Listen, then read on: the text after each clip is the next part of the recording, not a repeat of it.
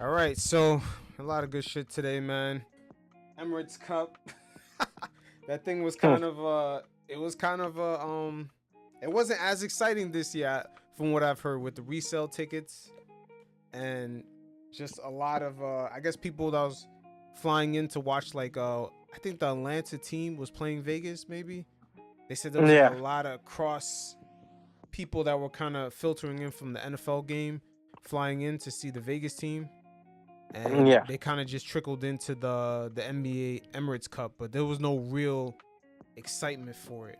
But wait, hold on. Before we get to this, you guys definitely hit up the link in the description below. Check out Syed's newsletter. We're gonna get into a lot of good shit today, man. We even got game film later on the Atlanta Hawks, the Oklahoma City Thunder defense locking up the Mavericks, and yeah, it's gonna be a lot of good stuff today, man. But yeah, just kicking it off with the Emirates Cup, man. Not a lot of excitement. Not a lot of No, not at excitement at all. all. Yeah, I thought it was solid though overall, but it was a lot more tame. But other than that, I mean, dude, they're still trying to find its own like groove and personality. So it's not that surprising that it didn't garner the attention that it needs right now. Yeah, I mean the matchup did look juicy though because the Bucks they started getting hotter, as the Yeah, season progressed, and then of course you got the young guns of the West. This team is looking like one of the more dominant teams, and all of a sudden SGA reigning MVP possibly. I don't know if he could beat out Jokic's stats, but it looked like a juicy matchup. But I feel like the league is missing promoting teams. You know what I mean? Like they promoted Bronny and LeBron, nonstop. But we haven't. What about SGA and the Oklahoma City Thunder? But that yeah. that normally takes up years of promotion and building up. But there's no build up. It's just like, hey, to the casual NBA audience, it's like, who are these guys? To casual NBA audience, like, what do you mean, the Oklahoma City Thunder? Yeah, to a casual. I'm talking about casual, just everyday run of the mill. Or I might catch an NBA game once in a blue moon. All of a sudden they Yeah, see OKC, in the cup final against Giannis. There's no build up to the league promoting SGA over the years and also that Oklahoma City team. There's no build up at all. It's just like bam, they're here. And I feel yeah. like it's something Adam Silver is really gonna have to figure out because funny thing with David Stern, he would have never stayed promoting LeBron this hard, this long. Too Yeah. long promotion of LeBron. And this week, I don't know if you've seen, but hey, it's been going around the media with the NBA ratings. I think it's a little bit overblown, but hey, it's enough noise. It's been a lot of noise about that. But I feel like it's a storyline that comes. Like, I feel like it's a storyline that runs its toll every year at this point. Yeah, but some of these numbers that they're tossing out, it's kind of I mean, it's it's kind of sketchy as shit. alarming But a I little just bit. think, well, let me ask you this: how much you think? Like, I'm gonna be honest. I stream my game through third party means. So how much you think? Like, how much you think that's played a factor? I don't think that really is what's playing a factor. I think the fact that the games are getting more harder to find. They still haven't perfected League Pass when League Pass was with Yeah. TNT. You know what I mean? Like with League Pass, you pay for it, but some of the games are blacked out.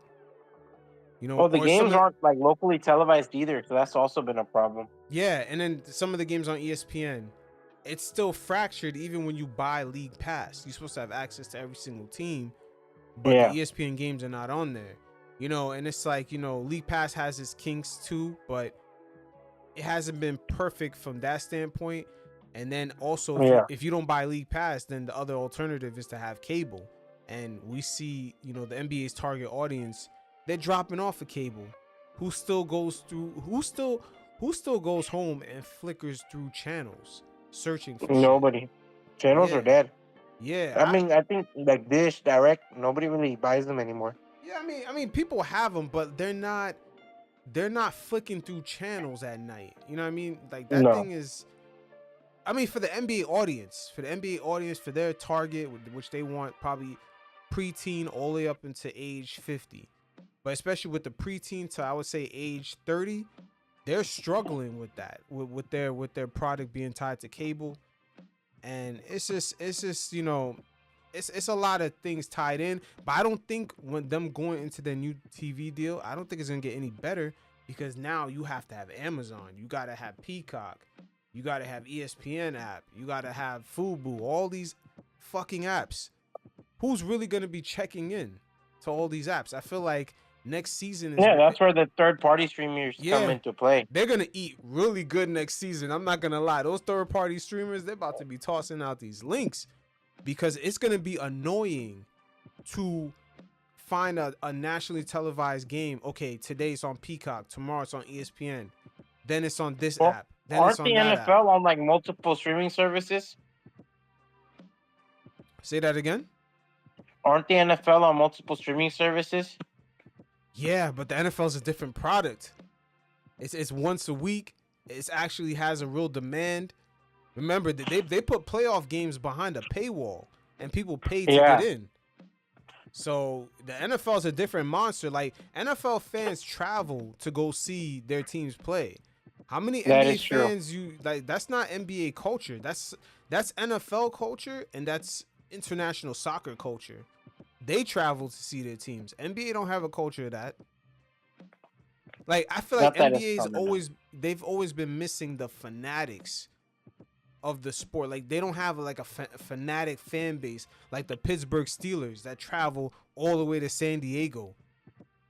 Or know, the Cowboys. Yeah, or Yeah. the Cowboys fans. Like NFL has real fans who, we travel with the whole team all year round. Like you see people that say they've been to every Super Bowl since the 60s.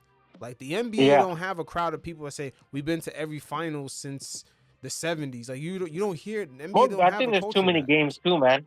I don't think it's that. I feel like the marketing is off.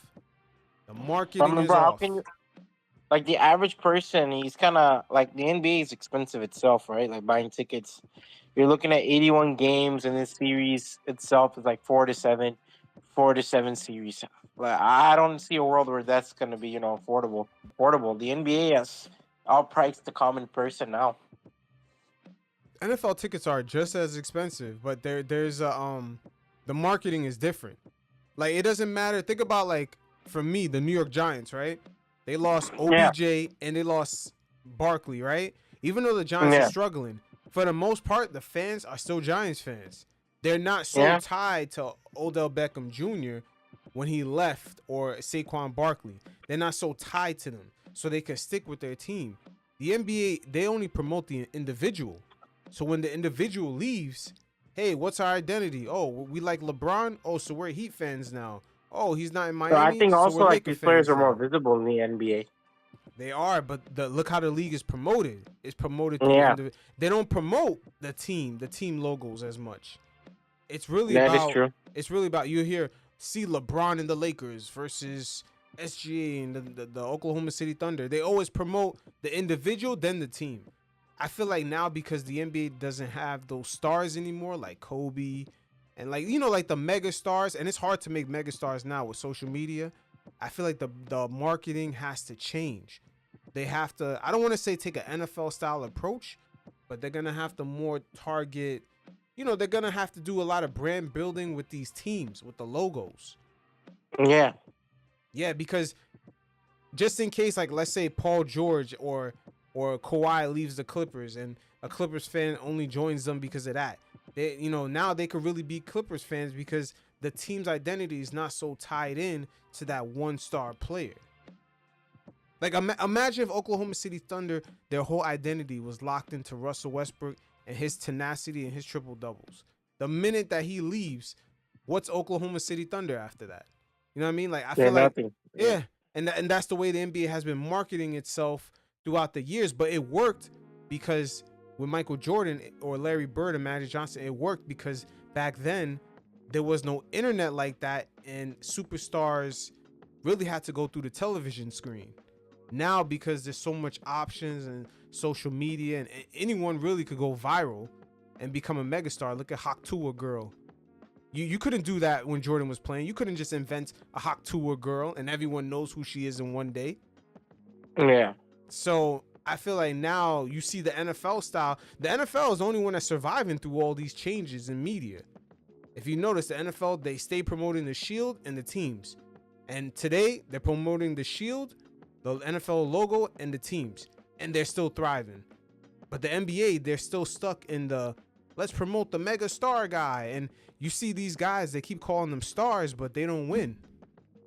You know what I'm saying? And that's another problem with the NBA. They're promoting a lot of guys as stars, but we're not seeing no championships. And Bro, a lot yeah, of them we people haven't even forget it. seen them like That's an part of all the NBA brand team. building. That's part of the brand building. Winning is part of it. Yeah, of course. And if these guys are not winning, you need to promote the team. You need to promote the team. And there's very few teams in the NBA where they're not so tied into a superstar. If LeBron leaves the Lakers, Laker fans are still going to be Lakers. You know what I mean? Like, Yeah. like the Miami Heat. He left Miami, they didn't miss a beat. They're still South Beach. But he left Cleveland. Oh, that was something different because they don't know how to market Cleveland Cavaliers. They really marketed LeBron.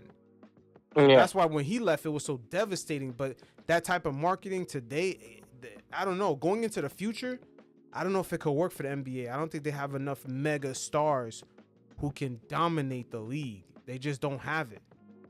They have guys, they have teams that are really good. And every single year, the league is going to be like the NFL. A team could be, finish one season the 11th seed, and next year they could be the 3rd seed.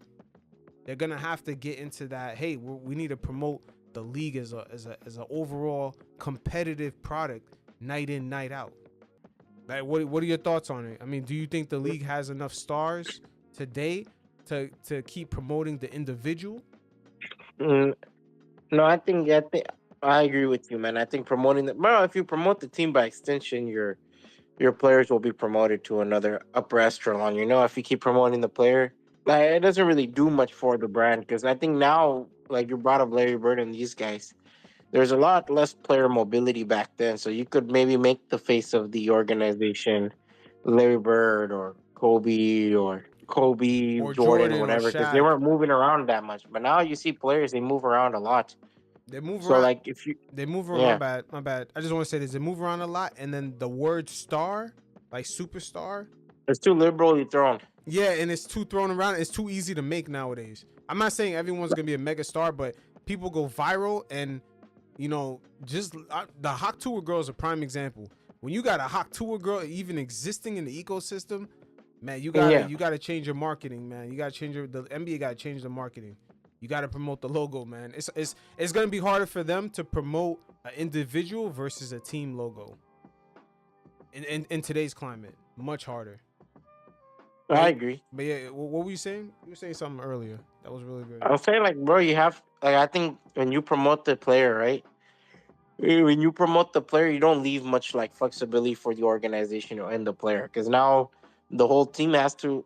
I mean, the whole team, regardless, are also on the player, but now you kind of have to invest way too much, overly too much, into one specific player, in the hopes of he stays, or you make a buck off of attendance and advertisement. And it shouldn't be. Despite even if the team's like the 11th seed, and it's not good for the organization. It's not good for the league. Yeah, it's a tricky spot, man, because even with the Emirates Cup, the way the NBA promotes itself, the Emirates Cup can only work if you have stars in it. And I seen last year they were trying to promote Tyrese Halliburton because he came up under that Emirates Cup, but it didn't really translate. Even then, even when it was something brand new, there's not enough time for fans to say, "Oh, we could book a week to travel to Vegas to go watch our favorite NBA team." It's just like everything is so last minute. It's like, hey, the cup is here. There's not that many in between days. There's not that much media in between the game, and it's like the game just happens. The day before the championship, there were NBA games. Yeah, bro. So My it's like, thing how is, important is the Emirates Cup? It's not like they can't actually put a spotlight on the game. no, bro. My thing is, I've noticed something, like younger teams, like rebuilding teams, you see more of a personality outside of their franchise players. Like I was watching the Orlando Magic and the Bucks, right? The play-in team. Franz Wagner, Benchero are out, but you still see, like, guys like Jet Howard, guys like Anthony Black, Jalen Suggs, Goga. like they were still able to play at a high level. So I do think like the league is slowly but surely pivoting out of this whole idea of like main two-star players, and if those two are guys are out, then it's all doom and gloom. But I think it is slowly becoming about organization first. Yeah, it has to be in this era. It has to be And I think because Oklahoma's another prime example of that. Because mhm. look how deep Oklahoma is. And they have an MVP candidate. Yeah, you have an MVP candidate. You have two potential future All Stars, Jalen J Dub and Chet Holmgren. You have good role players, Isaiah Joe, Aaron Wiggins, Lou Dortz, Hartenstein. So they have invested a lot in building like an overall organization over there. Yeah, but you know the NBA, they're gonna have to adapt, and they're gonna have to check ESPN the way they're promoting the league. They have an issue. They don't know it, or they might, but they're gonna have to check ESPN because ESPN has a very toxic way they promote the game. It's a very they need a superstar, and then that's the answer for everything. And then it's also he needs to go to a big market. They need to get off of that because their NFL coverage is completely different. They'll talk about the Cincinnati Bengals, and they'll say, let's say that team is a competitive team, even though they're a small market. You'll never hear from another analyst saying, that quarterback needs to go to a big market. You'll never hear that. You don't hear about that, like for example, Lamar Jackson. He plays for fucking Baltimore. Like Exactly. you know, But like if you don't hear like, but oh, if Lamar needs to go to the Giants. yeah, Lamar needs to go to, you know, if the Lamar shoe was needs to on the go to other the foot, Rams. if the Yeah, shoe was on the other foot, if it was the NBA people covering that, they would be like, he needs to go to New York. Like, they need to cut that, man, because it's actually hurting. It's you yeah. actually they're low key telling the audience, especially Stephen A. Smith. He's low key telling the audience Your these team doesn't small matter teams don't matter. Yeah, because it cheapens it. Like that's why I always get annoyed with like people always entertain the thoughts of like Giannis leaving. Like in my mind, like I'm at that point where I'm like, dog, Giannis has no real reason to actually leave Milwaukee because like like he's achieved everything there. He's gonna end up getting a statue, jersey retirement. Like he's a legend. He's achieved every statistical achievement in Milwaukee. Defensive player, MIP, MVP, championship. So it's mm-hmm. not much of a drive for him to leave, as people try to promote. But I guess for whatever reason, because he plays in Milwaukee, people are insistent on the idea of Giannis leaving. Which I'm like, come on, man, like it's lazy. Yeah. But what do you think? You think the league should extend the season by another month? Like have the same amount of games, just add another month. What good will it do? It would actually leave more breathing room for like the Emirates Cup and the All-Star break could really be like a whole 2 week event. But I don't know. People don't care about the All Star game anymore. Yeah, but those are all. But again, those are things that the league is gonna have to work to build Yeah. back up. They're gonna have to do a lot of brand building with a lot of these things, and then that older generation that just came in and was, we're load managing, and when that was acceptable, they're gonna have to phase out that that era. They're really gonna have to Well, phase that load out. It's not good for management, business. the concept of load management, it came from like the San Antonio Spurs. You remember when, like they were, and even them, it was a lot of older players that were getting benched, like Ginobili, Duncan, and Parker, and it made sense for the time being. But I'm seeing like a lot of young guys get load management, and I'm just scratching my head to why. Yeah, I I think I Like, know why. I think I know why. I think the owners have something to do with it. I mean, of course, you want to protect your investment. So if your team's playing like the Charlotte Hornets, the last thing you want is him to tear an ACL. Exactly, but I think that same protection hurts them because now this player is almost like a cold engine. It's almost like trying to start a cold engine. You're resting them a Yeah, little when bit too playoff long. comes around, then they're shocked to why they suck. Yeah, look at Bradley Beal, can never be healthy. The preseason Yeah. is shorter. The training camps are shorter. Got a lot of stars are not even really participating in the training camps like that. This is completely Why should they? different, man. Like even Joel Embiid, for him to miss all of training camp, to miss preseason, and to say I'm not playing back to backs, it's like, bro, when you gonna rev up? when are you gonna rev up? Because we talked about this the last episode. Remember how we said there's barely any practice time because of the new scheduling, game day Yeah. off, game day off. When is Embiid gonna rev up? When is he gonna find time to do that during the season? I feel like what a lot of the NBA audience hasn't realized, there's really not a lot of time for players who miss that amount of time early on in the season to actually get back in shape and to rev up. It's actually Yeah. harder in today's NBA to do that. So it's a lot harder. I mean, we had this little break in between the Emirates Cup. Now teams are gonna be game day off, game day off, game day off. They might have to wait a few weeks to have 2 days off in a row. Because it takes forever to get the rhythm, Yeah. And it's like when are guys gonna find time like Embiid to get his conditioning up? Yeah. Because now the games is going to be a lot more slowed down when you're in the playoffs. Like, this is what it is. Did you hear Iman bring up something about LeBron James, how he ruined the league today? Iman Shumpert? Yeah. Iman Shumpert thinks LeBron ruined the way the league is. Let's take a listen right here. I got crucified for this question already. Has Steph ruined the game? Because I also was asked this, and I said the person that ruined all of this was Bron, because I felt like Bron's stance, and it's like Mike. If Mike would have made it okay for y'all to just be like, yeah, I'm leaving this team and I'm going to another, because I don't like what the owners are saying. If Mike would have did that, there would have been no loyalty, because we all, quote unquote, wanted to be like Mike, right? And I felt like, even though Steph was good, I felt like Bron was the guy that did it, because I feel like when Bron made it okay for people to team up, it stopped making the star player have to come back with something added to their game. Do you agree with Iman? Because I'm gonna have to shoot LeBron a little bit of bail, because I think the older players, what they never admit is that if they had the decision to actually have mobility, most of them would have left too. But what do you think? 100%. No, yeah. 'Cause back then, like, contracts were more locked in, no? Like 6 years, 8 years. So they made sure that it reaches all the way to their prime. And when they wanted to trade them, they could, they'd be on the decline anyways.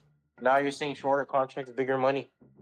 Yeah, the NBA actually went through, I think it was 7 years of litigation for Yeah. players to actually have free agency. A player sued the league. It was like 7 years of going back and forth, I think, throughout the 80s to actually have free agency. Or more autonomy over free agency. It was very restricted back then. But I don't think LeBron really ruined the league with that, because when you think about it, after he did that, every other star kind of followed suit. So if it was such a bad idea, the other guys would have never did the same thing. You wouldn't have Kevin Durant doing the same thing. You wouldn't have a lot of these guys doing the same thing. Yeah, but I think Shaq might have been trying to elude the 3-point shot. Because in the, I would say, the older players, the old timers, or whatever you want to call them, the vets, Yeah.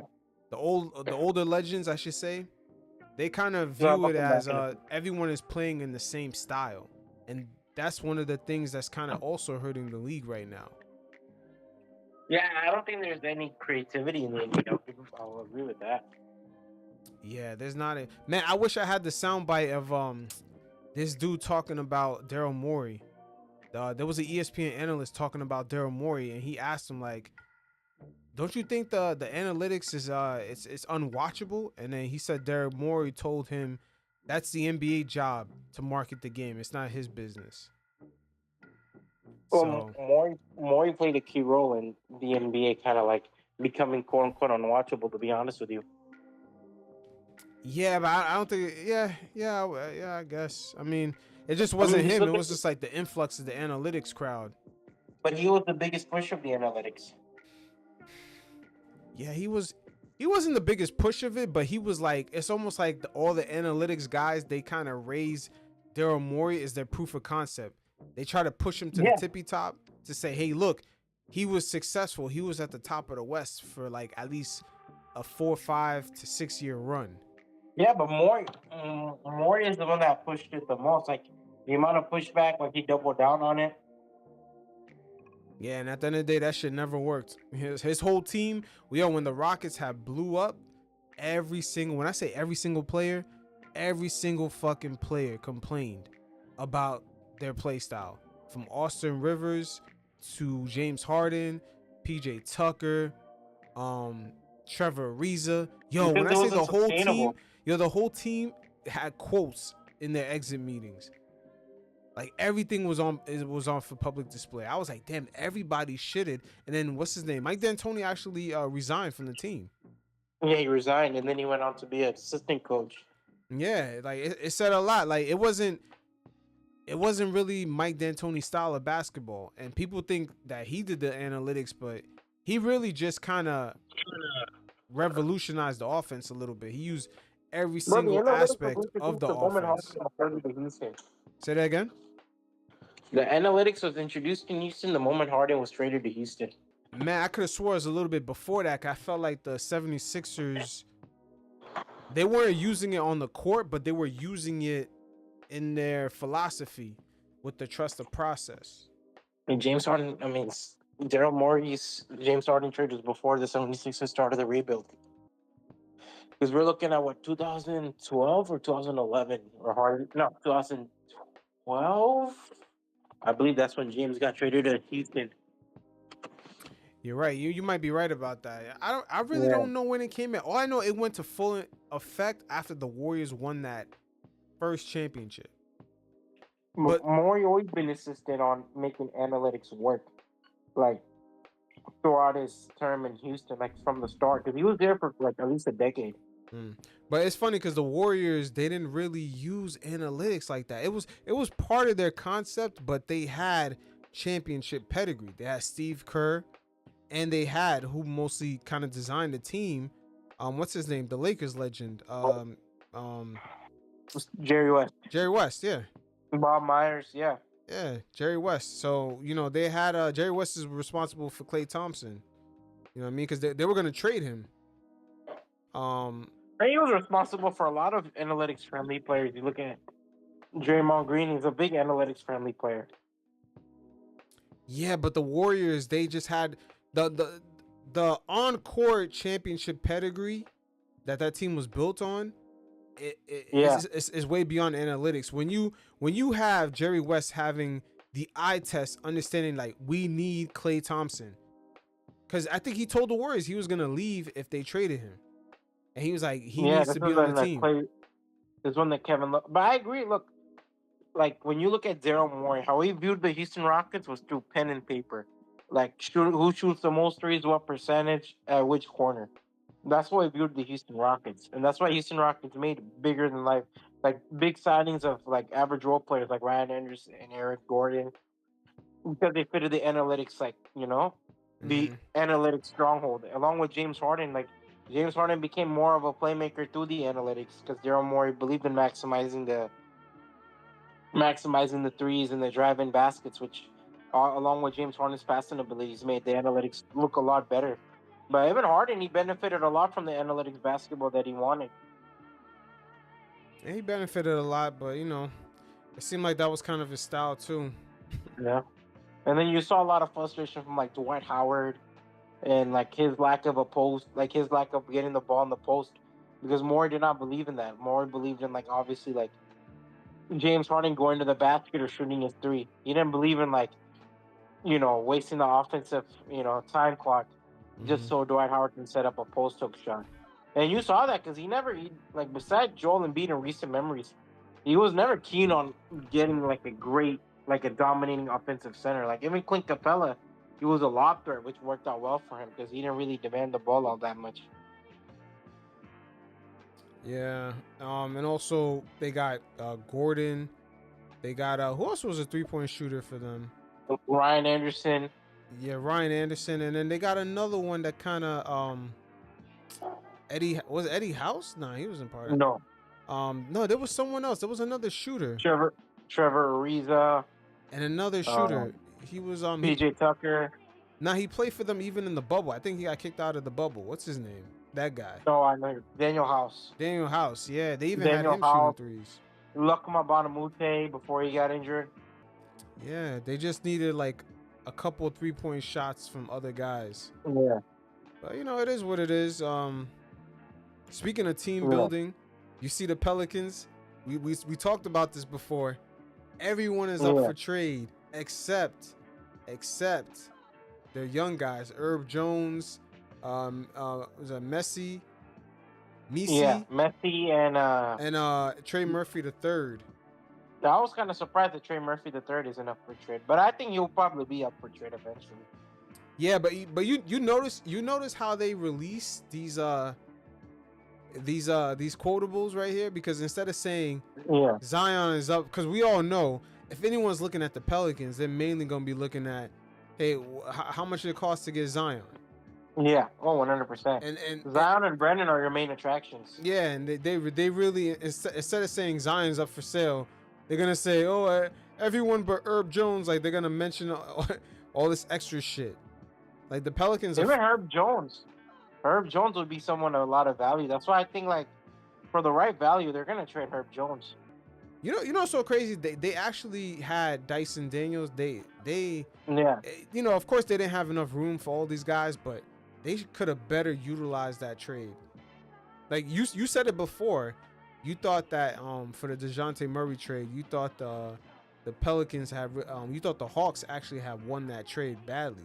And hey, right now, it's looking like you were right, man. Dyson the Daniels Hawks had wanted that 20. trade. My man had 25 steals in 5 games. Yeah. Oh yeah, and the Hawks are a lot better with Trey Young just having the ball 100% of the game. Yeah. Damn, Herb Jones And then put up. Jalen's also another good passer, so you kind of want him to get the ball more too, especially considering he's only 24. You know. Mm-hmm.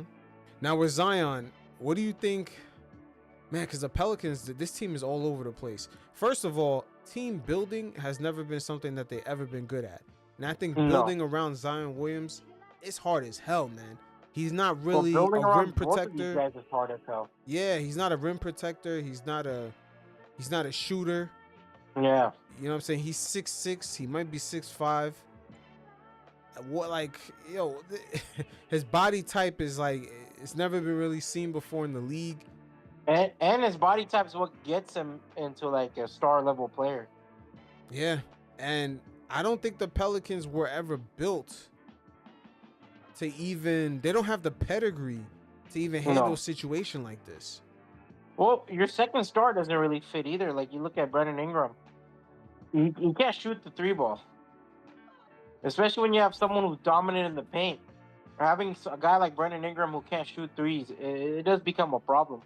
Because now what? You're gonna have 2 guys in the paint. Brandon Ingram's gonna shoot long jumpers, and Zion. Like, where does that leave Zion on the court? So it was kind of a mess to begin with. I think the lack of development on Brandon Ingram's end and the lack of health really is what really hurt the Pelicans in this like kind of this era, like this Zion Williamson, Brandon Ingram era. Yeah, and then the lack of shooting. I mean, they have guys who can shoot, but it's not really like it's like the kind of shooting that will space out the floor more. That's really what they're missing. But you need your 2 franchise players to shoot at the end of the day, man. Yeah, but even if they didn't have that, they didn't even grab someone that can space them out fully. Yeah. I mean, dude, think about it. Like, you have 2 guys who really need to get inside the score, right? Like, how many of those shots is like CJ McCollum? How much spacing is CJ McCollum really gonna get? How much is spacing like Trey Murphy or who else? Trey Murphy and Herb Jones he's not that great of a shooter to begin with. Yeah, so, like, Jordan how much are they Hawkins gonna... might be better, bit of yeah, a better shooter. So how much spacing are they really getting? I think the Pelicans in their rebuild too, man. There's a lot of like a lot of bullshit moves that didn't really make sense, to keep it real. Yeah, like the DeJounte Murray trade, it didn't really make sense. They might as well had if they knew the T-Wolves were so desperate with Cat. Yeah. They're actually the ones that should have made that trade. Oh, 100%. Cat would have fit in with them a lot better, space out that floor for Zion. I think the DeJounte Murray trade, to me, it seemed like they wanted to trade Brandon Ingram. While they, I think they wanted to move away from Brandon Ingram after a shitty playoff series more than anything. But I think nobody was willing to bite the bullet for Brandon Ingram. Yeah, that's a tough bullet to bite. Yeah, the Pelicans, just New Orleans, it's too many players. There's too many former players speaking on how over there it's just a mess. They never had the pedigree to actually build around Zion Williamson. It's Yeah, I mean, just dude, look at the guys they got from their trade, man. I think like you look at Josh Hart, he would have been perfect on this team, but they let go too soon. Like you let him go for CJ McCollum. CJ McCollum's aging. yeah, you actually have to have a plan. There's too much. Let's Yeah, get the next best available. Like when they made the trade with the Lakers, they instantly should have made another trade after that. Like there was yeah. no I mean, plan. yeah, You can tell there was no plan when they got the players for Anthony Davis. There was no plan because they stuck with them. I was surprised they stuck with all of them that long. From Ingram to Lonzo, I think Lonzo did he walk? He walked for free, right? He just he left. walked for free. Yeah, And like, Josh Hart, he was a likable player in their team, so it never made sense. but again, they had no It never made vision. sense to me that. Yeah, and he's paying off big for New York. He's like what? I think he's starting if I'm not wrong for New York. Yeah, he's starting. He's having an incredible season. Yeah. Again, it's very unfortunate, but I don't know. I don't know if the NBA has to take over this team or ship them to Vegas. They might have to. But they have to do something. But I'm gonna be honest, I'm not very impressed with the Vegas crowd. They're kind of boring to me. Yeah, the Vegas crowd is very well. You can't be impressed with them because there's no loyalty for the NBA Cup from that crowd. There's no loyalty. Yeah. Yeah, they actually got a good matchup. I'm surprised Vegas didn't really show out for this game because they got to see Giannis and SGA. Like given the Trey Young game, the crowd wasn't going all that crazy for that game, and you have like two guys who are very flashy in their game. Yeah, Vegas is like the biggest fake big market. It's not really a big market. It's like a fly-in It's a market. tourist. Yeah. Yeah. But there's a lot of people moving from LA over there, so there's definitely room for growth. Yeah. As they got an NHL team, they have a football team. I think the NBA will be fine over there. It's just they're gonna have to get a homegrown team. Yeah, but when it comes to the Pelicans, man, going back to them, it's very unfortunate, bro. It's very unfortunate. But last season when we spoke about Zion averaging 22 points a game after playing 72 games, I told you that was the red flag right there. That was the red flag. The red flag and the early injuries too, man. It seemed like it just seems like his lower body kind of gives up on him, man. Regardless, like even when he finally got healthy, like late in the season of last year, right? Finally got in shape. It just seemed like his lower body gave up on him. Yeah, but last season, remember, he qualified for the awards. Last season, Yeah, he did. played enough games. He's played enough games, man. He qualified for every single award, and he wasn't even close to making all NBA third team or the All-Star game. Yeah. Yeah, man, like that was crazy. Like 72 games. What was that? His fifth season? His fifth season. Yeah. So 72 games, first overall pick, fifth season. If someone was to tell you that in a crystal ball in 2019 and told you him 5 years in, barely playing any games, he would average 22 a game, what would you had said? Yeah, I don't think that's crazy, bro. But I look at the 2019 draft, and a lot of it just seems crazy. Like the amount of shit John Moran has gotten himself into, the amount of like things Zion Williamson, obviously, and his injuries. It's just that 2019 draft for whatever reason. Like especially the top two players, they haven't been as consistent. Mm-hmm. But I can't lie, RJ Barrett, credit to him where it's due, man. Yeah, he's been the most consistent. He was the least interesting one, but he's been okay. He's been solid. Just in a shitty situation when he first started. Yeah. But what do you like? Let me add to this. Like, you look at like Brandon Ingram, right? Because I wrote an article on like Brandon Ingram a while back. Like I believe it released like a week ago, where I talked about how the salary kind of like he was looking for 50 mil, right? Like per year. Like that 50 mil isn't coming through. I think Brandon Ingram's lack of a 3-point game is what really hinders him from getting that kind of money and really like makes him a B tier player where teams aren't really gonna die to make a move for him. You know what? we might as well get into this, because I kind of wanted to get into the musical chairs of players who are not going to get paid. And you were right. They offered him, I think, around the same salary he's getting paid right now. Maybe like $1 or $2 million more. But yeah, you're right. He did want 50, but he's not the only guy that's in that situation. Jimmy Butler, he actually could opt in for 50, but he wants an extension. But the number they're gonna give him, even in that extension, is gonna be lower than what he expects. And this is why I say, like, these guys are kind of playing musical chairs. Who's gonna get undercutted first? Julius Randle, Brandon Ingram, or Jimmy Butler? Who's gonna get lowballed first, man? Brandon Ingram for sure. Ooh, I don't know. I think Jimmy will. I think Jimmy Why? will. I think a team will pay Jimmy. Because I Jimmy, don't even know if Jimmy will like end the season in a Miami jersey. To be honest with you. And that's why I said Jimmy's gonna be the first one to get undercutted, because I think he's valuable enough to trade, but the team he's gonna go to, he doesn't have a trade clause. The team he's gonna end up at, they might not be willing to meet him at that number. But then it's also gonna be a hard argument, because Paul George, who has not been as effective, has gotten $50 million. See, that's where the market kind of gets fucked up. Is that, hey, if he got 50, how could, since like what, 2020, I made the NBA Finals 2 times in 4 years. Yeah, he legend. That's a tough sell for a team to be like, we're gonna give you 36. And the Miami, they have a history of lowballing their franchise players, man. Like, we remember, like, D Wade. You remember a decade ago? Yeah, they did that to D Wade.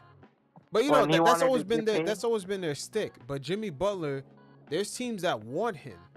But I'm wondering, after that contract is up, him having a player option, he's only gonna opt out of that if he gets a deal where they meet him at a number that he wants. Maybe he wants 40 mil a year for like 3 more years. Or maybe a team like, an aging player too. Yeah, that he's gonna want. Well, he's gonna hit age 36, so this is it. So this is like the last contract, and other than that, everything else is gonna be short term for him. I think there's a age 36 limit on how long you can sign an extension. And the problem is he's injury prone too. So how many teams are really taking that risk? But hey, man, once again, it's about the marketplace, and Paul George getting 50 with the cap. Remember, the cap is going up every single season. Paul George got 50 with poor playoff performances. Jimmy Butler got 2 NBA Finals in the last 4 years. I don't know, man. I don't know. They're only 1 year apart. They're only 1 year apart in age. Yeah, they're only a year apart. So that's a tough sell, man. That's a tough sell. And he has demand. Yeah. He has real demand. There's teams that want him. I mean, if you're the Phoenix Suns, you'd want him. Yeah, but we didn't see that same energy for Paul George. We never seen his own this team kind didn't of energy. want him. Huh? His own team didn't want him. Yeah. Look at Jimmy. Jimmy wearing different color hair. Every other day, my man rocking different braids. I saw he was rocking orange. He was rocking the orange yesterday. Yeah. I was watching the Pistons game, and I was like, damn. But then again, I don't know if it's subtle hints or what. I don't know. But let's also factor in Julius Randle. Julius Randle has a number that he's looking for. Remember, before he left the Knicks, they were negotiating for an extension, and they did not come to an agreement. So that's why I say, in this musical chairs, who's going to get lowball first? And I think after all 3 of these guys go through their deals, I think that's when the players will wake up. The rest of the players throughout the league. They're going to wake up, and they're going to realize, I think this new CBA, we kind of got fucked over a little bit. Because they're gonna have to kick Grant Williams' ass. Yeah, because I think this is gonna wake them up and have them realize, there's productive guys who are young and older and middle of their prime, like Julius Randle. They're productive. It's clearly obvious. Yeah. But they're struggling to at least get a decent number, because the numbers that they're gonna be struggling for is middle tier. We're talking about like 40 million. Maybe 45. or even 42 or even 37, 38. Yeah. They're struggling to get that number. But then there's no, it's almost like the middles is now empty because the next level up, guys, they have no problem writing a check for Luka for 100 and other guys for like 100, 80, 60, 70. Those guys are going to get those contracts with no problem. But what happened when you're at Jimmy Butler's level, Brandon Ingram's level, Randall's level? You're clearly a 20 points per game guy. You get decent amount of rebounds, assists. You're pretty efficient. Even though Brandon Ingram is like, not as efficient, but he's still production wise a productive player. What happens when you fall in that range and you can't even get $38 million a year? I think this is the question a lot of players are going to start asking themselves. Like you see what I'm saying? Because you brought up the Brandon Ingram's looking for 50, but his team only wants to give him maybe 37. Yeah, they're trying to lowball him. Yeah, that's what I'm saying. But but what happens when the players actually realize after this summer, I think the deal we signed, it kind of fucked us over unless our names are like LeBron, Steph, and Luka. Yeah, of course. Jokic, Giannis. Yeah. Yeah. Like it's almost like the middle class. Like I want to say the middle, like the middle, from the middle class to like the middle tier player. Yeah, the upper middle tier. It's almost like that's erased. They gotta actually beg for their money. Because you look at Giannis, you look at Julius Randle. That's a third All NBA team member. Mm-hmm. 2 times. Yeah. 2 times. Like a guy who's led the playoffs. I think he's only missed 2 playoffs as a Knick out of 5 years. Yep. These are productive guys, man. This is real tricky. This is real tricky. And we're talking about a league where a lot of star players going forward, like Tatum, Luka, they're gonna be making like 80 mil, 90, 100, and their owners are not gonna ask any questions about that. But I think the difference is where the owners make up the money is that they're gonna start giving the Julius Randles, the Brandon Ingrams, the guys who probably average like 22 points per game or even 23 like that are pretty efficient. They're gonna start giving those guys like 35. Like they're gonna give them Emmanuel Quickly deals. Like Emmanuel Quickly got 20, he got 35. Yeah. So how the hell Julius Randle or Jimmy Butler can't really justify it. Yeah, it's slated to get the same thing. Those guys could be like first options on multiple teams, Yeah, but at the end of the day, Paul George got 50. Yeah.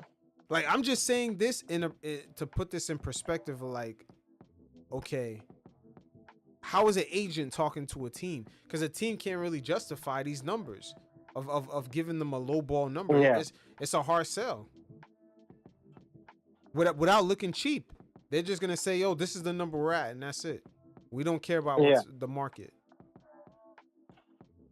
These are interesting times, man. Interesting times. I think the players, they're gonna come back at this CBA, man.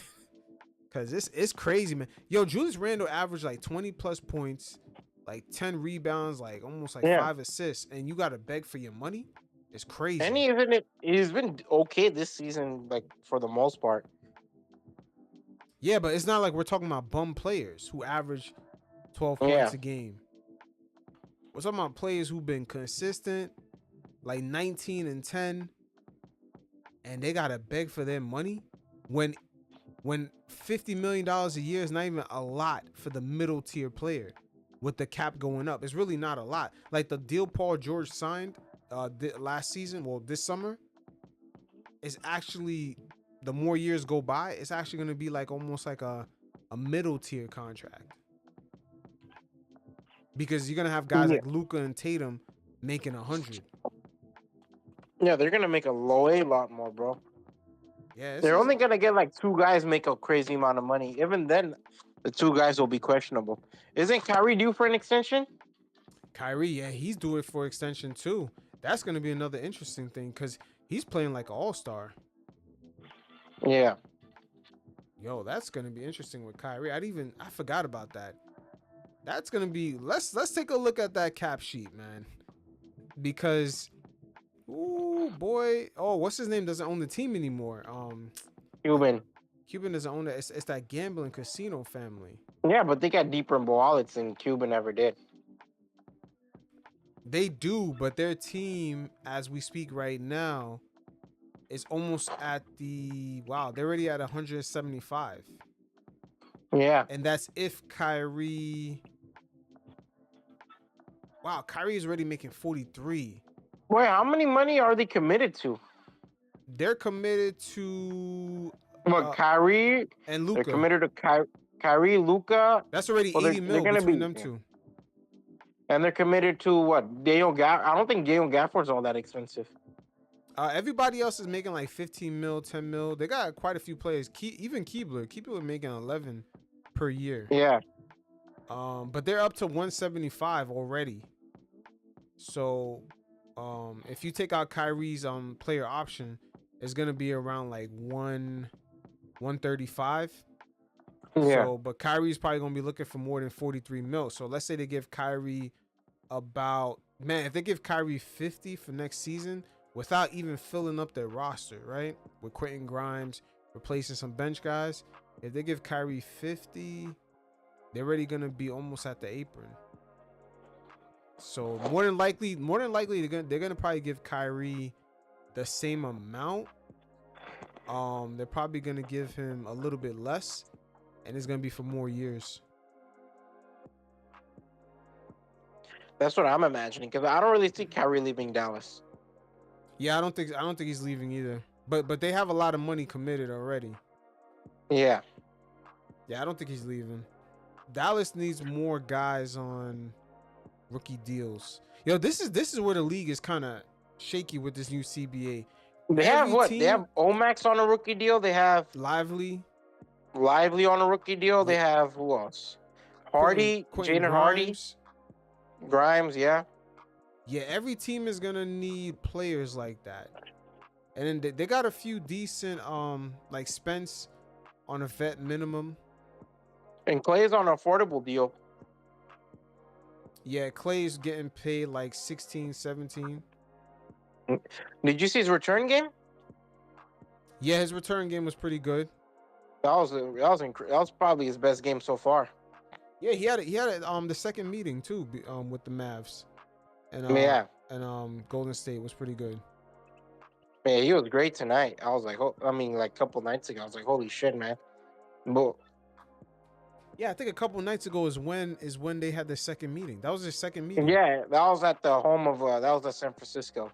Yeah, they played both their games in San Francisco. And also I was watching that game, and I was like, man, the Warriors offense, like, it's Steph Curry and Draymond, that's it. Yeah, that's and like it. Wiggins sometimes. Like that Brandon Podorinsky, quiet. He sucks. Yeah, nah, he doesn't suck. He's just struggling right now. But yeah, and what's his name? One of their players had went down. With the injury, the one that they traded. The Anthony Milton. Yeah. As a matter of fact, we might as well get to that, man. The Warriors trade. That was a good trade, man. Yeah, that was a good trade for the Warriors. They actually substituted D'Anthony for Dennis Schroeder. And they got a second option. It was a good trade for Brooklyn too, man. They got a bunch of picks, and they got an expiring contract. Brooklyn ready for the tank, and they got rid of a good player that would have fucked up their tank. But the Warriors, man, they got one more good move in their pocket. I don't know what they're waiting for, but they got 3 first-round picks, and they got 4 first-round swaps. They got Jonathan Kuminga and Podziemski. They could make a move to get somebody, bro. I don't know what the fuck they're waiting on. Look, the reason I say Podziemski sucks is because he didn't live up to the hype that the Warriors set out for him to live up to. I think they're willing to ride out with him. Because he's young. He's only, 21? He's young. He's cheap. I feel, this is the way the league is now. Every team needs these type of players on their roster. You even see the Knicks. They have Deuce McBride, who's putting in work for them. The Warriors got Gary Payton. His contract is not bad. Buddy Hield, Kyle Anderson. The Warriors got a lot of good contracts on their books. Like you look at Kyle they have Anderson, a lot of affordable contracts. Yeah, but players who are productive. Kyle Anderson, Buddy Hield, Gary Payton. That's all defense. Even Dennis Schroeder, I think he's on the last end of his contract. Yeah, Dennis Schroeder's on the expiring. That's not bad. Damn, the Warriors. Yeah, the Warriors are actually. Yeah, they're a little bit below the first apron. They're at Yeah. 176. It's not I bad. think Wow. Steph Curry and Draymond are their most expensive contract, and Andrew Wiggins. Yeah, Andrew Wiggins. Yeah, if Wiggins is playing all right. He's not that bad. He's solid this year. Yeah, he's not that bad. I don't know if the Warriors got, man, they might as well trade them first round picks and complete this shit, man. I keep it a buck with you. Do not waste I Stephen don't know if Curry's Dunleavy prime. wants to do it. Say that again. I don't know if Dunleavy's down to do it. Man, I don't know what's he waiting on, because I keep it a buck with you, man. They may never ever get another Stephen Curry for the next 40 years. So they might. No, I agree. So they might as well just try to wrap this shit up, put a bow tie, and go after a championship. But I don't know if the Warriors are looking to spend. Like, I haven't really seen signs of them willing to spend in a while. You think it's a money thing? Probably, yeah.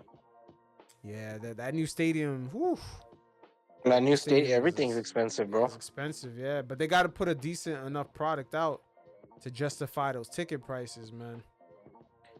Yeah, I agree. But like the Warriors right now, they're a decent product to have around. Like, you can sell the Warriors fans on like potential, like, you know, like Kuminga. You could sell them on Moses Moody for the longest time. Podinsky, Well, even though I'm not sold on Podinsky at all, yeah, but you could sell those guys. and I'm not You sure if know, Kuminga like, is that's going to be willing to potential. stay there that long. I'm not sold on Kuminga either. He's solid, but he isn't like anything crazy to me. Hey, they're letting him enter restricted free agency. Bro, they're looking like just like Houston was able to lowball Jalen Green. They're gonna do the same thing. They're No, gonna lowball him. But here's the difference, though. At least Houston gave him a contract.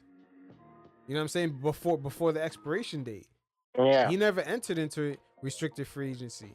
Now, Kuminga, that's his option. So the Warriors, that says a lot. I didn't think the Warriors was going to let him enter restricted free agency. I thought they was going to give him maybe a short-term deal. But it tells me that the Warriors, they may end up trading him, man. yeah, I think so too. They may end up doing a 3-team trade. I see a possible 3-team trade. Kuminga, he's a solid role player. That's just how I view him. Yeah, it's hard for a lot of these guys to translate. And plus, I think Steve Kerr, they're looking He's for... at Ignite, right? Yeah, he came from G League Ignite like Jalen Green. But Steve Kerr, he's very... I feel like he has a certain archetype that he's looking for. He's looking for like the Andre Iguodala archetype from Kuminga. Yeah, I don't think Kuminga is content with that type of role. But we'll see. I mean, Golden State, they're playing some fucking good defense at times. I'm not gonna lie. Yeah, oh, they're a good team. Yeah, but recently they're falling down the standings fast. Yeah, I mean, the West is competitive. I mean, just look at James Harden. He's playing out of his mind. Mm-hmm. Harden and Norman Powell, that's a duo I never thought would be like, holy fuck.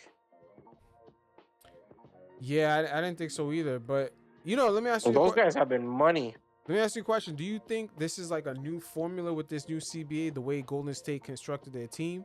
They found like some good gems that actually fit their identity, like Melton, Kyle Anderson, Buddy Hield. Like all three of those players, they cost like $30 million, man. And they're not spending anything. Yeah, like that's kind of crazy. Like those three players to start off the season for the Golden State Warriors was only $30 million. And you look at Paul George, he's 50.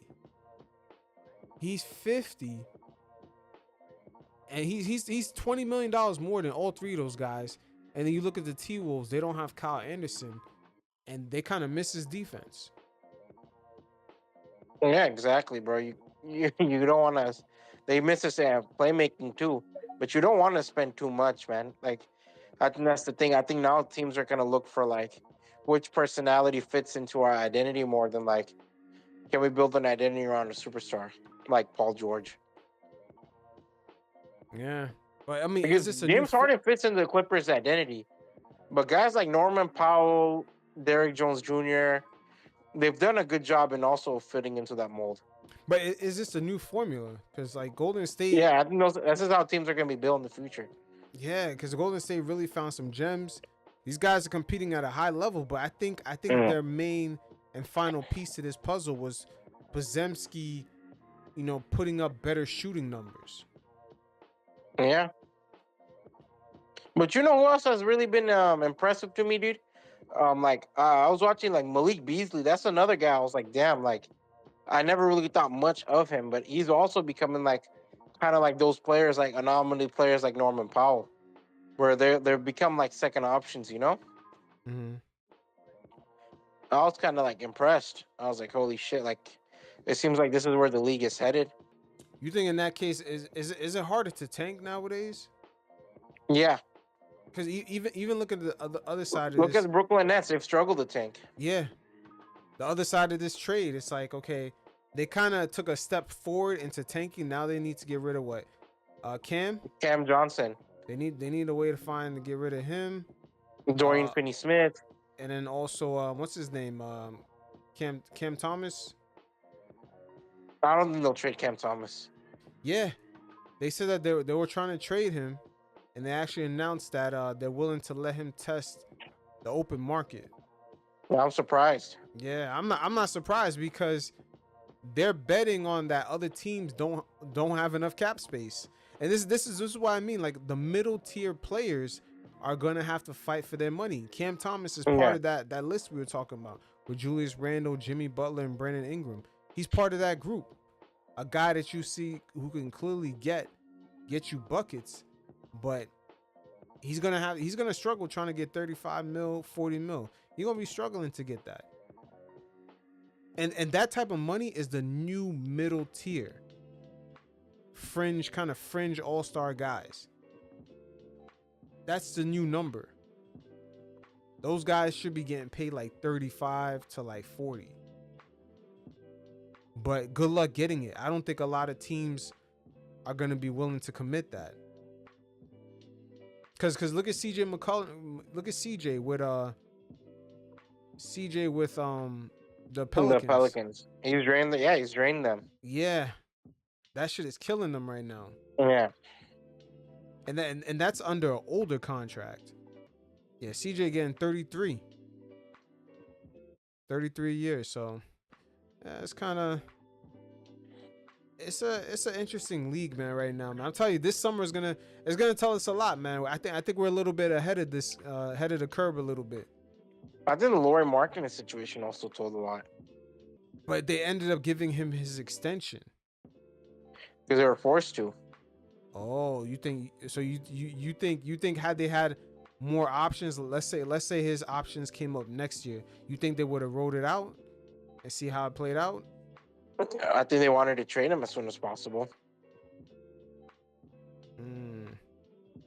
That's a good point. I did have originally when we spoke about this, I did have Laurie Markkinen in that group of guys that were trying to fight and get their contracts that were in the middle tier. That's why I said, like, yeah, this new CBA fucked over the middle productive players. It fucked them over big time.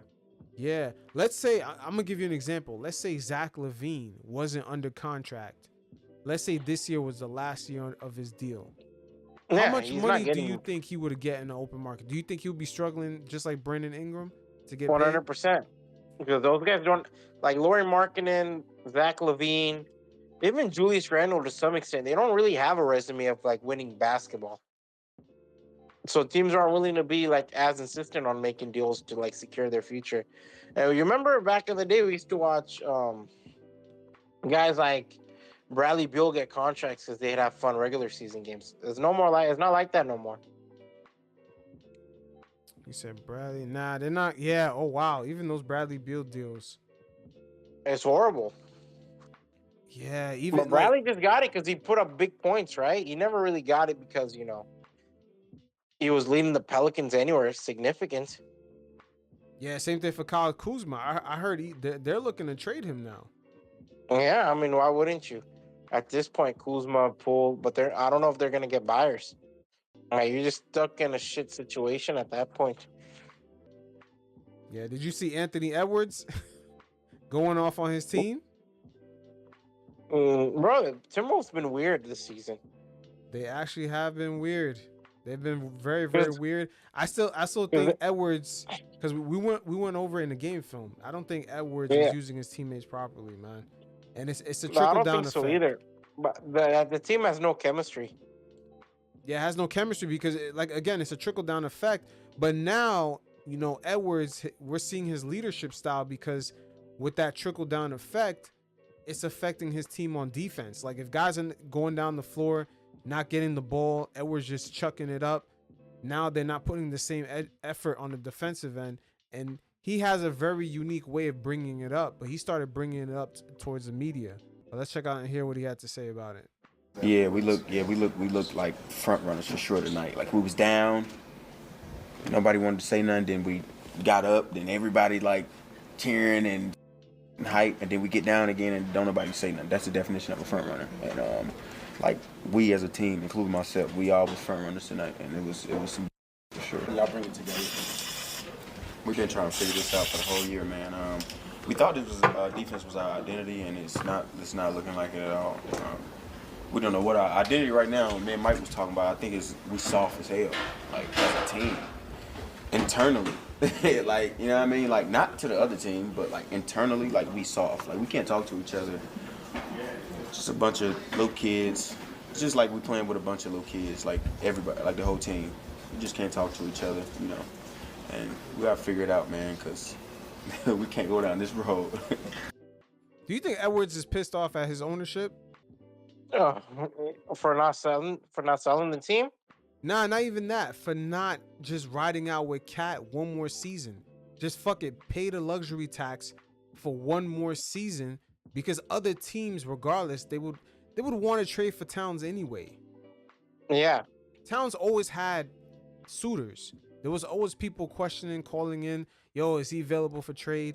But why not ride out with this team for one more season? You made the Western Conference Finals the year before. Just ride it out, and now you went the I'm gonna save money route, but the expectations are still the same. I know at the end of the day, Edwards has to be pissed off about that because the spacing this season it's kind of clunky a little bit.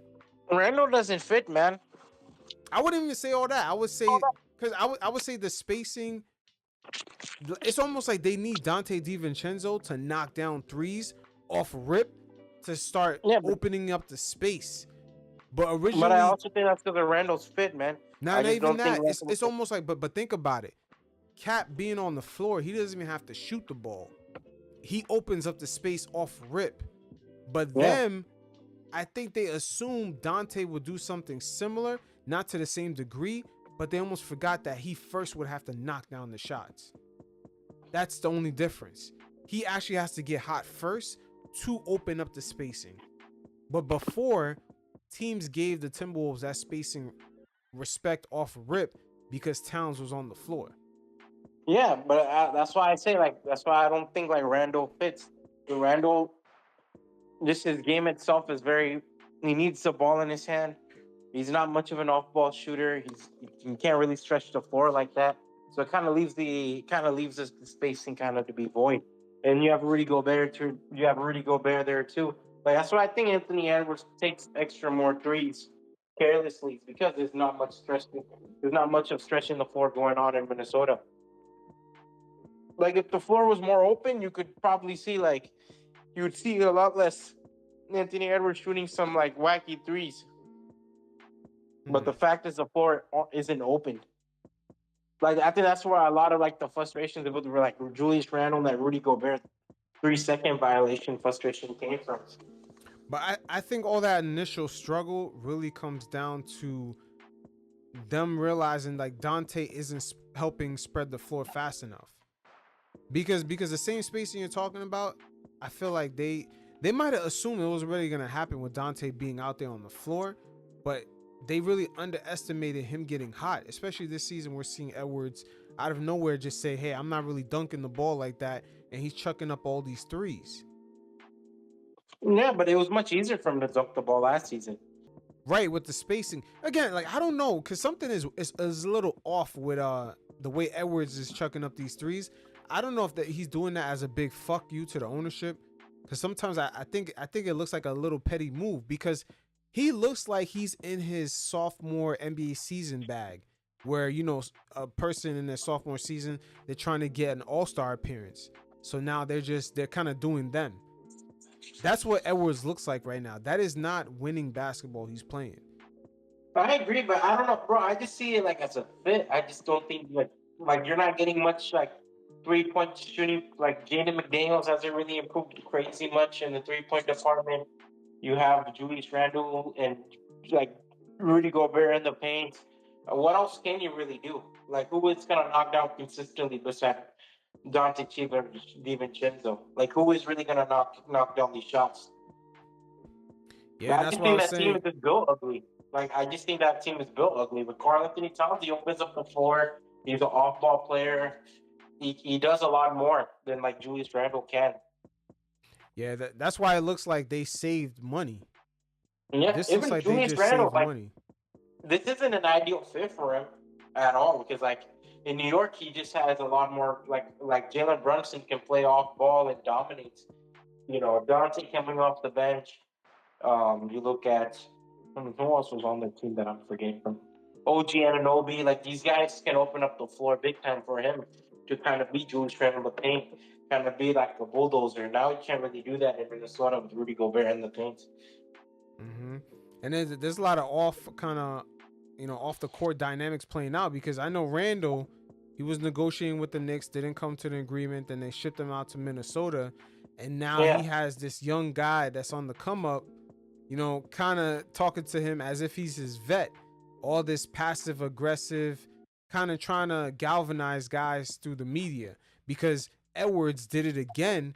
This time he mentions, you know, a little slight comment, but he does it in front of Julius Randle in the locker room, sitting right next to him while talking to the media. But let's check it out. We're gonna take a listen to it real quick. Again, keep in mind he's sitting right next to Julius Randle when he says this. Yeah. Everyone is guarding at a high level, but Jaden and Rudy is being the anchors that we need to be. I think that's the main. Like Nas and Julius is fucking playing defense. You know, I've never seen them play defense before, so that's fucking incredible. And he's right here. Put the camera on him. He's just guarding his ass off. But yeah, man, everybody is guarding, and the two guys that we need to, you know, lead us on the defensive end has been doing that night in and night out for the last month, I would say. So it's fun. Yeah, so that was right after them beating the Warriors, actually. But yeah, he's sitting right next to Julius Randle. But, you know, in a way, there's a little bit of truth to that. You know, he kind of feels that way. But he has a very unique and kind of straightforward way of saying it to Randle. He kind of did it in a joking manner, but he's right in front of him. You know what I'm saying? Yeah. Randle could respect that, but he does feel that way. Because like you said before, Randle has these defensive mental lapses. He's done it plenty of times on the Knicks where it's almost like, you know, he just kind of, I don't want to say give up on a play, but he's not as focused. He's not as persistent on the defensive Randle's a very end. temperamental player. Yeah, he is, but I'm wondering how much of that motivation is also happening when you see, okay, I'm going down the court on the offensive end. Okay, we just started the possession. There's about 18 seconds left in the shot clock, and Edwards just pulls up even before anyone gets underneath the basket. Okay, so I go back. Now I'm playing defense. We get a stop. Okay, I play great defense. Now we're going up the court again. Edwards just pulls up, shoots a three, clank. Like, you know what I mean? Like, how many times, you know, how motivated can you stay on defense when that's never really been Randle's identity? Of course, it drives the player to frustrations. Like I said, we went over it in the last game film. There's a lot of examples of just Edwards kind of being tunnel vision. I'm doing me. I'm chucking it up. And his decision making last season was really what came into question during that Dallas Mavericks series. Some of the passes he was tossing out, some of the way he reacted to the defense, you know, especially with Lively and Gafford. He didn't react too good with the playmaking and decision making. And just to see him come out this year, all of a sudden, I'm chucking up all these threes. To me, it's a regression. Because I was looking for him to build off of that Western Conference Finals appearance. I don't really see Timberwolves as a great build team, to be honest with you. I think under Even if they put Nas Reed in the starting lineup, I could see it. But like with Julius Randle, I don't really see it. And I like Randle a lot. You know what I mean? Like I said, he's not having a horrible season, but I just think the fit and like the fit with him on the team is just an awkward fit because I feel like Julius Randle is the guy who fits with like co-stars like Jalen Brunson. He doesn't fit with the guy like Anthony Edwards. Yeah, I understand you saying that, but at the end of the day, like, look at it like this: Cat, was the original first pick of that team. Edwards comes through. It's kind of like am I gonna take over? I'm probably gonna take over, and then I end up taking over. Now Cat has been shipped away, and now your playmaking is the only part of your game everyone really questions. Your decision making when defenses give you different looks, and for him, even though Randle is not a good fit, just him coming into this season, his numbers may not look like it, his 3-point shooting may not look like it, but to me, it's a regression. Because the one thing that everyone questioned you on in that Western Conference, in that playoff series, was that the Western Conference Finals? Yeah, it was, right? Yeah. Against the Dallas Mavericks, was the decision making. Was the decision making every time Dallas gave him different looks with Lively, Gafford, and PJ Washington. Edwards did not react well, man. He threw some bad passes. He had some bad turnovers, man. And just to see him this season, just coming down the lane, chucking up threes. I'm just like, yo, what the fuck?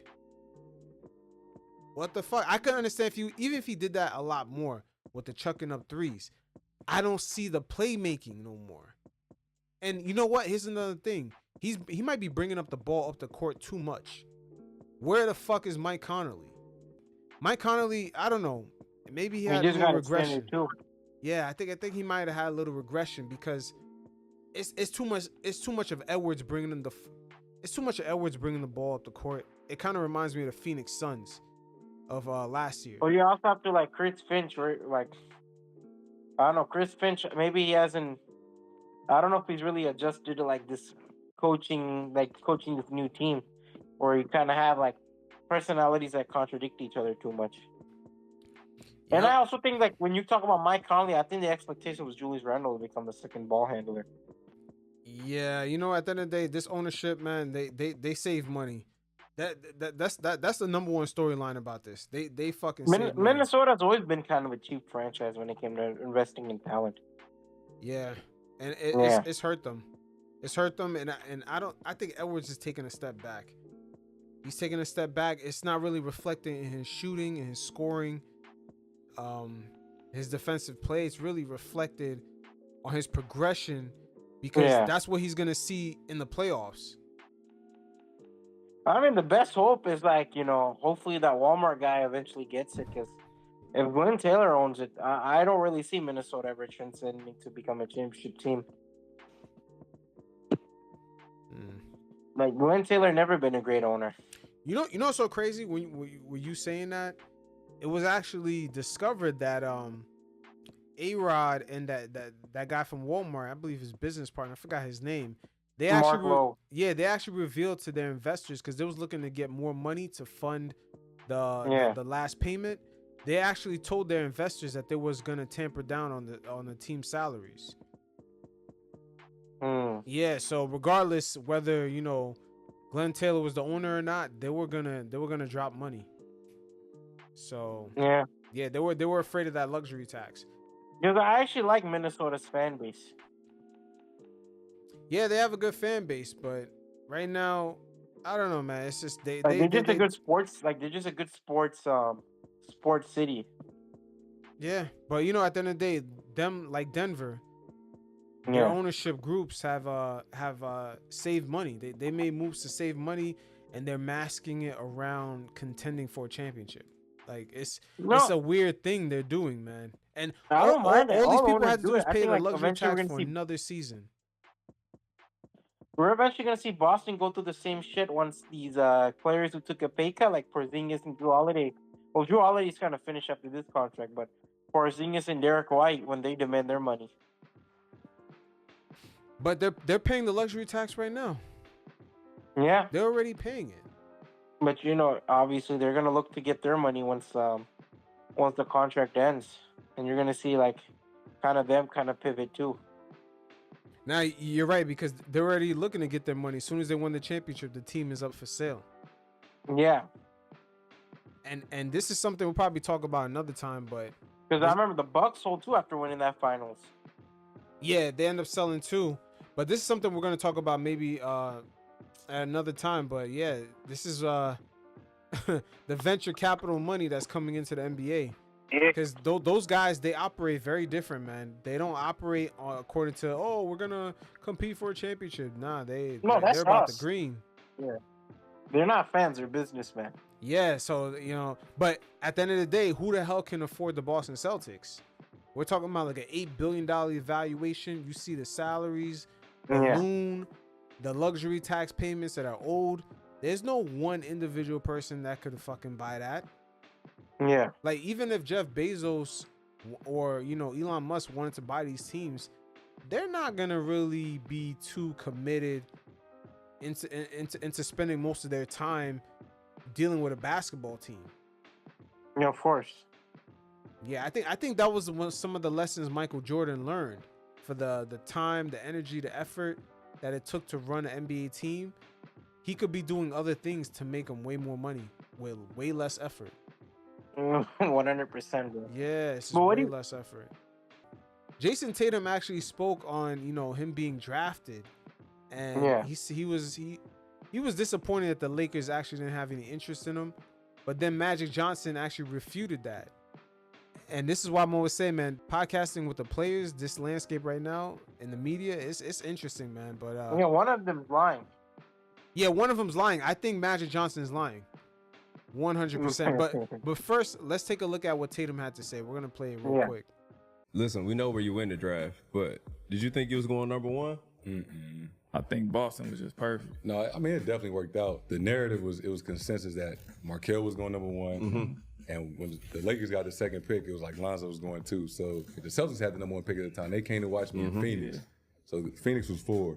I work out for all of them. They come watch me. But then somebody, I ain't gonna say his name, but somebody on the Celtics front office was like, yo, one of the best workouts I've seen. Good luck in your career. But, we got the number one pick. We probably not gonna pick you. So at the time, I was like, for me, I grew up a Kobe fan. Like, I always wanted to play for the Lakers. Don't do it. For them to have the number 2 pick, and it was like it wasn't even a thought that I was going to get drafted. That was kind of devastating. So I never worked out for the Lakers. They never came to watch me work out. It was like a week before the draft. Philly and Boston traded the 3rd and 1 pick. And I wanted to go to Phoenix. Phoenix had the 4th pick. Errol Watson was the coach. I went out there. I was looking at houses. The weather was nice. They had a young team. I was like, man, I'm going to go get to play.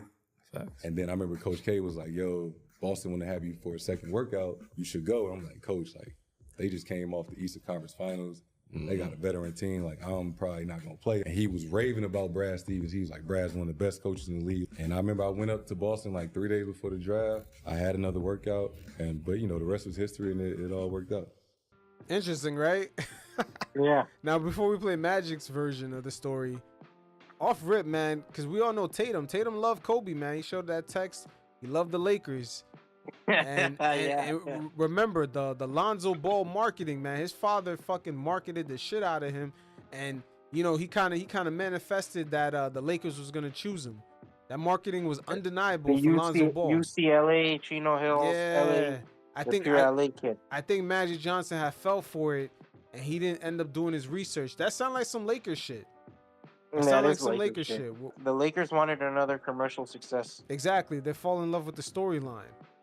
Yeah. Instead of looking at the raw talent, and it made them look bad as a franchise. Like, how you not check out the other top talents in the draft because you so focused on one person? Yeah. Shit made no sense. But you could have focused on De'Aaron. You could have focused on, obviously Jason Tatum. Facts. Donovan Mitchell. Because Donovan Mitchell's in the draft. Yeah, he was in that draft, but like let's be honest, like nobody expected that. Yeah, nobody expected that. That was just one of those picks. But Magic was asked about it. Let's see what Magic had to say. I wanted to address something because I didn't want us to go without addressing what Jason Tatum said, and I wanted to make sure I addressed it first on your show, Eddie. When he said that he was sorry or upset that the Lakers didn't I think draft him or take a look at him. No, we took a look at him. I was the president.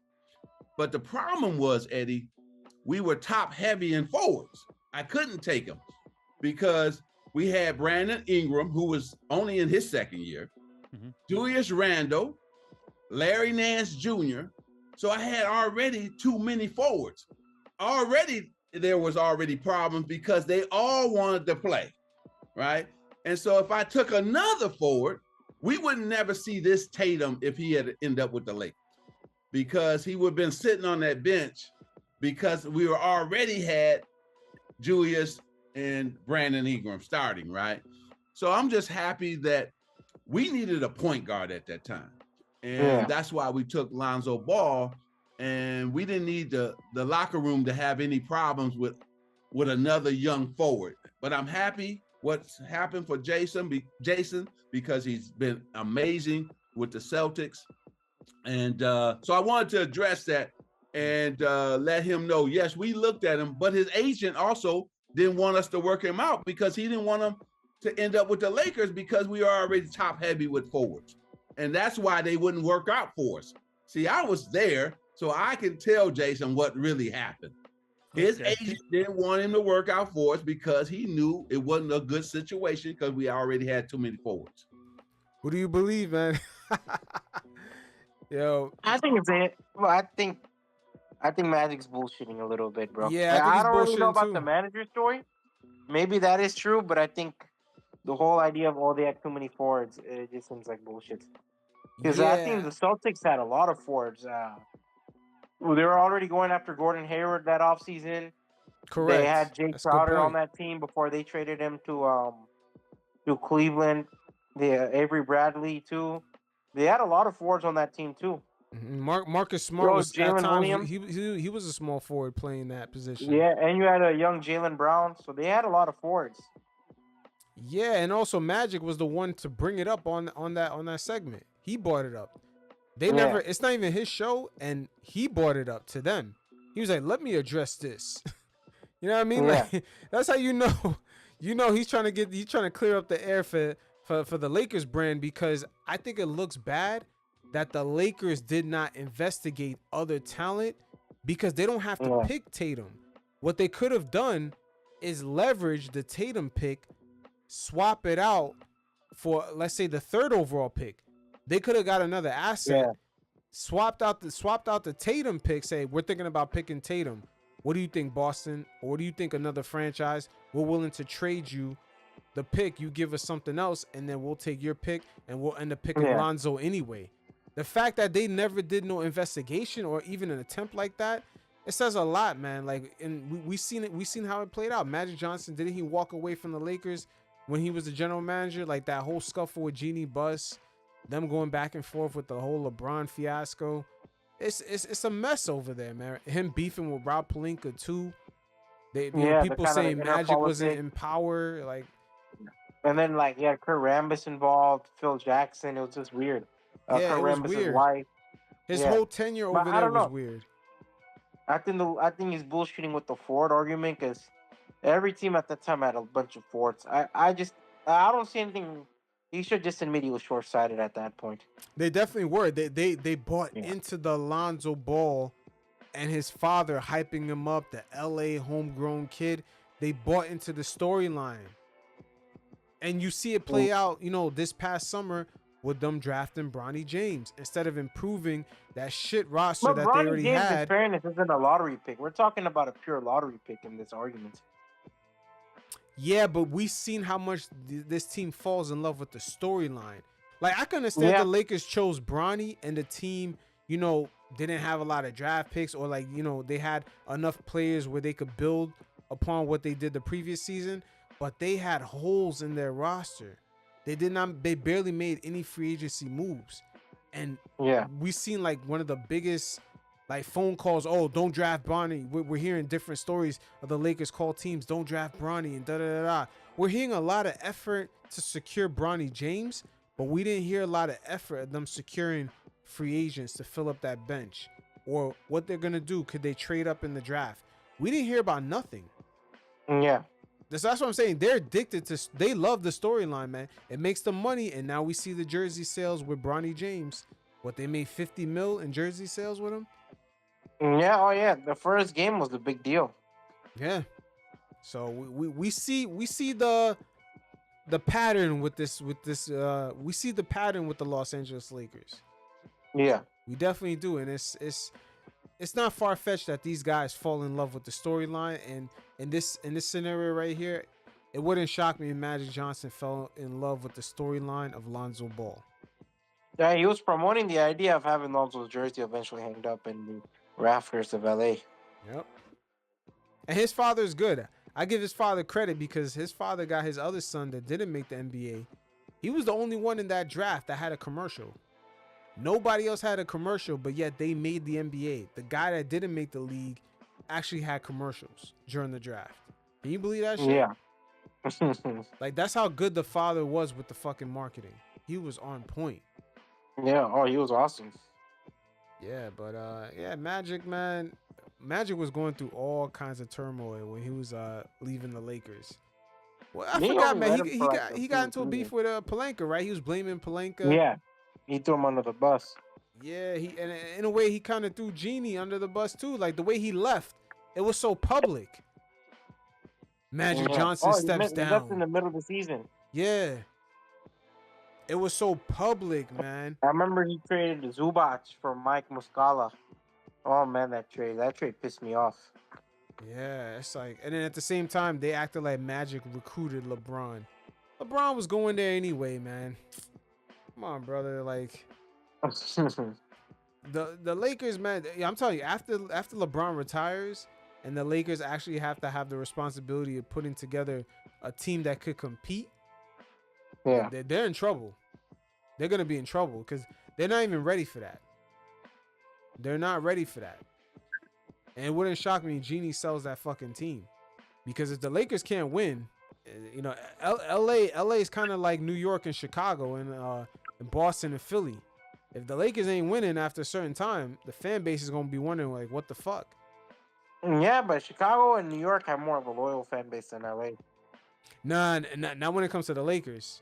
The people that are born and live there, they fuck. It's a Laker town, man. I know that, but I don't know. The Knicks fan base, bro, you guys ate shit, but still the attendance were sold out. True, but it's the same thing in LA. But do Lakers, like, let's be, like, when you look at the Lakers crowd, Chicago crowd is vibrant. That's no doubt about that. LA crowd isn't very vibrant. Yeah, but they fuck with the logo. They fuck with the Lakers. They fuck with the idea of being at a Lakers game, but it isn't like genuine, like, I fucking love this team. It's just like, like, we have free time and it's cool to be a Laker, like, be a cool sharing a room with like Kim Kardashian. Nah, I wouldn't say that. LA is actually a basketball town. Like, we gotta give LA way more props than that. Cause I know the East Coast gets all the rep, but you know, because you know they have that reputation of being, you know, such basketball fanatics. But when it comes to the Lakers and the expectation, just like the Yankees, of winning, yeah, LA is like that type of town. They have that same expectations because you can tell, because when LeBron had first showed up to LA, they asked him more about how is he gonna win championships now. They weren't like, the media didn't spend too long being all excited. Oh, LeBron, you're with us now. Nah, they got right down to business. Like, yo, we're about winning. How you gonna win here?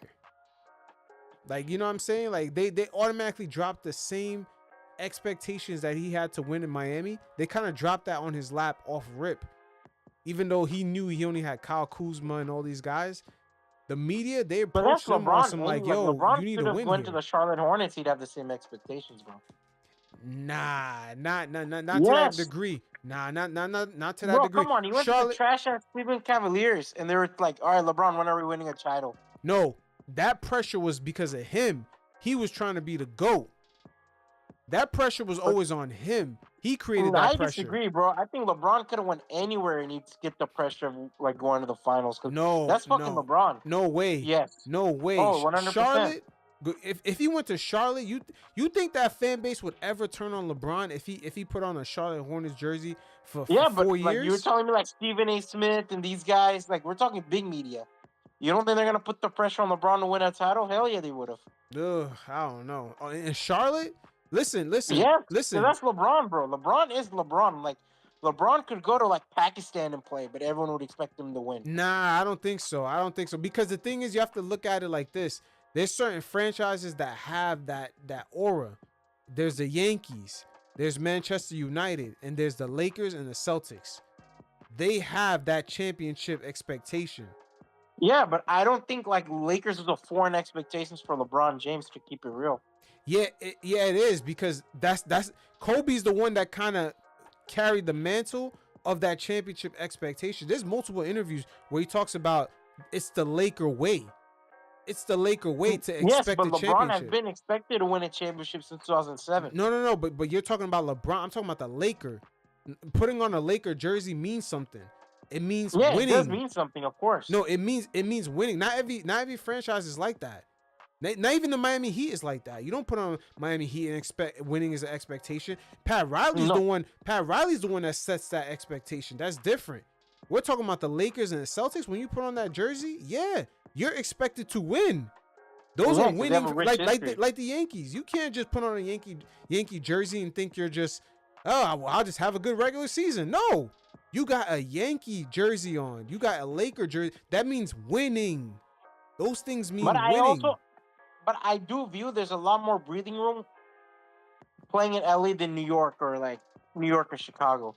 Because New York are the most dogmatic fan base, right? We've seen like New York get tough. Like boo even Carmelo Anthony out the building and when shit got tough. But you don't really see that in LA. Like Kobe, when those years where the Lakers sucked, you didn't see Kobe get booed out the building. He didn't get booed because he represented the winning well. Because he had that he understand like, oh, he can't just get no pat in the back for making the finals. Like you see how the LeBron pundits give him credit for showing up to the finals. If they did the same thing for Kobe would actually get in an interview and be like, making the finals don't mean nothing. That's the difference. He would actually say that. Of players. No, but he would actually say that. Like, you don't understand, like, bro, like the Lakers, there's an expectation. Franchise. Yeah. Like even Shaq. Perfect example. Yeah. Even Shaq faced it. When Shaq was struggling to like make the finals with the Lakers before they broke through, yeah, he was getting criticized like a motherfucker. Yeah, of course. He was getting criticized like hell, but that's because the jersey he was wearing. Playing for the Lakers, you got Kareem, you got all these legendary players, man. Like, it's the same thing for the Yankees. You got Babe Ruth. It's a big shoes to fill. Like, I'm not gonna argue that. Those are big, but that's the expectation of wearing that jersey. See, the Yankees. Look at the Yankees in their stadium. Look at their Memorial Park. Look at all the legends that's there. That's the expectation, bro. It's the same thing for the Lakers. When you look up the Lakers rafters, you see Kobe with 2 jerseys. You see Kobe is not even, when you look at the Lakers rankings, Kobe's probably not even a top 5 Laker. That's the craziest part. Bro. Kobe's probably not even a top 5 Laker, bro. Like you could make an argument. You could just make it. It's a valid argument. I have him as the second greatest Laker of all time. But it's a valid argument when you look at the list of players that was there. You can't say like that. That's blasphemous. It could be a valid argument. Like, no, it could be a reasonable argument. That's how many legendary players that they've had. But who would you make an argument over Kobe? Magic Johnson. No, beside Magic, because I have Magic as 1. Jerry West, Kareem. You could say these guys. No, I wouldn't put Jerry West in there. But that's the thing, though. But it's still a valid argument. All the finals that he's made. Yeah, they have players. They have players, man. Let me look up the Laker legends, bro. It's even Kareem. It's hard to say that. It's valid. It's valid. Wait, hold on. If someone from a different generation say Kareem is better than Kobe, it's very hard to like.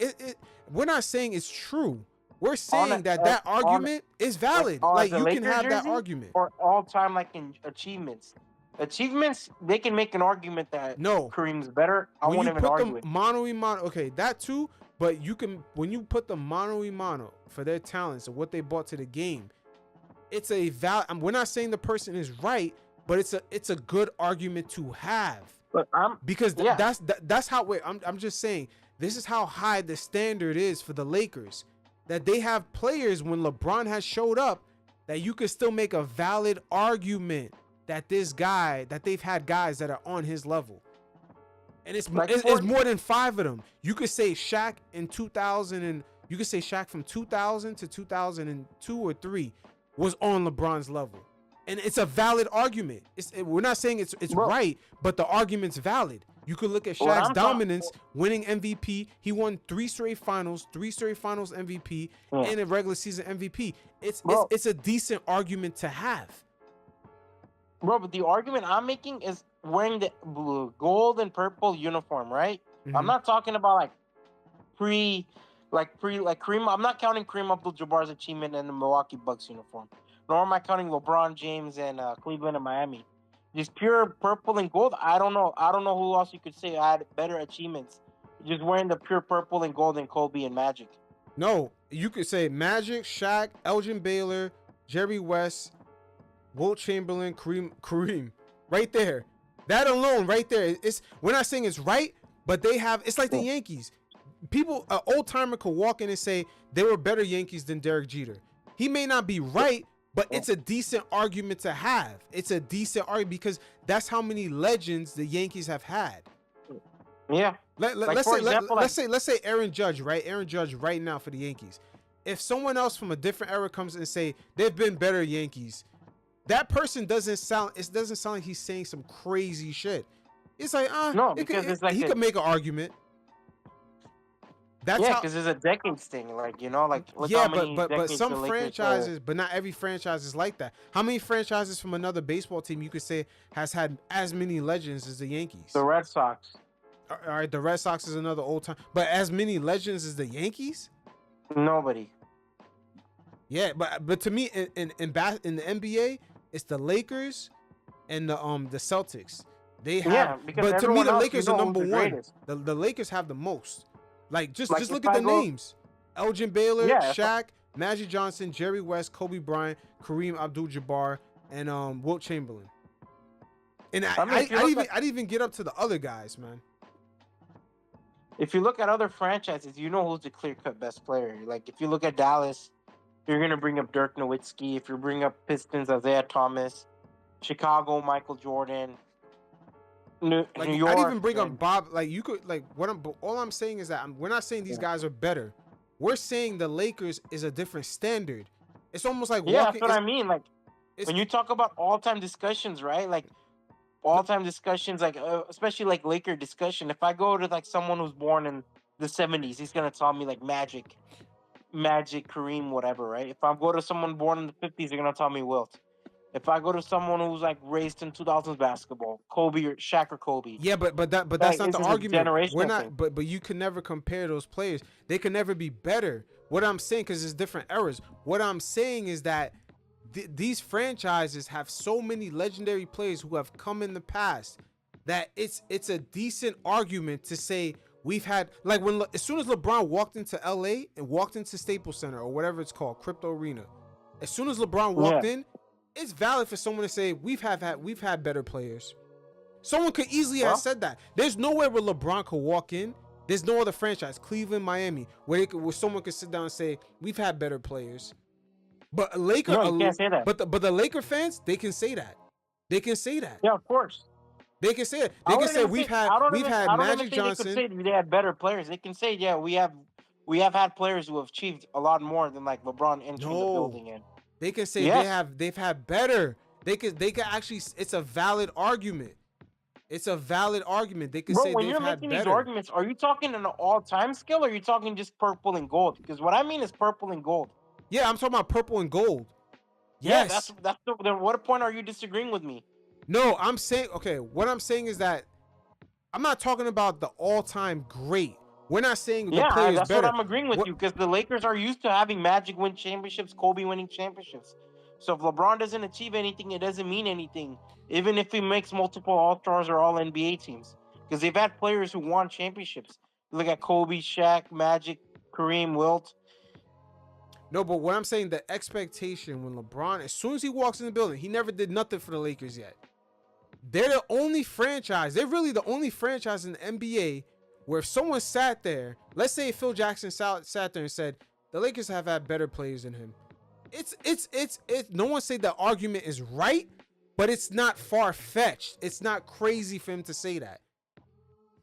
That's all I'm saying. That's the only franchise where LeBron walks in the building and says, they've actually might have had better guys than me in here. Because these are some all-time guys that are in here. It's no joke. It's no joke. Kareem is no joke. Kareem in his prime is no joke. Wilt Chamberlain, all these guys, Jerry West, Kobe, Magic, Shaq in his prime, Elgin Bailey, Shaq in his prime, winning 3 back-to-back. Who was more dominant than Shaq while he was a Laker? Nobody.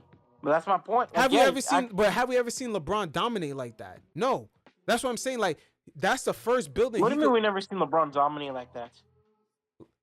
I'm talking about Shaq's three-peat. Have you ever seen LeBron? We just seen him go to like 7 straight finals. the man, we're talking about MVP 3 years in a row. We only seen Jordan achieve more than that. He did that 2 Finals times. MVP 3 years in a row. Yeah, sure. Yeah, you can make that argument. But what I'm saying is that him and Jordan, who as has soon as he three-peated walks in in the the finals. building, Yeah. the Lakers is the only place. As soon as he walks in the building, someone saying we've had better players than you. It's not like it's a crazy thing to say. That's what I'm saying. No one's saying the players are better. I'm just saying, hey, we've had better players than you. LA is the only place really that can say that. I think Boston can say that. Yeah, Boston can say that too. But where else is LeBron has been in his playing career where he walks in the building and they don't say, oh, that's the best play we've ever had. Everywhere he's gone. But as soon as he walks into LA, but as soon as he walked that, and that's what I'm saying. When he first walked into LA, you should look at his first press conference because he was shocked how the media was already pressing him. Because I think that's the first time he understood, yo, there's a different expectation here. They're just not happy to have me here like in Cleveland or in Miami. They actually used to start. It's almost like the Yankees. The Yankees are used to stars coming through. But the fans start asking, like, yo, when are we going to win? It's Hollywood. LA is Hollywood, of course. Like, there's stars everywhere in LA. Hollywood got nothing to do with it, man. I'm telling you, it's the standard of that friend. The owner, Jim Buss, he set that. Same thing like the Yankees. The owner, Jerry Steinbrenner, set the standard. These guys set a standard. There's a standard in these places. These places are not just places you just go like, oh, I'm here and I'm going to do my thing. It's like, no, there's a Kobe has had many interviews talking about that standard, that exact standard. There's a standard of being there. You just don't wear the jersey and be like, oh, I'm just going to have a nice finals run and that's it. Like, no, it's like, are we winning or not? And there's not too many sports franchises where it's like that. To me, it's only Celtics. Really, to me, it's really only the Lakers, Yankees, and Manchester United. You want to put Boston in that conversation? I would put Boston in that, but they don't really have a culture of like a owner saying that. The Lakers have an owner who's been on that shit. The Yankees have an owner that's been on that shit. Bro, honestly, even that shit is dying down. Like, where do you really see that thriving? Like, under Jeannie Buss, where do you see, like, that's what I'm saying. But he died, and now Jeannie Buss is slowly degrading that standard no longer exists. Under Jim Buss, we saw 10 championships the Lakers won. Yeah, but that standard now is dying because the money is more trickling in. The entertainment side is taking over. But when these things were more gladiator type events, there was a stand, like winning was a part of it. Like outside of the COVID season, I don't really remember ever thinking like, yo, the Lakers are gonna, like, we're gonna make that push. The Lakers are gonna make that push. Like, I don't really care for the underdog storyline. Even the underdog storyline that 1 year, bro, you have LeBron James. There shouldn't be an underdog storyline for LeBron James. Yeah, but I'm just going back to the Lakers and the standard Kobe has talked about in many, because people, it's crazy how like the more time goes by, people try to erase something and act like it never existed. There was a standard when you put on these jerseys. Like nobody ever pressed Shaquille O'Neal until he came to the Lakers. It's the same thing like the Knicks. Like nobody ever talked about Mikal Bridges' shot until he came to the Knicks. We're not saying the Knicks have that standard. We're saying there's certain expectations depending on where you go. The Lakers have a championship expectation. It's been slowly erased, I would say, in the last 6 to 7 years. And So since the death of the father.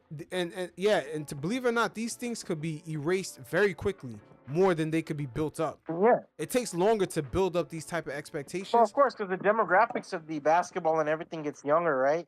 No, it's They're not really. it's easy to lose. No, it's easy to lose.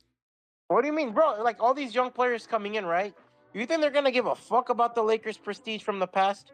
No, we're not talking about that. I'm talking about the standard is easy to erase because it's easy to lose. Yeah, I know, but that's what I'm saying. Like the more they kind of like become a middle tier, like irrelevant team, the more the media landscape, everything will get younger. Like I don't really see a landscape where like media really gives a fuck about the Lakers. The reason why media still gives a fuck about the Lakers, the prestige, and all this idea is because like a lot of people were alive when Kobe was playing, but now more and more younger generation that didn't watch Kobe, they didn't watch Kobe. They didn't really care for the Lakers back then. They were kids. They like now for them the Warriors are more of a prestigious franchise than the Lakers. No, they're not. It's Come not on, even bro. close. It's not even Bro, close. Okay, so Bro, so in a younger fan base, if I go to a college right now and ask these college kids, name me a basketball team. Name me a basketball team that's in your lifetime won championships. What team you think they're gonna tell me? they're gonna say the Warriors, but that has nothing to do with prestige. It's becoming like the Warriors are becoming prestigious at this Yeah, but rate. okay, so the Bulls were prestige when they disappeared. Yeah, they lost it. or probably this, the Miami Heat were prestige. They were making the finals every year with LeBron, and then as soon as LeBron That's left, different though, because like Chicago, they dominated a decade, right? But me and you, we didn't watch Chicago Bulls growing up. We're used to Chicago Bulls being asked. So for us, it doesn't mean anything because we're not a part of that generation.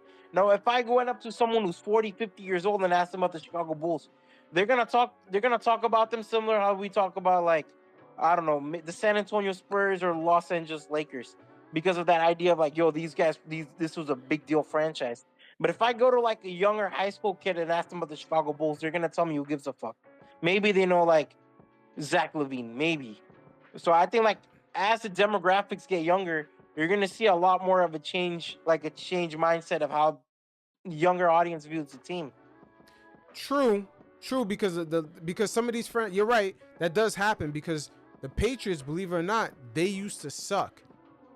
Looking back in the history, the Patriots were one of the worst. They were like the Clippers. They were like the Pelicans in the NBA right now. Yeah. They had the same reputation, but now they're winning.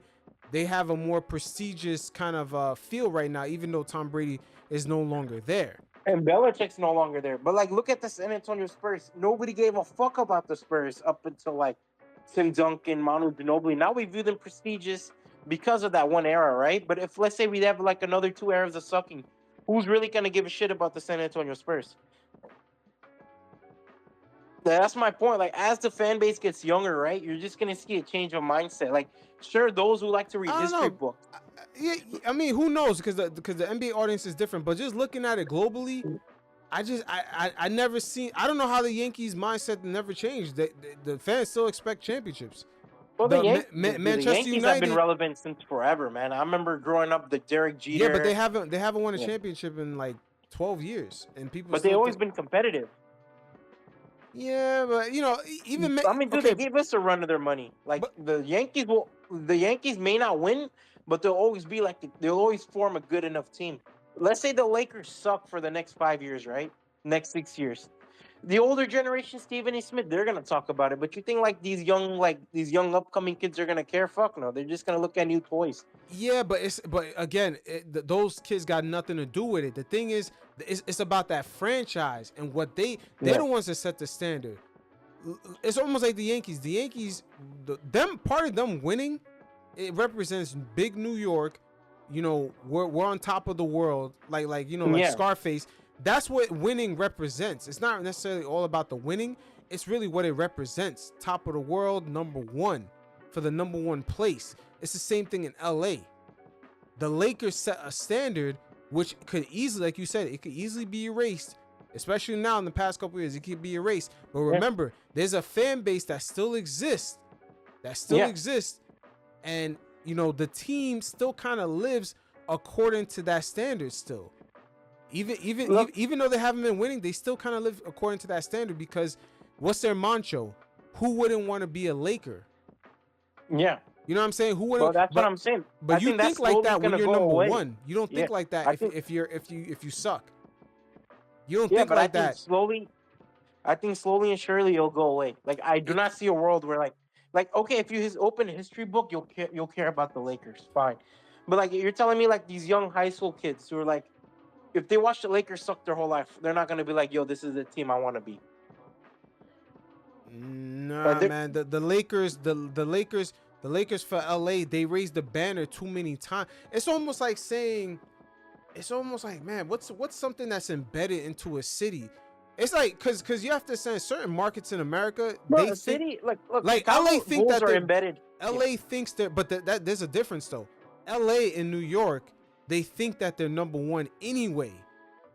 That's how like that. There's a culture of that. That's the standard. Like, I don't know how to explain it. Like, it don't matter if the Yankees lose for the next 20 years. Bro. Look at city population. Because of the city population, they'll always review themselves as like number one. No. What I'm saying is that culture, the team is embedded. That culture is embedded into. It's almost like the Steelers, like hardworking, blue collar. Even if all the factories get shipped out, that blue collar vibe. Same thing for the Buffalo Bills. It's not gonna disappear. It's not gonna disappear. It's built into the branding of the team. Like the Raiders. The Raiders went to Vegas and they still brand themselves as rebels. Yeah.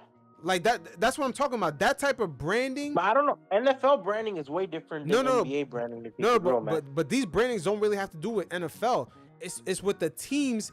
They chose to almost embed themselves inside the city. Like LA. It's almost like LA taking the Lakers away from Hollywood, saying that there's no Showtime, there's no celebrities in the front row. No, the Lakers are embedded with Hollywood. Hollywood people think like, yo, let's go to the Laker game. It's a thing to do. Same way the Knicks are embedded with the stock market. It's just what it is. But some of these franchises are embedded with winning and representing number one city, number one place to be. New York, LA, that's what winning means to these like that's how these franchises embedded themselves with winning. For the Yankees and for the Lakers, they've done that. We're number one. We're the number one place to be. We got all the Hollywood stars. We got Showtime. We're number one. The Lakers that's their branding. That's what it means. Lakers, that's what the Lakers mean. But only a rare few of those teams. I think the Warriors, you could put the same thing as branding. They're Silicon Valley. Yeah, but there's people don't expect, the Warriors are not a franchise that have winning expectations. Bro, what do you mean? Like, you don't think these upcoming generations will now expect the Warriors? Like, every Warriors fan base at this point is spoiled. They will want another like Warriors championship. But they're really not spoiled. What have the Warriors been giving them? They won one championship. What do you mean? What has the Warriors been giving them? They've won one championship in the last 6 years. Bro, not a lot of franchises win championships. So as the Lakers have won one championship for the past since 2010. Well, how many championships did they have before that? Before that, they had plenty. But we're talking about overtime. Like, I don't know how you can't give like the Lakers breathing room, but you can give I don't know how you can give the Lakers breathing room, but not like the Warriors. Because the Lakers spent like almost 40 years plus embedding themselves with winning, while the Warriors only did it for they did it sporadic. They did it in a 10-year span, but they did it for 2 years in a row. Then there was one. It was never it's almost like the Bulls. The Bulls don't really, it's almost like a nostalgia of winning for that franchise, but they were a shit franchise before and they've been a shit franchise afterwards. But the Lakers have never really been like that. They've been winning pretty fairly consistently. What about San Antonio? People don't think about winning when they look at San Antonio. Come on, man. Wait, hold on. Put it like this, man. Let me ask you a question, because I've traveled, right? And there's certain jerseys I've seen all the time. Lakers, Yankees, Manchester United. I've seen those jerseys no matter where I go, I see those jerseys. Because those places have represented being number one. Number one. They represent being number one. There's certain things that represent, like, subconsciously, they in the last, like, I would say X amount of years, they represent being number one. And the Lakers logo, the Yankees logo, like the Yankees hat, the Lakers jersey, the Manchester United jersey, it represents something. And it's success in being number one. Those things are synced into, those franchises have done a great job with syncing that in to their branding. They're sports empires. Exactly, but they've represented who doesn't want to wear a hat or jersey from the number one empire? Everyone does, yes. Yeah, that's what I'm saying. They've synced themselves with being a number one thing. It doesn't have to be, forget champion, just being number one. They're on top of the world. They're number one. Yeah. They've had owners that have taken pride with being on top of the world, standing on top of everybody. Yeah. Yeah, there's a reason why you see the owners in the pictures with the trophies. But you don't think, as decades pass, right? Let's say Genie Bus remains another few years. At this rate, do you think that prestige, not the historical prestige, because like the Roman Empire has prestige, right? But nobody thinks like, oh, the Roman Empire is still like the global empire of the world.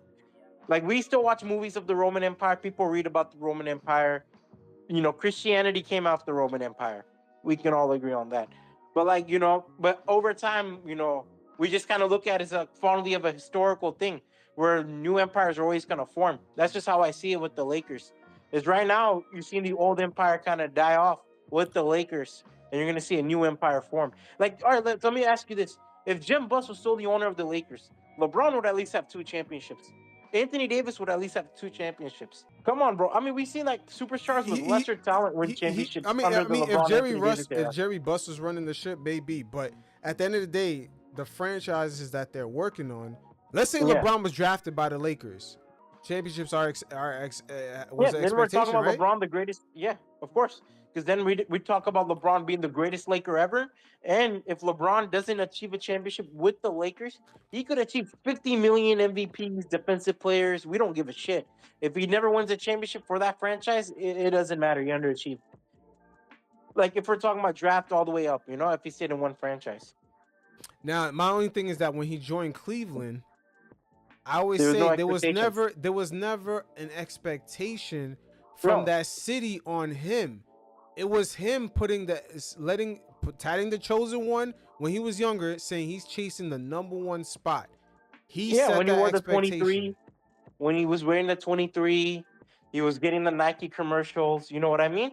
Like, he changed kind of the expectations around especially Cleveland. Sure. He's in Cleveland. But the thing is, let's say he never got no chosen one tatted in his back. Let's say he's just a regular number one pick, and he's just like, oh, you know, I made the NBA. Hopefully, I do good. I'm gonna work my ass off. I'm gonna see what I could do. Now, let's say he got drafted to the Lakers, right? With that same vibe. Yeah. The Lakers franchise, because the way they've been branded and the way they've been operating, is going to put that championship expectation right on his ass. That's the 100%. Difference. That's the difference. LeBron's GOATness and greatness was put on himself in Cleveland. The Cleveland fan base was never ever putting that on him. Him himself created that. The greatness commercials off ripping his rookie year. And even in Miami, when he was talking about winning 7 championships, he created that. Exactly. It's him that's doing that. Now the difference is, if he went to New York with D Wade and Bosh or whatever, and he said he doesn't have to say I'm gonna win 4, 5, 6. No, New York automatically expects that. If he went to LA automatically expects that. Boston, he doesn't have to do a parade saying that. They automatically expect that. Miami is still gonna turn up and party whether he does that or not. They're not. It's not a basketball place. No, it's a football city. Yeah. So, but if he went to LA, he doesn't have to tell anybody, I gotta win 4 or 5. No, nigga, like they expect you to win 4, 5, 6 anyway. Yeah, they want it. But that's what I'm saying, because they're synced into being the overall number one. That's what their logo represents. Yeah. No, even till this, like, same with Anthony Davis, the expectation was always like, oh, you're a former number one pick. All right, let's win a championship now. Mm-hmm. What did Jay-Z say? I made the Yankee. Well, he just said it as a bar, but it's a dope bar. Yeah. He said I made the Yankee hat more famous than a Yankee can. Right? But the Yankee hat, if you look at what it represents, it's the number one place in the world, in the number one country, and the champions above everything. Like it's the ultimate like winner. It's a Yankee. Like the hat, everywhere you go, it's people that never they don't even speak English and they're wearing the hat. The hat represents something. It represents like it doesn't forget the city. It's representing being the number one. It's number one. Like certain franchises, they've done a beautiful job sinking themselves into being the number one. And the Lakers is one of the places that have always done it. That have always done it. Boy, hold on. I'm gonna show you that sentiment right here, because you're gonna hear Snoop Dogg talk about the whole Bronny James shit. Just take a listen right here. Let's get to your Lakers, Snoop. We got some concerns. The Lakers rookie had the best showing of his short professional career, posting a game-high 30 points in the G League as the South Bay Lakers fell on the road last night. He's now averaging 14 points, 3.5 rebounds, 2.5 assists across 4 G League games overall. That is Bronny James. Snoop, is this a breakout performance for Bronny? I think it's experience. There's no such thing as breakout in the G League. Come on now, quit playing with me. That's the experience, you know what I'm saying? You're getting experience and you're getting some know-how to how to have that killer instinct, you know, with guys that's more your level. But when you get to the big game, them little dudes over there not gonna be playing in that NBA game, but it's good work, it's good, you know, information, and it's teaching him how to actually attack, because I see he attacks now. Because he's getting more run, you're getting more playing time. You actually get to get on the floor. But I think that we need to make some changes, man. Like, we brought back the exact same team from last year. No disrespect, but that ain't gonna cut it. We need to make some moves and move some people around and place, you know, make some adjustments. Like, Genie, what's the dude name? Rob Pelinka? Yeah, hello, where you at? What you doing? Come on, man, make some moves, some adjustments. There's some people out there that we can have on our squad, and you just gotta make the decision that it's time to make that move, because as Laker fans, y'all on the clock. Now you hear that sentiment?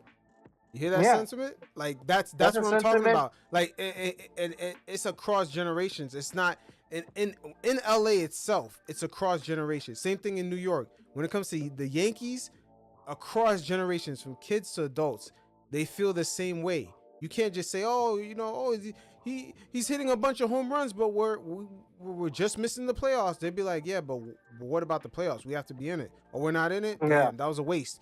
Like, that's the mind. Like, these franchises have built this into their fan base, and it's across generations. Like, when people have kids and then they're raising their kids to watching the game, they actually set those expectations. Like, oh no, they got to be over here. Like, they let their kids know, like, this is a winning team. LA is the same way with the Lakers. Being a Laker means being number one. To them, they're the number one city in America. And they're number one above everybody. They have a number one mindset. It's a number one mindset. Like, that's the thing. These places have number one mindsets. They don't have number twos. LeBron is from Cleveland.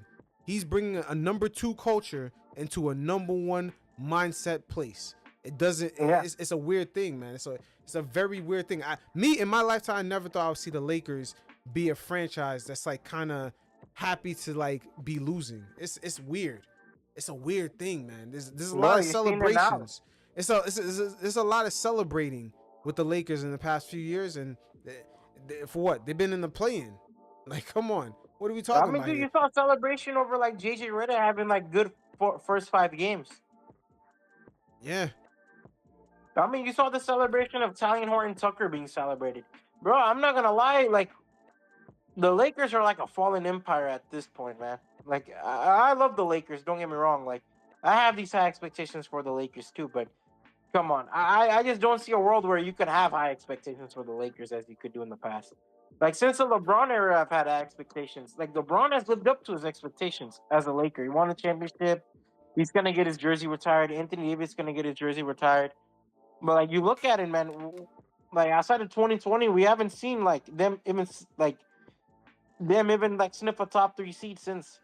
Yeah, since, I mean, God knows when, but I don't know, man. That COVID championship is cool. The Laker fans, you know, they're like, okay, we won that. You know, it's cool. But, you know, for them, it's not like, it's not really as they don't rank it as high as people think. Like it's No, just of it's course not the not. Because there's same. It's more not the like same. I can't rank it above the 2010 Celtics Lakers championship. I can't rank it above that. Magic. I can't rank it above any Magic Johnson championships. It's hard for me to rank it. Even like the Shaq. He had a very he was just so dominant. He had an easy time destroying the New Jersey Nets and the Indiana Pacers, those teams. But even his championship, bro, it held weight because of how dominant he was in the finals. Like we'll never see like a player dominate in the finals like that ever again. Yeah, it's just been kind of weird, man. We just seen, the COVID ring. We've seen an in-season tournament banner hang up. We've seen Bronny James, who everyone knows doesn't really qualify to be in the league, be celebrated. Bro, Tally Horton We've Tucker seen was like we've people seen were Jokic like sweeping this team, and then guys are still, it's weird, man. It's a weird like the Lakers keep getting swept by Jokic, and there's barely any changes. So there's no resistance to it, bro. Look at the league right now. Like, look at all the top teams that won a championship. The Lakers and Celtics probably the only one that you could say was like a dynasty winning a championship, right? But who have we seen win championships or like top 3 seeds? Like Memphis Grizzlies don't have a history of winning anything, really. The Rockets, Oklahoma City, the Rockets had 2 cool championships. The Oklahoma City Thunder is a newer franchise. Same with Memphis.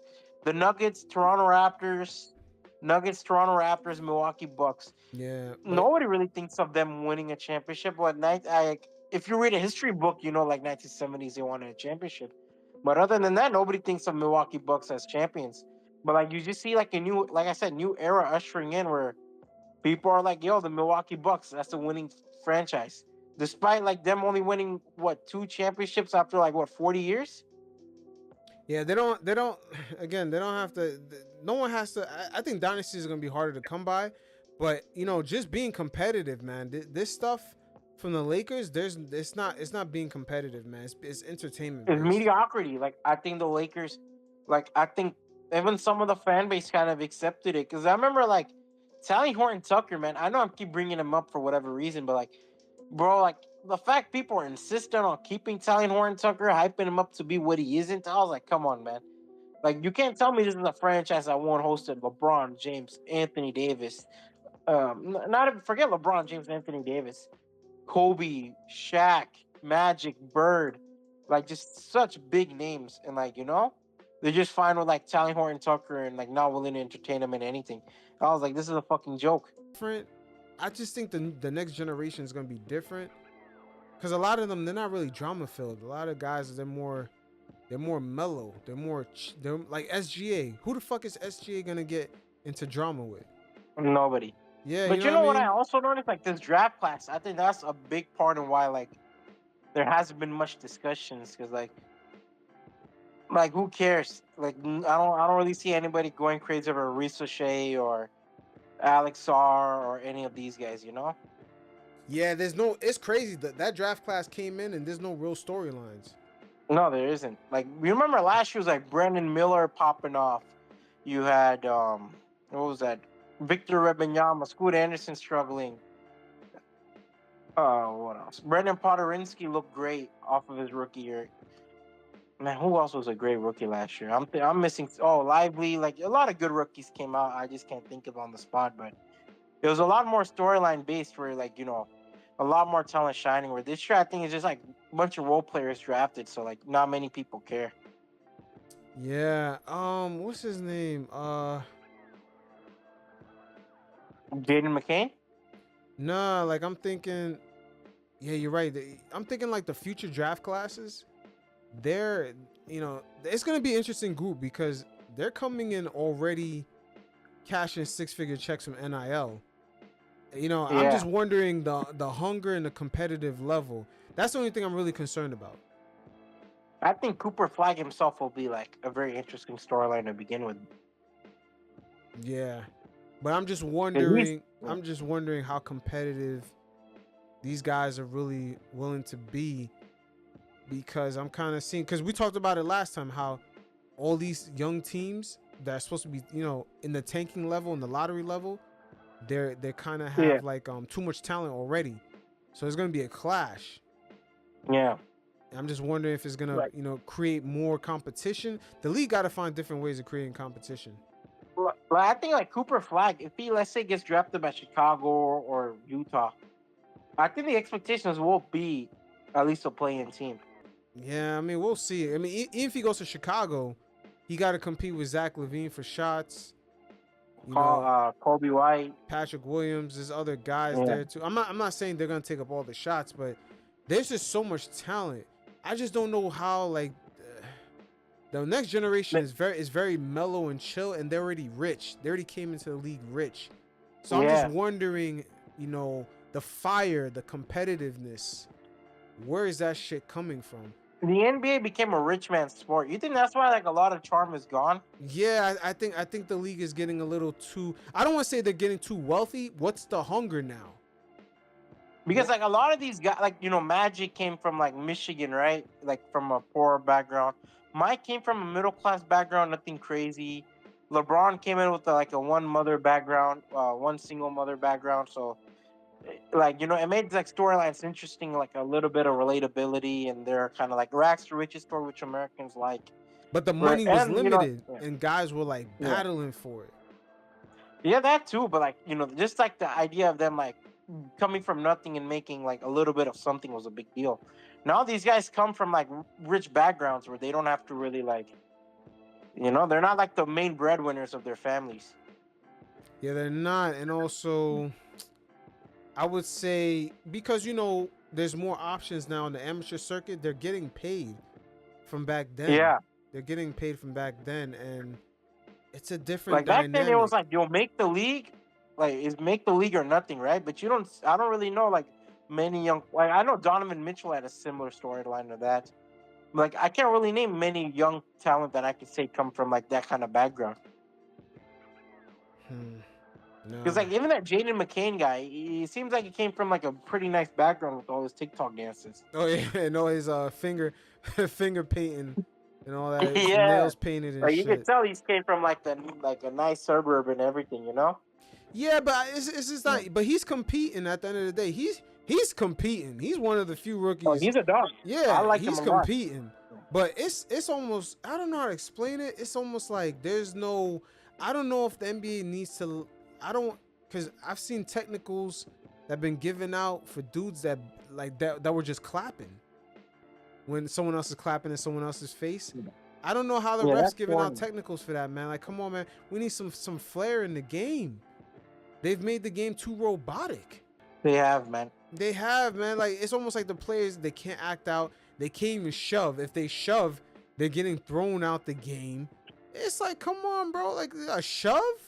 There's no room for emotions anymore. Yeah, it's like they've made the shit too inorganic, man. Like it's a weird thing, and everyone coming in is already rich because of NIL. It don't matter where they come from now. As soon as they make a name on any amateur circuit, and there's a brand deal, they're gonna get a decent check. So this is a weird. This is a very interesting landscape we're going into, man. I'm not gonna lie. Yeah. This is a very interesting place that we're going into right now. I don't know, man. And then all this 3-point shooting. I don't think the 3-point shooting is as bad as people make it out to be. The only thing is that we're missing styles. I think people just catch like negative clips. Like there's like a 2 minutes where both teams are on a drop. That's all. Yeah, but but one thing like boxing, the NBA is missing styles, man. Styles make fights. Yeah. You see a fast-paced team goes up against a team that kind of does like, they play with two bigs or they got two stretch bigs that don't mind slowing the game down. It used to be interesting to see that shit, but now it's like everybody's playing the same way. Copy what the other team is doing. But you remember, like, even 2000s, you had like different personalities depending on franchise. Like Kobe and his like ruthlessness in LA. You had LeBron and his kind of like young coolness in Cleveland. Ben Wallace's toughness in Detroit. Rasheed Wallace is like, just I don't give a fuck attitude. You know what I mean? Like there was a lot of personality. Allen Iverson and kind of like his cool, like like Allen Iverson overall was just cool as shit. Where you don't see that anymore, really. No, you don't. You don't. And I think that's where it goes back to like this we were talking about earlier, personality selling. Is you don't have these bigger than life personalities anymore. You can't because they've become professionalized at a young age. Look at Jason Tatum. Yeah. He's scared to Like let's say be honest, anything. like do people care? Like a star like Sabonis, do people really care? They don't, but imagine if Sabonis turned up during the games, like he had a saying, or he talked to himself in the corner like KG. He did something. You know what I'm saying? Yeah, like people would look at like him a lot Birdman. more. Birdman used to have all the tattoos. Like they used to be more characters, man. And Like, he used to like after a dunk, he'd pretend to fly and shit. Yeah. yeah, it's like, there's Yeah. no, everybody want to be like suit and tie, jump shot. It's weird. It's like I shoot, I dunk, then I put on a suit. It's weird. It's very like formulated. It's Like even his Jeff Teague podcast, it seemed like he kind of held back in showing his personality. yeah. I mean, he probably can't be doing too much. I mean, the more money trickles in, the harder Yeah. the product gets to watch. The only product that kind of has remained organic is the NFL, even though they change rules and stuff. But they just have I don't know, because the NFL is directly a gladiator sport. There has to be some. I think rumble the and tumble. NFL and UFC are more open. Yeah, but the NFL, they're not gonna kick a guy out if he's pushing and shoving. But the NFL, they haven't kicked anyone out for like the worst reasons, bro. Yeah, they haven't, but Yeah. but nah, it's way better than before. But they'll have guys that are shoving, and talking smack, and sometimes they may have like you can have a lot more slap fest. charisma on the NFL field. I think the NBA has killed. Even soccer has a lot of charisma, bro. I'm like universally, like you do the fucking Ronaldo pose, all the little kids do it in fucking every third world country. Yep. Yeah. But again, what's the NBA thing to do? Ja Morant was bringing back man was killing it, man. He was bringing it back, and then he got in trouble, and the league The don't. kids are copying them. Yeah, but the league don't want to promote. You see it right now. The league don't want to promote him. Yeah, the league don't want it. It's stupid, man. I think the league is short sighted. Because, bro, you can never sell anything cool. Like I think like Kawhi became cool because Kawhi, like the laugh and everything, but that was organic. You look at Jokic. Jokic is like kind of attitude, kind of like the cool laid back guy that people like. Got him commercials. That's because of him. It isn't because the NBA got it out of him. So you just kind of have to let guys be themselves, and that's how you can market players. It's gonna be a tough sell, man. When these guys are already cashing in money, they've been prepped a certain way. They're already they're already PR trained at an early age. This is a very unique skill set, man, at a young age to have. I get that. Well, like Karl Anthony Towns, bro. Like I've seen more Karl Anthony Towns these past few games than I've ever seen him in Minnesota. Yeah, he's showing he his has shown a lot of more. personalities. Yeah, that's New York, man. The city does that. Like he's become fun. He's from New York too, no? Yeah. He's from the tri-state area. Like he's from the surrounding area. It's all the same. Yeah. But he's familiar, that's what I mean. Yeah. He's very familiar. So he's shown like a lot of like coolness and charisma, and before then you never really you never put Karl Anthony Towns and charisma in a sentence together. You wouldn't because where he lived at, like think about it, Minnesota, you drive a car, you park, then you go where you at. Yeah. Towns is getting on the elevator, and then someone comes in the elevator, yo, Towns, that was lit last night. Or he's like, oh, word, da da da da, and he's talking. That's New York, man. New York, you gotta interact with the public. You can't just be rich. There's no rich person that's hiding in New York. It's impossible. You have to interact outside. It's like no person is just parking in front of a place, going inside of a car, then going inside the place. Like that does not exist. You could be Donald Trump. People are gonna see you outside. Yeah, like he's made it cool, man. Like he just become cool. And yeah. I'm like, man, holy shit. No, like, it's always who he was. It's always who he was. I was watching this game against Toronto, and I'm just seeing like Karl Anthony Towns showboat, making like wild ass passes. I'm like, man, where the fuck was this? Yeah, I've been watching. Like I started watching like NBA hardcore freshman year, and this like Karl Anthony Towns rookie campaign. And I'm like, man, like, holy shit. Like, you know, I used to find Kristaps Porzingis better because Kristaps showed a lot more charisma back then. So, like, you know, I'm like, because Karl Anthony Towns, like, you know, obviously I kind of grown up and like realized, like, yo, Towns is in a different like stratosphere from everyone. But like, you know, Karl Anthony Towns always been underrated because he never really shown like a coolness factor in his game. Now he has it, man. Now he's Yeah. wearing like the New York 8-ball jackets. I seen him with the leather jackets. Yeah, man. Bro, there was one pass he made that was crazy. He just makes like a bullet pass, and I'm like, bro, I never seen Karl Anthony Towns ever do a bullet pass in my life. Yeah, it's the New York, man. It hit him. He came back home and he was like, yeah, because it's different, man. Like NBA players, they can't hide in New York, man. You gotta everywhere they go, they're gonna know your face. Yo, Towns, da da da da. Like it's way different. I forgot. There was somebody that said that when they played for the Knicks, they said that they played more angry. They was happy because they finally got to play angry again because they said that they would be in the elevator and then people would let them know, yo, y'all fucked up last night, da da da da. And then so he said he started getting angry, but it was good because he got angry and used it on the court. Yeah. Like, imagine playing for Houston, bro. Like, you're in a car after the game. Yeah, I mean, it's a different interaction, man. Like, but you know, it's funny how everyone sees Towns now, but to us, that's some regular. That's just Towns being regular, yo. Because you just can't avoid it. You can't avoid it. And who else? You see the effects on Josh Hart. Look at Josh Hart. He was never that. Josh Hart's become much more open, right? Yeah, he was like that in LA too, but like it's become like on steroids. Yeah, because Josh Hart's become a bigger personality. Even OG is kind of a quietist, but even he's shown a little glimpse of it. Yeah, because OG has to interact more. Yo, you can't hide. That's one thing in New York. You cannot. You can tell hide. that guy's always been naturally quiet. Like OG he's not very loud. Yeah, but New York is loud. It's very loud. It's extremely loud. Like those guys can't go anywhere without being bothered. I mean, Brunson in Dallas wasn't very loud either. No, look at Kevin Durant when he was in Oklahoma City. Brooklyn. He was in Oklahoma. He was carrying around a Bible. Man, that was forced marketing. Yeah, like, but see, that's the culture. That's the culture down there.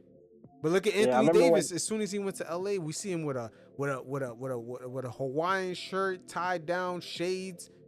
Man, he wasn't dressing like that in fucking in with the Pelicans. You know what I mean? Like, you know, sometimes that's just the place just has an effect on you. But it's a positive effect. Can we say that again? It's a very positive effect. Yeah, it is. It is. It is. But I just hope the new generation just kind of don't take after Tatum too much. They're kind of showing more person. I think like that McCain guy, he's showing a lot more personality. I think like TikToks, and they're not very scared of being the camera to begin with. Nah, yeah, he's not afraid of being himself. Which is pretty dope to me. He's not afraid of being himself. But I think a lot of these young guys are not going to be afraid to be themselves because they're like used to being in the camera. Like you look at a lot of these 10-year-old kids, they want to grow up to be YouTubers and TikTokers and shit. Yeah. What you call it? I don't know why Tatum is so. He doesn't express himself more because he plays in Boston, man. It's just like New York. You have to interact. You can't just get in a car and park somewhere and then go somewhere. Out of his draft class, oddly enough, is probably like Donovan Mitchell, even Lonzo Ball. Like those guys are like the loudest personalities I could really and Kyle Kuzma that I could really think of. That are just out and about having fun, you know? Like I can't really think of like Tatum's kind of quiet. De'Aaron Fox shows a little bit of personality. I'll give him that. But you don't really have those guys showing personality in those draft classes. Yeah, because they've been professionalized at a young age. You could just Jalen shows personality. Jalen shows personality. What, Jaylen Brown? Yes. Yeah, he's gonna be himself, but you know he's probably interacting with the city. Like you live in these East Coast cities, man. You cannot just get in a car, park, and walk into a store, bro. You gotta interact with people, man. Like it's the natural progression. Like I see Jalen as more of a serious guy. Like I think he's just a serious guy overall. But like he's shown much more of a like charisma on the court, like a coolness factor, you know? Especially against Giannis. It made me like him a lot more. Yeah. I mean, look at Kemba Walker when he went to New York. Kemba showed a lot of charisma in the Hornets. Yeah, but you seen it come out when he played for the Knicks. When you didn't see his Yeah. outfits, like he completely. Kimba took Bro, it back, that man. He guy- came out with a fresh blue do-rag. Like, I'm like, yo, Kimba is home. Yeah. One thing about Kemba Walker, everywhere he went, he still like treated like New York. Like he was always smiling, having fun. Yeah, that's true. Yeah. That's true.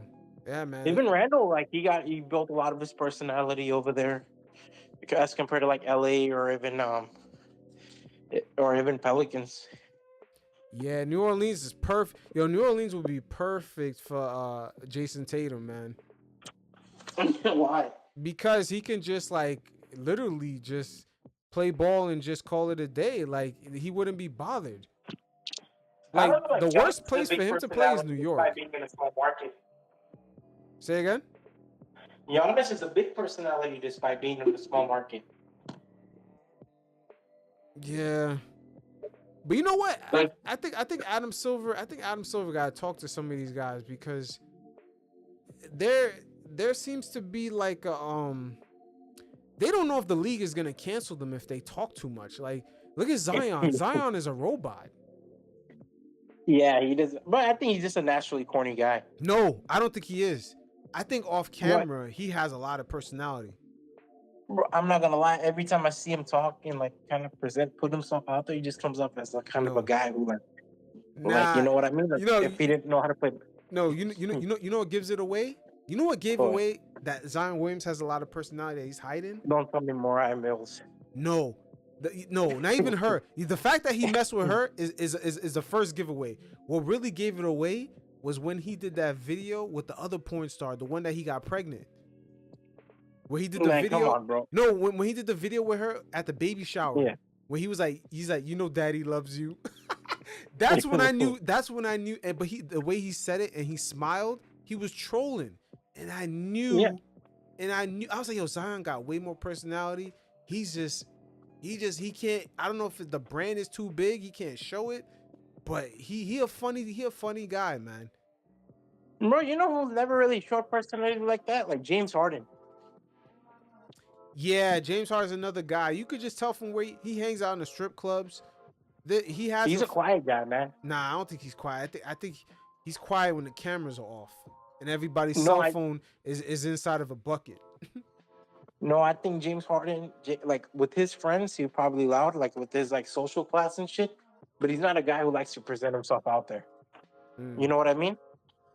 Because like in Houston, even in Houston, like there's stories of like James just like not being that loud of a personality. Where like, yeah, he wears fashionable shit. He likes to party, but that's just obviously with his economic status and people he's like tight with, you know. But like, look at Russ. Russ, he has charisma because he just shows it out there, like emotions and all that shit. We see that with James Harden outside of like the little beat thing, the little beat cooking thing. You don't really see James Harden present himself as that like this bigger than life kind of personality. Yeah, nowadays I don't know. Sometimes with social media, it's a double-edged sword because there's a crowd of there's definitely a crowd of people that kind of want to cancel you off of any little thing. There's always going to be a witch hunt. You know what I'm saying? Some of these guys are scared of that. Yeah, I get it. I mean, of course, you don't want to lose a Nike deal. Yeah, but then again, if I'm doing a Nike deal, me talking and not really saying nothing crazy, and then what people trying to flip and trying to make it personal, if I'm canceled over that, there got to be a clause where I get a payout. That's fucking ridiculous. I mean, look at Kyrie. I think he got blackballed for like a bullshit reason. Nah, but with Kyrie, he took stances. That's different. But let's say if Zion went to China and then he like made like a hand gesture that's offensive, and then everyone in China wants to cancel him. If Nike cancel his contract over that, nah, man, they got to be a payout. There got to be a clause. Like you do, it's like I don't know, I'm not from here. I just waved, and then they said it was offensive. Yeah, at least give me some training where like I know what I'm doing. Yeah, exactly. But nowadays it seems like these guys, it's like the Michael Jordan effect. You could be so famous where Michael Jordan can't really talk. He can't go into public and really talk like that. His brand is too big. Same thing for Obama. Obama got to be careful what he says. Well, that's a public like office, that's a public official. But that's different. But I think the problem is these guys get money way too quick, bro. So obviously, when you get money way too quick, especially at that age, you could lose it a lot sooner. Yeah. The brands. I don't know. The brands are a little bit too big sometimes, but Yeah. the league needs to have a I don't know, it happens in everything. Once a lot of money trickles in, it becomes very robotic. But it wouldn't shock me if they don't really know how to market the league. I think there's an issue with the marketing. Yeah. Because when think I so saw too. Adam Silver with Kai Cenat and them trying to do stuff with the social media influencers, I was like, wow, they've really they could have, because you can have all the money in the world in today's marketplace and not know how to market. Yeah, because you don't know how to sell cool at that point. You need to know how to sell cool. Or something organic. Like Yeah. the NBA itself has not come up with a ad that has had the same effect as Kawhi's laugh. When that Bro, went I mean, viral. shit. They recreated that Christmas ad again. Yeah. But that Yeah. to me, there's so many things going on online that they shouldn't even have to even resort to that. Recreating like a legendary ad. I agree. Yeah, there's too much online culture for you to go back to a 2015 ad. That's crazy. Yeah. That's stupid. Bro, you know what else is crazy? Giannis is not on the Christmas game. Yeah, that I'm not shocked about. I think the Christmas game might be about ratings and money. Bro, you're competing with the NFL now, bro. You're gonna have to put your heavy hitters. Who do they put? They put Wemby, they put Knicks. Yeah. Uh, Wemby Knicks is fine. Let me see. NBA Christmas. They need to start putting the Knicks games later. I'll tell you that. Oh, this is way too early, bro. Yes. The Knicks games are like fucking 9 a.m. or some shit. Yeah, it's at 11. Well, yeah. Well, It's at okay, 12. they have the Sixers, bro. You don't need the Sixers in Christmas fucking Oh game. yeah, you definitely don't need them there. But I see why they put them in there. Even Timberwolves. I get name value, but like, come on, bro. Like, who on the Sixers equals Giannis in name value? Maybe Embiid. That's a maybe. Wow, they didn't put Oklahoma City in there. You know what? Yeah. I'm not gonna lie. We don't know the numbers. We don't really know the numbers though. Like, you're competing with tech. You're competing with the NFL, man. At least put heavy hitters. No, but remember, some of these teams that should be here are not marketed well. Oklahoma City Thunder. Who else? The Suns is in there. Nuggets is in there. The Bucks should be in there. The 76ers are gonna make the money. That's a really big that franchise has a large fan base. People like how that fan base has a real. Yeah, Philadelphia is always gonna have a large fan base, but I'm like, Nah, come but on, throughout man, the like, whole country, it's weird. It's like they're everywhere. yeah. But I don't know. For me, it's like, bro, like, wow, the for me, I Oklahoma was like, City come on, Thunder man. The should Bucks, be in here. Should be in here. the Oklahoma City Thunder, Milwaukee Bucks, like, when you're competing with the NFL, I expect like heavy hitting games. Like, I think the Knicks and Donovan Mitchell like should be in there. yeah. But you know But what? I think the Knicks and like Sixers. I mean, the Knicks and Spurs will be a cool game, but like, I don't want cool games. I want like fucking like games like I'm like fucking like I don't want to miss out on. You know what I mean? You know what? You know, I just realized. Guess who's Yeah. not in there that should be in there? Who? Ja Morant. John Morant's another guy. Exactly. How John the fuck Morant. he's not part of Christmas, bro? Bro, That's like you crazy. don't have like, bro. Imagine Knicks versus Bucks. Like, you can't tell me you wouldn't watch that game.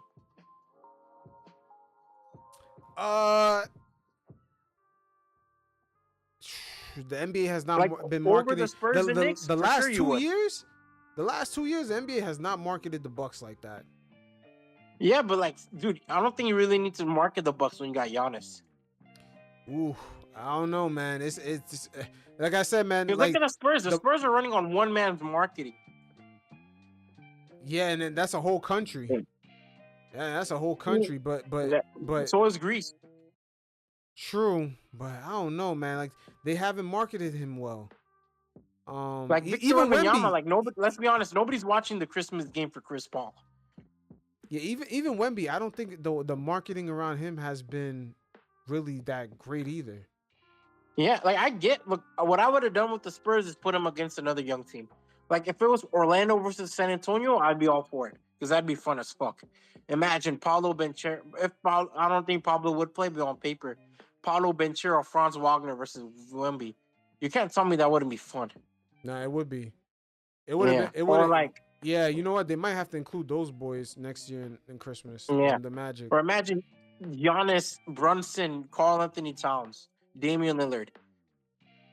That's another banger. And then you got Minnesota and Timberwolves is fine, whatever. Lucas box office, Anthony Edwards box office. Lakers and Warriors, I get it, nostalgia. And I think Kevin Durant, I get, along with Jokic. But I don't know, bro. With the NFL Christmas looming around, like it's just hard. Yeah, Oklahoma City Thunder. Yeah, there's a lot of missed opportunities, man. I'm looking at Zion. That's a missed opportunity. But he's unreliable. He's unreliable at this point. Even Ben Carroll's kind of a missed opportunity, to be honest with you. Yeah, but even if they were healthy, the NBA has not marketed them well enough. See, and that's what we were talking about earlier. It's like they haven't marketed some of these guys. I mean, it's a build up too to market some of these teams. Like I'm looking at the Christmas lineup. Holy shit, man! Like only 2 games, but like Mariah Carey's performing and Beyonce. Come on, man. Oh wow, for the NFL? Yeah. Yeah, they took that shit, man. And Mariah Carey, that's like Christmas is like for like Christmas for Mariah Carey, bro. That's money. Wow. You know what I mean? Like every Christmas, Mariah Carey's bank account blows up. Yeah. Because of that one song. And then you got fucking Beyonce is a superstar. We already know. They're both superstars. So the fact they got like 2 musical like legends performing, you have like the Texans, Ravens, like Lamar Jackson performing. You have imagine you have Lamar Jackson and you got Patrick Mahomes playing. Like, how many people are really changing the channel to watch these guys? Like, you're going to get the whole family watching, really. Because like the women got Mariah Carey and Beyonce to perform. And then the men got like 2 of the best quarterbacks this decade has to offer. Yeah, it's over. It's over. The NBA Christmas is done, bro. Like NBA had us. Look, the NBA, the only thing they monopolize at this point is MLK Day. That's it. Wow. Yeah, we only have a monopoly on MLK. Yeah, just looking at the NBA Christmas, they only really got to offer you a 40-year-old LeBron versus 36-year-old Curry. Yeah, and then I could watch. I flip the channel. I'm watching. not Chet Holmgren. Patrick Mahomes and Patrick Mahomes having a legendary game, and then I'm watching the Ravens. Lamar Jackson and C.J. Stroud. Yeah, man, David Stern will be pissed off at Adam Silver right now. Oh, dude, he'd lose sleep over this shit. Yeah, because he's marketed the older players a little bit too long, man. They've overdone it. They've overdone it. They didn't mix the newer talent in. Yeah, like that's what I'm saying, bro. Like now, like the NBA, like bro, it's not like the NBA no longer has that Christmas monopoly anymore. Like you kiss that goodbye. Oh yeah, and everybody has Netflix, so it's over, bro. It's on Netflix. Like, I know it's like, oh, it's only 2 games, bro, but like I promise you, those 2 games will drain those fans out. Like they won't even bother to they'll be like, all right, let's watch Home Alone fucking 2 for the billionth time. You know what I mean? They're just gonna go back to like it's not NBA is not gonna be like a Christmas tradition in these few years that are gonna come up. You don't think so? No, fuck no. The NFL got it, bro. I think it will be. They're gonna keep it that way because what they're eventually gonna do, they're gonna sell this to streaming. Bro, but tell me this, bro. Imagine NFL Christmas. Like this might as well just be like cool. This is like not the Super Bowl, but this is like they're marketing it up there with the Super Bowl. Yeah, but remember, streaming is brand new, so there's not a lot of live events. So if the NBA has the fact that the NBA has an on-demand live event, the streamers are gonna want it regardless. Look. The thing is, there's always gonna be demand for it, right? Mm-hmm. But it's not gonna be like they're not gonna have the monopoly anymore. Like they might have to play second fiddle to the NFL. I mean, they've always been second fiddle regardless, but yeah, but not on Christmas Day. Yeah, not on Christmas Day. This is brand new. This is new. This is scary. But you know, at the end of the But, day, ESPN they still got money. They still gave them money over this shit anyway. Yeah. Like they They're always locked in gonna the give new them money. TV deal. They're always gonna give him money. But my thing is, bro, my thing is like it's cool right now. Like right now, I think it's good for the NBA to get a little bit of competition in, to be honest with you.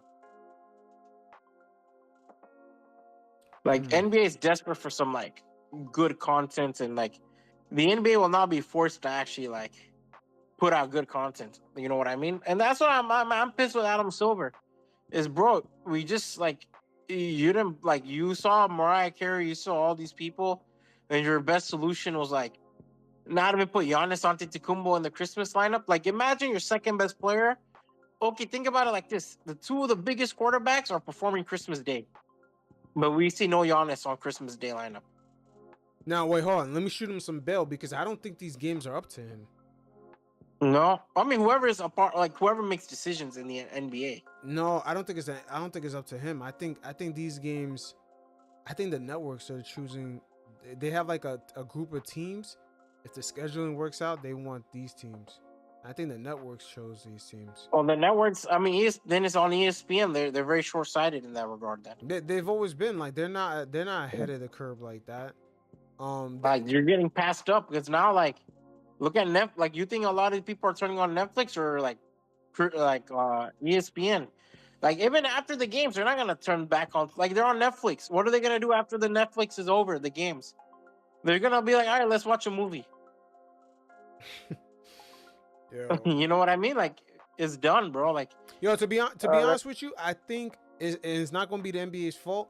I think once they're into streaming, the rating is gonna be low for everybody. I think only the NFL it might remain stable, but it's gonna be hard to keep track of these things because they're so fragmented. Bro, I don't even lose sleep on ratings, bro. Like, who gives a shit? To be honest with you, Ratings to me, it won't matter, but it's gonna matter for the NBA when they try to renew. It's gonna matter. Like for me, continue on. But it's gonna matter because when they try to renew, I think the deal that they just took now, it makes it harder for younger fans to find their games. So when they renew, they're gonna have like 10 plus years of almost alienating that audience in a way. Yeah. So that's the thing, because Adam Silver said, hey, he has to be where the younger viewers are, which is in streaming. But my G, you're on like 4 different apps. Yeah. And you need to make it easier on your yeah, I don't know why Silver just don't, when he negotiated a league pass where it has all the games, including the ones on Amazon or whatever it's at, and it just pulls you into that link and you just stream there. Yeah, it counts as an Amazon stream even though it's on the NBA League Pass app. Like I don't know why they don't do that, but because apparently with streaming there is no blackout. So I mean we still gonna find this out next season. It's next season when everyone's gonna find out if it's worth it to buy NBA League Pass, because you don't know how many games they're gonna black out. Well, like I said, man, I mean, dude, we're all fans here, bro. Like, we're all fans. Like, we all wish the best for the NBA, but it's like, bro, it feels like the NBA has to play catch up at this point. You think so? I don't think they're playing catch up. I think they're just adapting. They're just you know what it is? I'm talking about like catch up to like the NFL. Oh yeah, they're never really gonna catch up because the culture in this country, we're more fanatics of the NFL than basketball teams. Yeah, like people will travel for NFL. They're not traveling for no NBA team. There's just no culture of that. Like I think the in-season tournament kind of showed it. Like there's no culture. Imagine if the NFL did an in-season tournament, had the finals in Vegas. Those fans are traveling for that. 100%. I mean, they travel for the Super Bowl.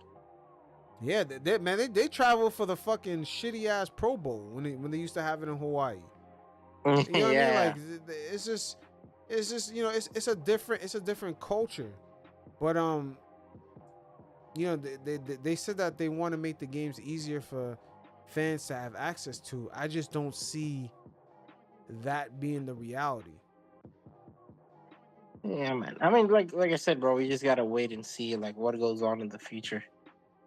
And it's gonna be interesting though. It's gonna be interesting. Man, there's another thing I wanted to say on it. Yeah, I just don't think I just don't think they need to play catch up. I think they're just adapting to the interaction. This is what I want to say. They're adapting to how we interact with streaming. It's a different I agree. it's a different relationship versus television. Yeah, like that's why I said I don't lose sleep over ratings. Like, who gives a shit? Mm-hmm. Like, bro, I'm gonna be just, honest. Like, ratings, like, but what does it change of like my viewing experience of the NBA? nah, Nothing. it really Like, doesn't. I'm still change watching nothing. these games. I still write about them. You know what I mean? But I still think about basketball. Like, it doesn't really change anything for me. But think about the relationship with streaming. Yeah. When you click on streaming, you're not clicking through an app. You're not clicking through channels like a cable. No. And you're stopping. The relationship is different with streaming. You're on one screen. You're used to like 20 different options. Yeah, I agree. So they can't put out no mediocre fucking bullshit NBA halftime show or NBA, you know, what's their content for Amazon outside of the NBA games? You know what I'm saying? Like they gotta like TV shows. Yeah, what's their content around the NBA? It can't be some bullshit because remember, with one click of a button, I have access to 20 other options of movies, documentaries, etc. That's why I mean the relationship is different. Like the old relationship was you're on TNT, they're showing you the game. You can't, unless you change the channel, that's the only way you get out of it. But as long as you're on the channel, they're going to show you these ads. They're going to show you the game. But with streaming, that relationship is way different. I could just click one back button and I have access to like 40 other movies and documentaries. And who knows, maybe the streamers might be like, yo, the NBA is not moving it's not moving the needle like live sports. Imagine they checked out of that. Yeah. Imagine by the time this shit expires, they find out, hey, it's not worth spending all this money. This is not changing the needle. We already got the audience. They like our other programs. And now we could tell the NBA, we'll give you less money. Take it or leave it. Like, or same thing for that. They could do the same thing to the NFL. Yeah. But who knows? All right, but it is what it is. Man. Right, Syed, I appreciate you, man. You guys definitely check out his newsletter in the description below. His Substack, dope articles. We're going to do a couple of game films here. Guess that's what happens when someone's scoring, throwing dimes, doing the whole thing. So I get mad too. All right, so yeah, now we're continuing on with the game film. We got some good stuff right here, man. Starting off with the Warriors. Now, what do you think about Jonathan Kuminga so far this season? Not as consistent. Yeah, it's just it's a weird thing going on with him. He had a nice game against the Rockets without Draymond Green and Curry there. You know, he was okay. He was pretty good. I'm not gonna lie. He kind of rescued them in the fourth quarter, had some clutch plays.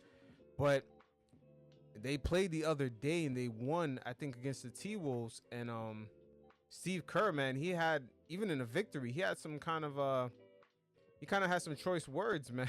At the press conference, I don't know if he was taking shots at Kuminga, because we spoke on Kuminga early on how, you know, he's kind of fighting to get his worth, but at the same time, the Warriors are kind of in this gray area with him.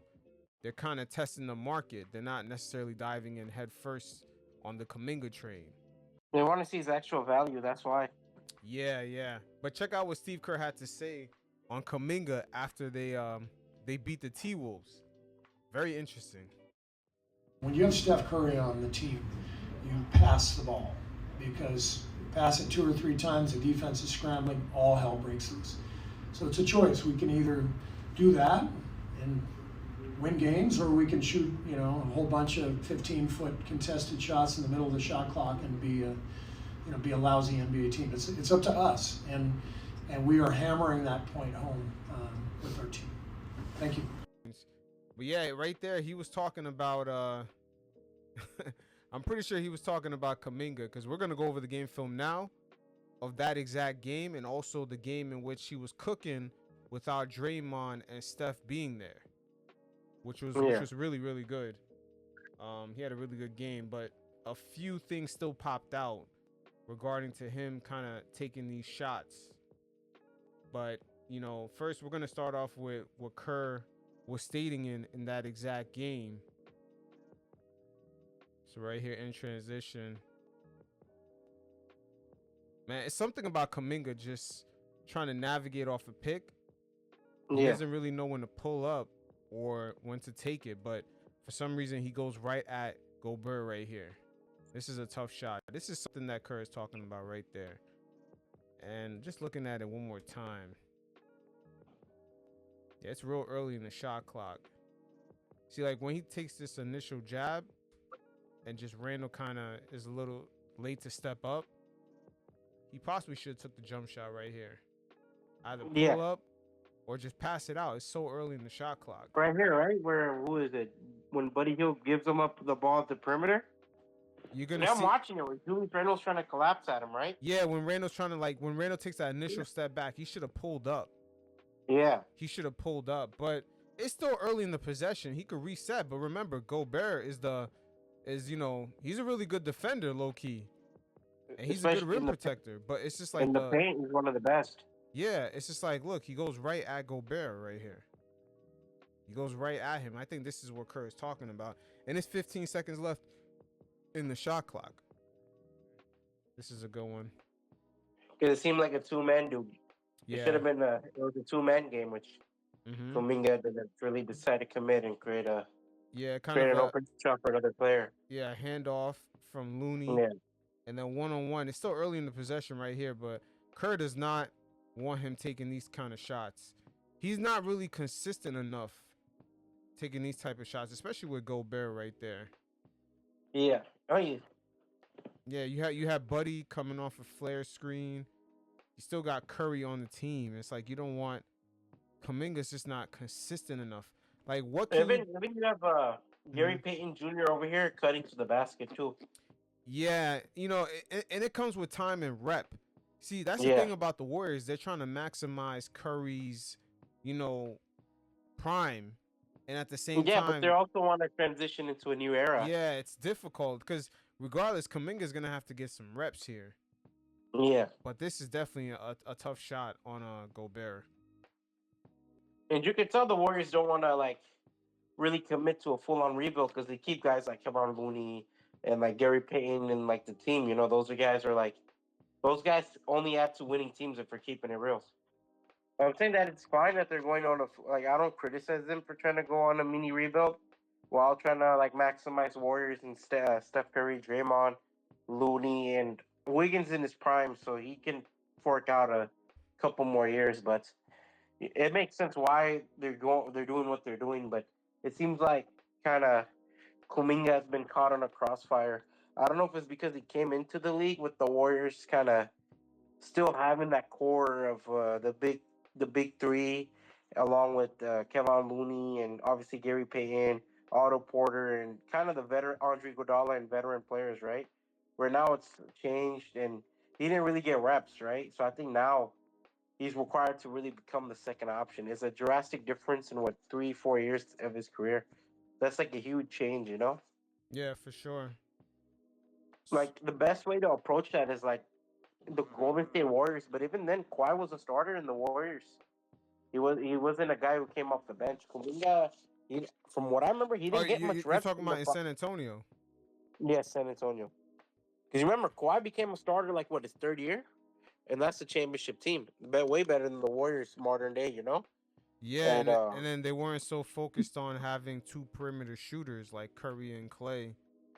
No, the Spurs, we knew the Spurs' best player was Tony Parker at that point because he was the only All-Star on that team. But you also saw them go out of their way to develop Kawhi, making him a starter. Mm-hmm. But they still kind of played a team game because Tim was still effective, but then they inserted Diaw. Diaw was kind of like that forward center that could post up, make the right pass. Still play good, solid defense.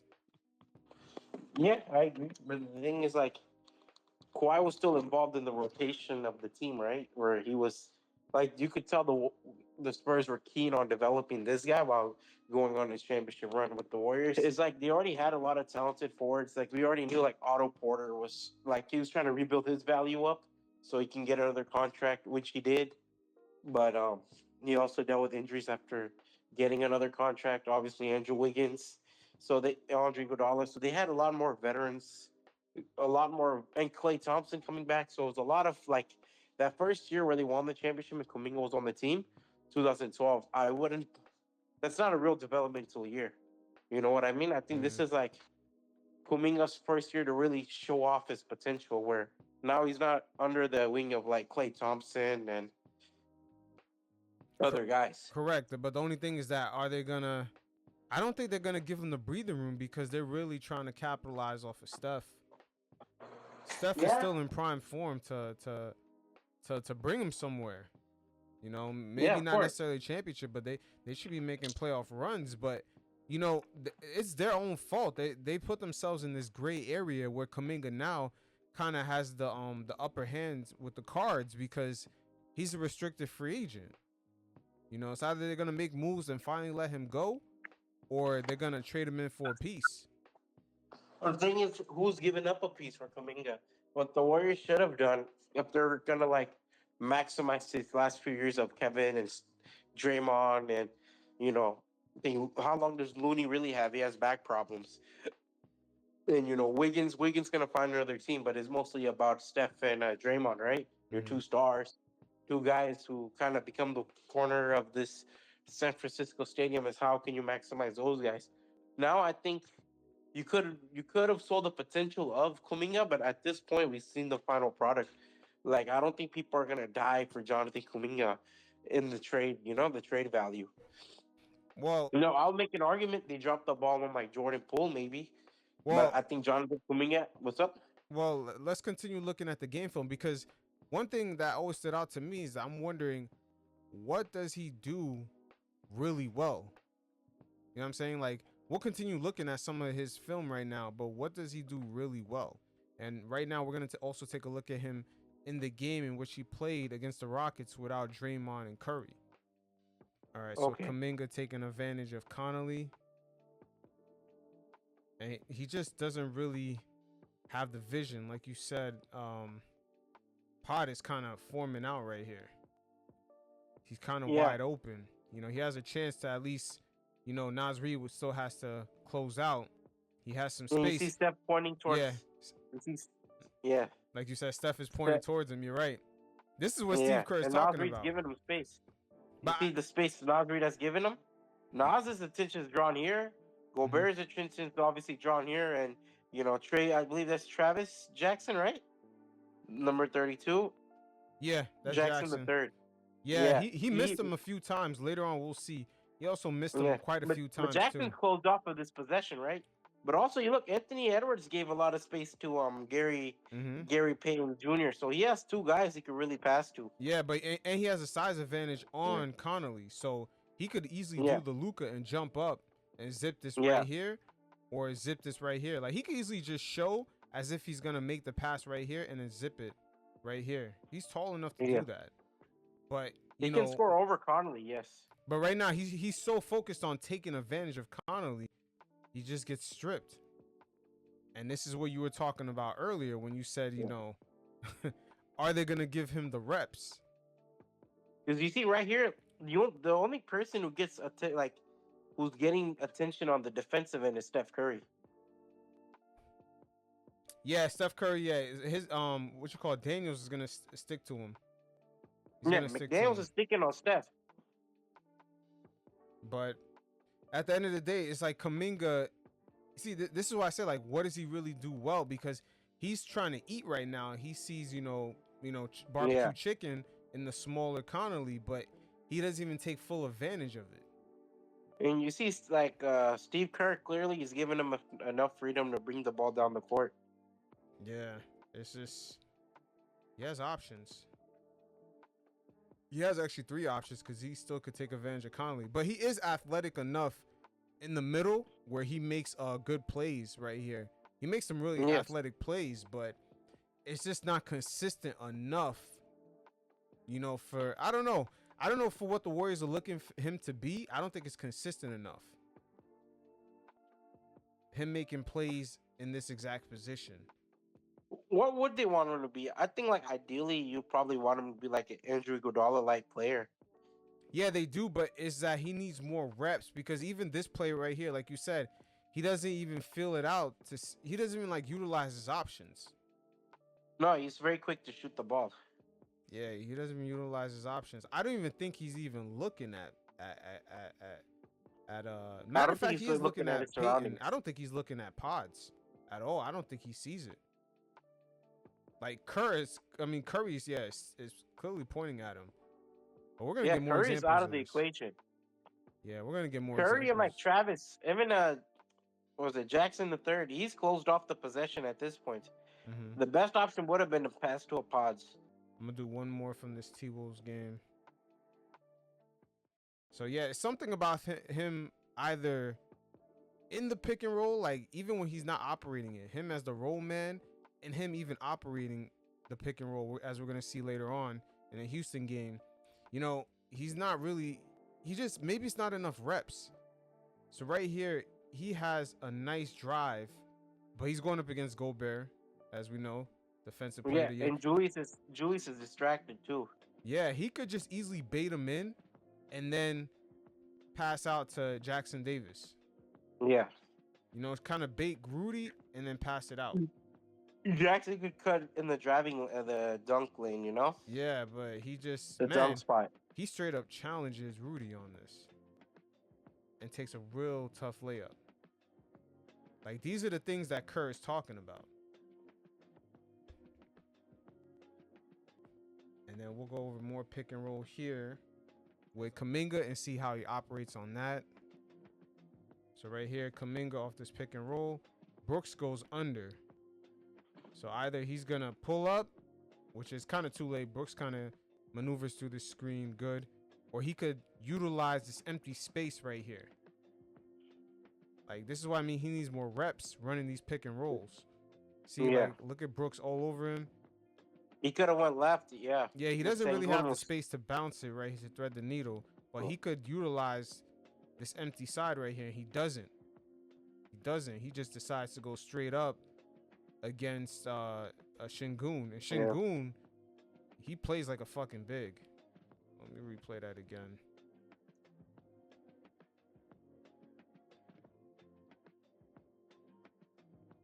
Yeah, that was a bad attempt. And there was what? 12 seconds left in the shot clock? Yeah. You know, even if he had to reset, he could have just reset. But maybe Kuminga is just too overzealous. It seems like rookie mistakes, to be honest with you. Yeah, but how many years is he in? He's been in the league for a good 4 minute years. Now. So here's Kuminga. Man, that would have been a good Wiggins pass. Yeah, Wiggins right here. I mean, not Wiggins. Kuminga dribble handoff.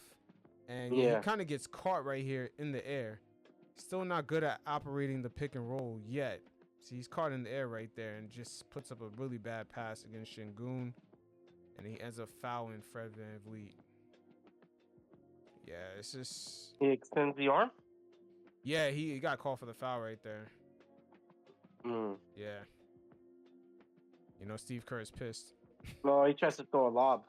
Kuminga's problem is IQ. I think that's just why he struggles to find some shots and even, he struggles to find some shots and kind of find his teammates. Here's some more of him in the pick and roll. So Kuminga right here, operating the pick and roll with Looney. And a little cross action right here between Pods and Buddy Hield. And he misses Pods eventually right here because Amen kind of gets under this screen. He still had an opportunity to pass it out to Pods.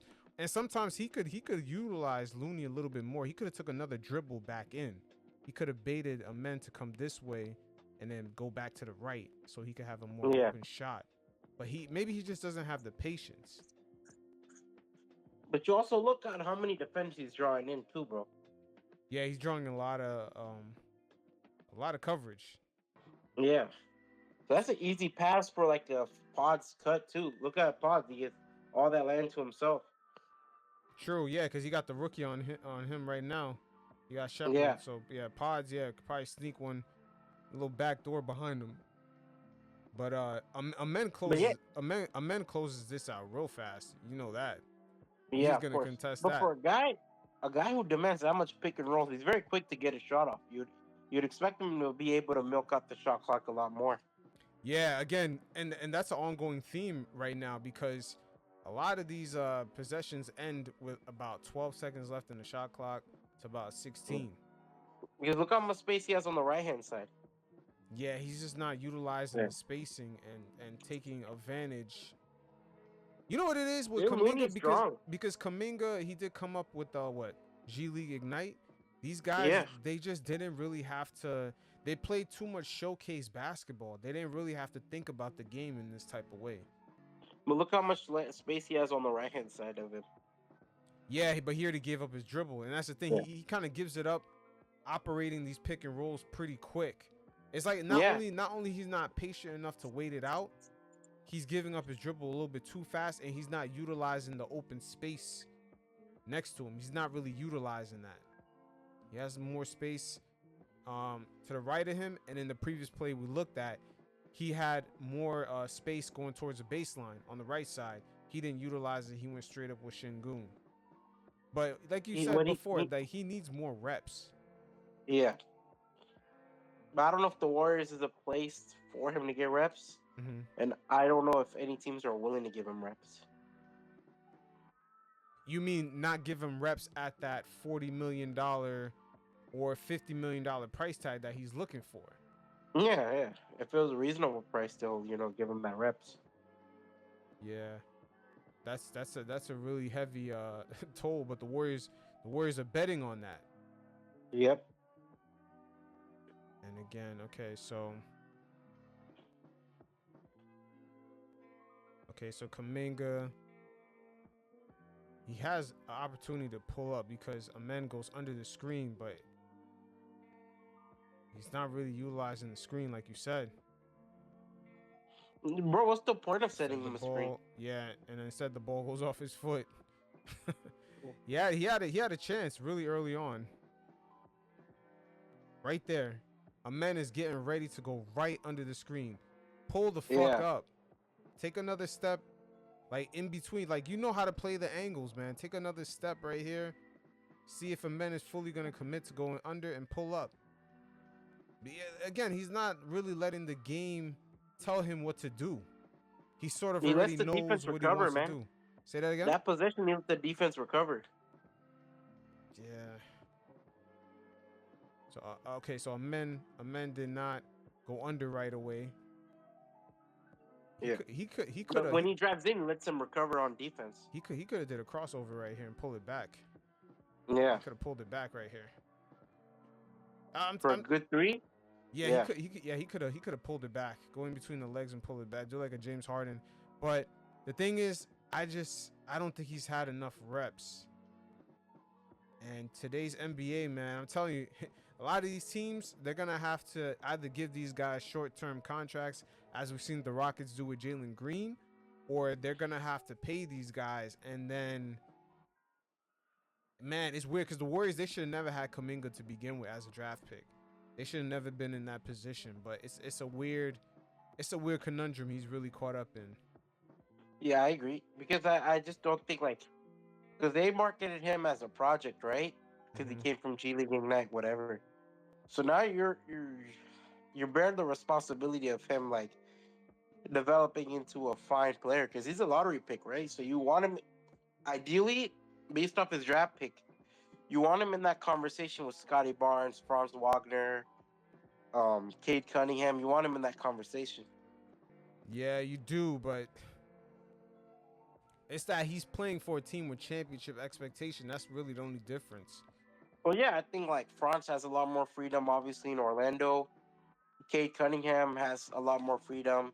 Scotty Barnes and the Raptors are in a rebuild, so he has a lot more freedom. It's just different circumstances. So even Jalen had a lot more freedom too in the Rockets.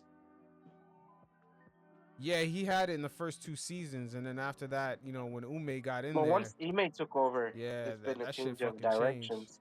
Yeah. Yeah, because now the Rockets have a lot of like a lot of players his age on that team. You know. Yep. All right, so looking at the play now, him operating under the pick and roll again. Smith Jr. going underneath the screen. He could have pulled up right here, but instead, he's gonna pull up for a tough fadeaway mid-range shot. My thing is, why didn't he pull up after the Looney screen?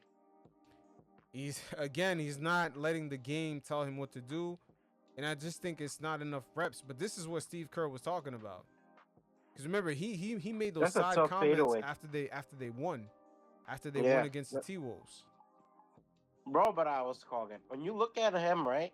When you look at Kuminga, one thing I've noticed is he's an over dribbler.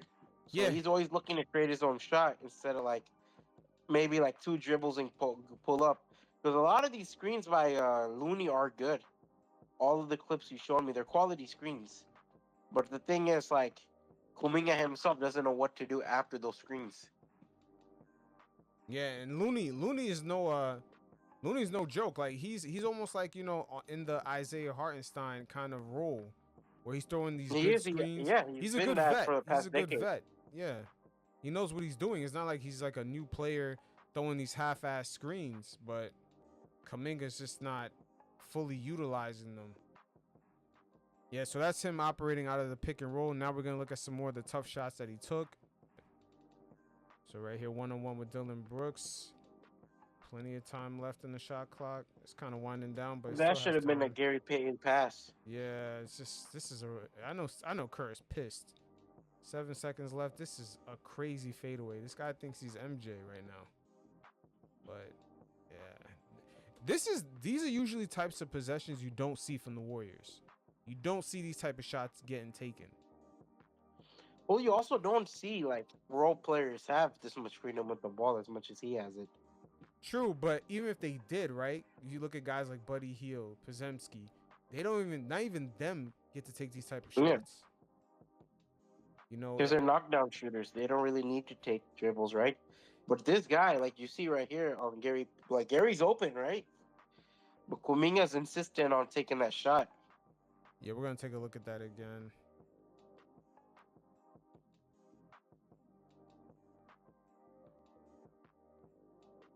Yeah, I don't see Gary open. I just see him. He's probably able to make a quick pass to reset. Hold on, replay one more time. Right here, you see Jabari. He's kind of dozing off of him a little bit, giving him a lot more space. You could have reset the possession right there. Maybe like if Potts could, you know. Yeah, I don't know why Kuminga thinks that he could take Dylan Brooks like that in the post. He's Yeah, not. because Dylan's strong as shit. Yeah. So like you could reset the play with Gary Payton. Maybe have like pick and roll action with him and Podorinsky to create an open shot. Now Because you have like 9 seconds on the shot clock. But in this game, keep in mind, Draymond Green and Curry, they were out. They're sitting on the bench. Like they didn't play this game. So Kuminga had more freedom. Now he did play that's well. what the Warriors want though. The Warriors want him to be able to be like the third ball handler. They did, but in this game, he did make a lot of plays in the paint, a lot of athletic plays, and like in this type of situation. But it wasn't as efficient, but it did the job, and he actually helped the Warriors win this game. You know, especially at the end, closing it out. But you know, he does make athletic plays in the paint like this, but it's really usually going downhill.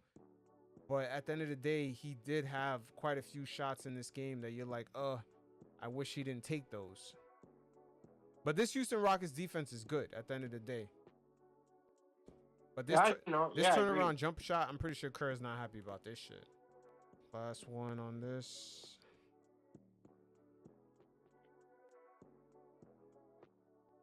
Yeah, why didn't he just go up with the 3? All right, so hold on. I replayed it twice. Yeah. All right, so the third time. Okay, now I'm gonna talk about it. Watch. Oh, That's you're right. He's open for the Yeah, three. he's open for the three right away. He's open for the three right away. Wow. He just kind of. And he could have stepped. Let's just fill this out a little more. Pods, yeah, I thought Pods would be more open, but he's Look, not. yeah, look, he's clashing on Buddy Hield. Yeah. And The instead, only concern now would be is like the Warriors' offense are set, right? Because they're in transition. But despite that, like he clearly doesn't care. Look at him; he's driving into the paint despite like Looney not being in the spot. yeah, it's this is tough. This is tough. Yeah, he just gives up on that three. He just gives up an open three to take this contested shot. But I also think very it's a early in problem the with shot clock dribbling. too. I know Kerr's pissed. Like Kuminga doesn't have an off-ball game, right? And the Warriors have been predicated on having a good off-ball game, Good despite point. whether it's Kevin Durant, whether it's Steph Curry, Klay Thompson. You look at even the role players, right? Barbosa, Otto Porter. Yeah, for you the could bring most a part, ton of yeah. role players. Yeah. A lot of young players like on Kuminga's like kind of level with athleticism. They really haven't had to develop that in their game, and it's crazy. It goes to show you that G League Ignite, it really didn't help a lot of these guys, man. It really did not, and that was the NBA's attempt to have some sort of minor league system before these guys. Yeah, they countered come the into the league. NCAA's influence. Say that again. It was to counter the NCAA influence of the leagues.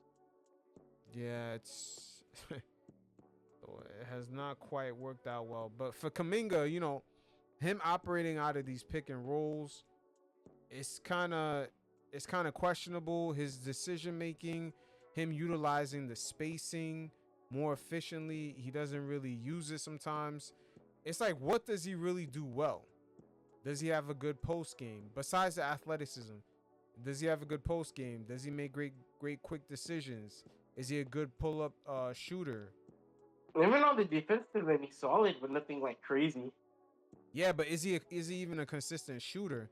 No. Yeah. Is he making great decisions? No. Out of the pick and roll? No. Is he even operating out of the pick and roll really well? No. Him rolling out of the pick and roll, besides him using his athleticism to get to the cup, is he making good decisions as being the roller? No. It's like there's not one thing you could really point to and say that he does well. No, but I think the problem with Kuminga, well, I think the Warriors are giving him a lot more freedom, right? But like last season, grievances was a lack of role. And I think now with Klay Thompson gone, he's really given that responsibility. So one would hope that he would be able to step up with this newfound responsibility that he has this season. But I don't know. I think Kuminga is much more of a struggle. I think he's also one of the main reasons why the Warriors went out and got Dennis Schroeder for giving a couple of second-round picks. Is you kind of need a second ball handler, consistent one. And, we see Kuminga, he struggled to kind of find his teams on the open space, struggled to create some shots for himself and the others. So I think a lot of responsibilities will go to Dennis Schroeder as time progresses. Mm-hmm. Now, just going back to the film real quick, just again, what does he really do well? This is an open 3-point shot, and he airballs it. Again, it's just one thing about him. There's not one thing you could point at and say he does this real well. Now, off the top of your head, do you know if he plays really good defense? Can you say his defense is exceptional? I can't really tell you he's a great defender. Yeah, at least for Wiggins, at times that helps Wiggins and the Warriors kind of justify his price on the perimeter. Wiggins is a great guys down Wiggins or is a just good annoy defender. them. Say that again? Wiggins is an overall good defender. Yeah, it's just Kuminga. You can't. Man, I don't know how these guys, like, what do they say when their agents, like, what do they say when they go to the negotiating table? Like, they just want a certain price because they were drafted in a certain area? Like, I don't. Yeah, it's just a number at the end of the day if you're not producing. But my thing with him, man, is like the Warriors, right? We're talking about the Golden State Warriors and maybe they should have sold, maybe whatever, right? The thing is, they would have been better off selling the idea of they would have been better off selling the idea of Jonathan Kuminga. Yeah, but you know what? Again, it's too late. It's too late. They should have been Yeah, did of that. course. They could have. They They could should have have. done that the second they should have done that the second or third year. This offseason probably could have been a good idea. Yeah, and it's too late because I feel like they already wasted at least 2 prime years of Curry, and they could have got something back already, and they could have been building off Yeah. of that. Because Curry doesn't have that long. He's only 30. He's only 36. Yeah, so it's not that long, and they're kind of just, man. The Warriors, I don't know. It's like you said, they're playing 2 games at once. One game is utilizing Curry's prime. The other game is setting up themselves for the future because they got that new stadium, and they want to. It seems like they want to guarantee that when Curry's gone, that they have another situation right away. All right. Yeah, matter of fact, we're gonna really touch base on this Hawks defense and just this overall Hawks squad because this matchup right here, you know, when the Hawks eliminated the Knicks from the Emirates Cup, it really wasn't on Trey Young. You know, we all know Trey Young gets the troll job with the Knicks. He's gonna get the media coverage, but it was this overall team, man. They really played it well. Johnson. I fuck with the Knicks heavy, bro. Nah, I know, but right now this is really to highlight this Hawks team because they're supposed to be in like a complete rebuild, and I think this rebuild is gonna happen a lot faster than we think. They have really good size on this team. Johnson is becoming a really good playmaker, and you know they could kind of emulate what the Cavs are doing right now, and they could also emulate to somewhat degree the Orlando Magic with the size, man. The Hawks have great size on this team. It's a big team. Yeah, so if you look at what you got, Jalen Johnson. I think even Dyson Daniels is a decent sized player, like pretty big. You have Ricochet. Obviously you got Big O and Clint Capella in the middle. Man, it's a big ass team. Yeah, so we'll start off with their defense. Like the Hawks giving the Knicks a lot of issues with their size. See, Brunson is being guarded by Daniels, right? So Trey Young is the weak link, but look at Capella. He sticks on McHale. See, like, look how much the Hawks switch. They're kind of hiding right now. They're hiding Trey. They're trying to put Trey on Josh Hart. Yeah, Trey right here is trying to get to Josh Hart because he's a non-shooter. So see, now we got Cam on Towns, and it's a great closeout right here. And then look who you have underneath for rebounding. And then you got Daniels also could crash out. The Knicks struggled to get offensive rebounds in this game. Like, it was like a combination of them not getting second chance points, the Hawks' length, and them not matching up too well because they kind of play small. So then you had all of a sudden had guys off the bench. What's his name off the bench? Yeah, DeAndre Hunter had 24 points off the bench. It was him. DeAndre Hunter, yeah, he killed them. That's what I'm saying. The size killed the Knicks. Yeah, the Hawks are a deep team. Like even Bogdanovich, I know he's gotten a lot older, but even he's a good player. Mm-hmm. All right, so in transition, look at this closeout by Johnson. He blocks OG. OG's not a small dude, man. OG is not a small dude. And then you have Dyson. And OG strong as shit. Yeah, and then you have Dyson right on McHale after that. I'm gonna take a look at it again on this closeout. Look at Johnson. It's a quick closeout, man. Blocks OG. That's what I'm saying. This team is like a little mini they're like a low-key Orlando right here, or like a low-key Cleveland. Yeah. You know, Cleveland plays. They're maximizing Trey's talent on this team, man. Like, yeah, they can actually hide Trey Young now. Yeah, they can actually hide Trey Young. I had a friend tell me that Trey should leave Atlanta. I'm like, dog, like this Atlanta team is the most Trey Young team you could ever make. Yeah, and now like originally when they did that trade and got what's his name from San Antonio, DeJounte. Yeah, like that was the wrong way for them to kind of mass Trey Young because everyone thought like, okay, well, they can get him, they could sort of mass Trey Young, but it didn't work, and now we're seeing it kind of work out for them this way. Also, you're forcing the Johnson to be like the second option too, right? So how exactly would it work? You know, like Correct. defense and offense, like you're gonna have some clashes sometimes. Obviously, like it's hard to play. It's hard to be a true like two-way player when you have more of the responsibility of being in the ball handler and being kind of the off-ball player. So you're running around on offense too. So it makes it a lot tough to really commit to defense. Correct. Now, right here, we're gonna see the Hawks' length.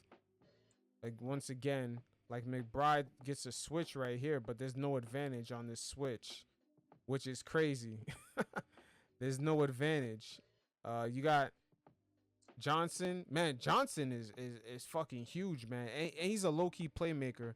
We'll go over it He's later what, on. 6'10", right? Yeah, man, his playmaking skills have gotten a lot better. He reminds me of a bigger version of Josh Hart.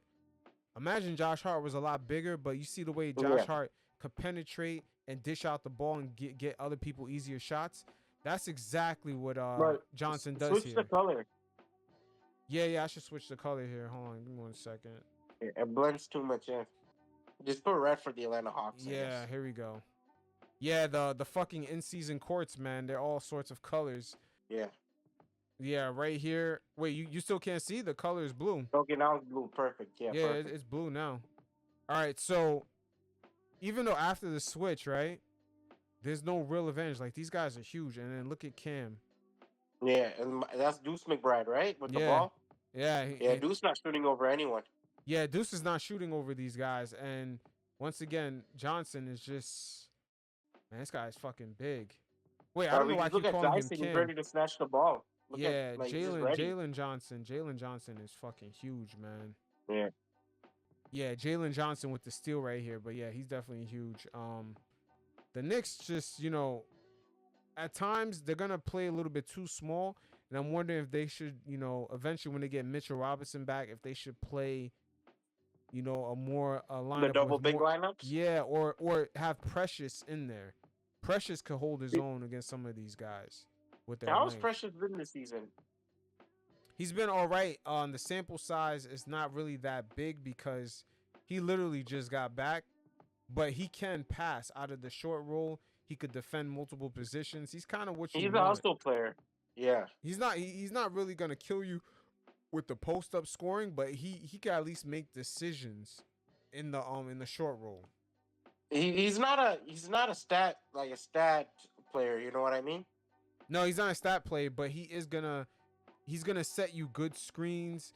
He's gonna grab rebounds, get your extra possessions. Yeah, and then he's gonna close out on defenders. He's gonna when teams try to get switches, it's not really gonna affect him too much because he can guard, basically almost every position on the floor. He's fast enough. Yeah.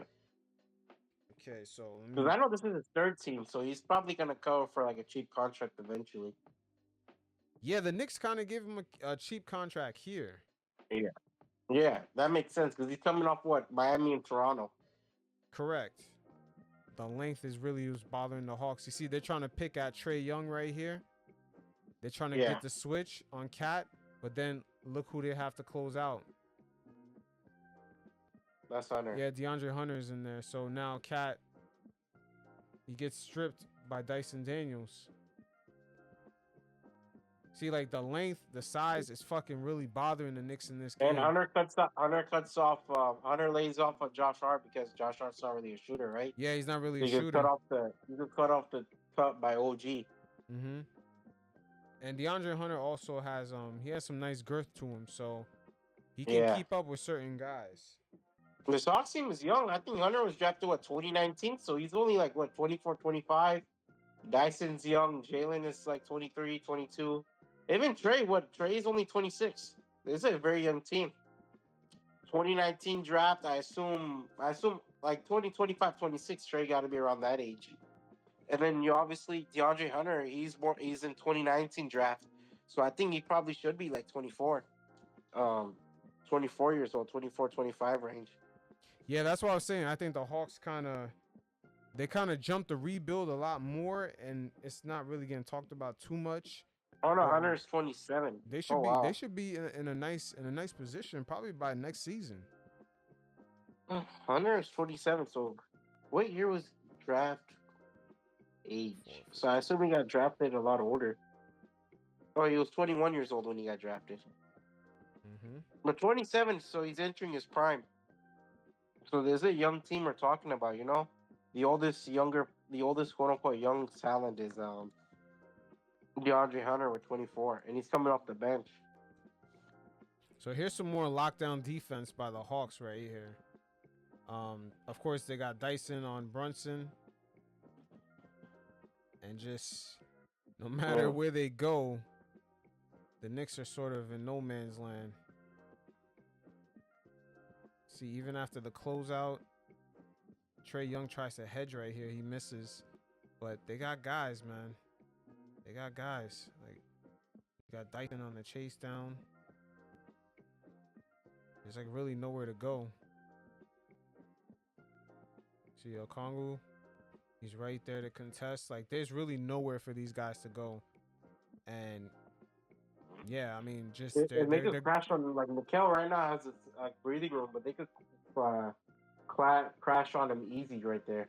Yeah, I'm gonna stay with the same possession right here.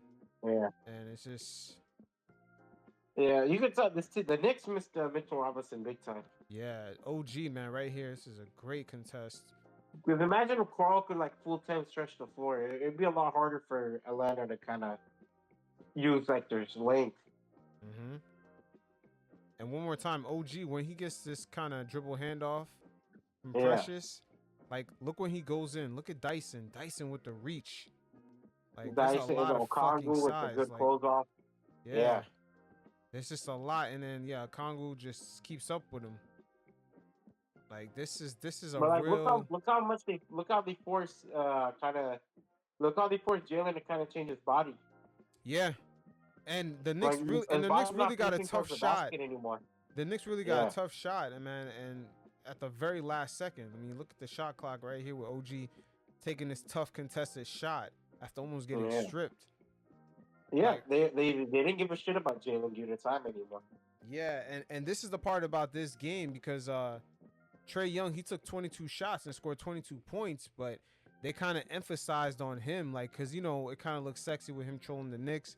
But what really was the sexy part was the Hawks' overall team chemistry, team defense, the playmaking from Johnson.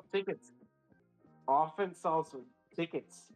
Yeah, but he was shit. 22 points on 22 shots. Yeah, I agree he was shit, but like the average fan, you're not gonna sell them their defensive fucking possessions of Dyson Daniels and Okongwu. You're just gonna sell them like Trey Young rolling the dice. But I know what you mean. Like the credit should go to the defense. The Hawks overall, they're just a good defensive team. That's why I don't really sleep on the Hawks. Like with how weak the East is, right? Mm-hmm. Besides Boston and like New York, right? Like these teams can go from anywhere. We saw the Bucks have like a dog shit record to not being like one of the competitive teams in the span of a month and a half. So the East is much more open than we think. Even like Philadelphia has a chance to kind of rise up because of how open the East is, True. The East is kind of going through a transition. I would say the top of the Eastern Conference is going through a transition that they weren't going through before, because the East has always kind of been not as good, but it was more in the middle tier to the bottom. It wasn't the top, because remember we had the Celtics, we had Giannis when they were healthy, we had the 76ers when they were healthy, but now all these teams have kind of, Giannis in a way is kind of rising back up through the ranks, but there's been a shift in the Eastern Conference a little bit. I have to give Cleveland their flowers. They've been consistent being top seed. They've been in the middle pack, because remember last year they regressed off of that elimination that they were coming off of. Well, they tanked last year. Knicks. Tanked last year at the end of the season. They just had a lot of injuries. Yeah, I know, but I'm talking at the end of the season. They made sure they tanked a little bit because they wanted to match up against Orlando. Yeah, but just going back more to the Hawks offense right here. Now, Dyson Daniels, of course, is on Brunson. Great navigating through these screens. Look at the length of... Damn, Cam Johnson's really a fucking problem. Nice closeout by Zachary. Look at the Hawks defense. Cam Johnson? Yeah, look at the Hawks defense, man. Shot clock violation, bro. Yeah. Like, they really fucked the Knicks up in this game. Jalen Johnson. Yeah, Jalen Johnson. My bad. I don't know why I keep calling him that. Yeah, Jalen Johnson. Yeah, bro. We have a lot of Johnsons in the NBA. Yeah, there's a lot, and there's a lot of Jalen's. Holy shit. Yeah, that too. There's a lot of fucking Jalen's. I mean, there's 2 sharing the court right now. Yeah, there's a lot of fucking Jalen's. Yeah. But yeah, another possession where the Knicks just, the shot clock basically expiring, them struggling to get something off. Yeah, like I said, I want to give the Hawks team overall credit because I think, you know, the Trey Young celebration at the Garden was a little bit too overblown because he's really celebrating, again, 22 points on 22 shots. But, you know, overall, the Hawks are just, this Hawks team, they're just not a sexy team. They're just not a sexy team in franchise, so people don't like pay much real estate to them, you know? Yeah, that's true. But they're coached pretty well. I like Quinn Snyder as a coach. Like, I'm a big fan of Quinn Snyder as a head coach. I liked him in Utah, and I like him here. So, yeah, this is a great pass by Mikal Johnson underneath the hoop. Man, we rarely see OG. And, yeah, the Knicks got to fight for every little thing that they get in this game. Like, they had to fight for every little bucket. Like, Jalen Johnson's a fucking problem, man. Yeah. I'm telling you, man, he's the Megatron version of Josh Hart. Yeah. He's awesome. Yeah, like even on the offensive end. Like I'm looking at Josh Hart right now on the screen. He's much smaller. They have the same attributes, man. Relentless, just relentless defense, and on offense, they setting things up for other players, and they both can't really shoot. All right, so now with Brunson, look when he attacks. Yo, they close out his attacking lane so fucking fast. Dyson, Capella, and Zachary, they all close out. And they're taking advantage of Josh Hart being right here in the corner. Maybe Josh should have he should have backdoored real quick. Yeah. Yeah, they trapped Brunson real fast. But that's not even the craziest part. Now, Even the backdoor cuts from these clips, it hasn't really worked out for the Knicks. And the OG backdoor cut. Yeah, because you know what? This team is really big. But Cat right here, because he's such a three-point threat, he normally would pull up and just take this shot. But that's why Capella closed out so hard. But now Cat, the good thing about him, he goes downhill crazy. But look, once he goes downhill, look yo, Dyson is already blocking his attacking lane already. Yeah. But against the Bucks, man, he killed Brook Lopez like this. He's killed other centers throughout the season. They're more slow-footed, bro. Yeah, they're much slow-footed. Like Brook is more slow-footed. Yeah, like Vooch in Chicago, Cat killed him. A lot of centers Cat has gone up against. The one in Phoenix, what's his name? Nurkic. Yeah, he killed them the same way. But look, the Hawks. This is The why Hawks are just long wings. Yeah, You know, they can catch up on and speed. this is why we have to watch this fucking team, because it's like, wow, like this rebuild, it might really go their way. Trey Young might not have to go anywhere. No, I always thought it anywhere. was stupid. I always thought it was like the only reason why I ever entertained the Trey Young deal is like this DeJounte Murray thing didn't work out, and I think the Hawks they didn't beat a dying animal. They said, yeah, okay, it's not working. Like, Nah, you're 100% right. But yeah, we're gonna go right back to the film here. All right, so Cat now is gonna attack like he normally does, going downhill. But look who meets him right there. And look at Jalen Johnson, man. Look at Jalen Johnson. And you got Capella. But look at Jalen. Sheesh. Like, that's one hell of a contest. And that's normally a play that Towns this season, he's been killing other centers with. He's been killing other centers with that exact play.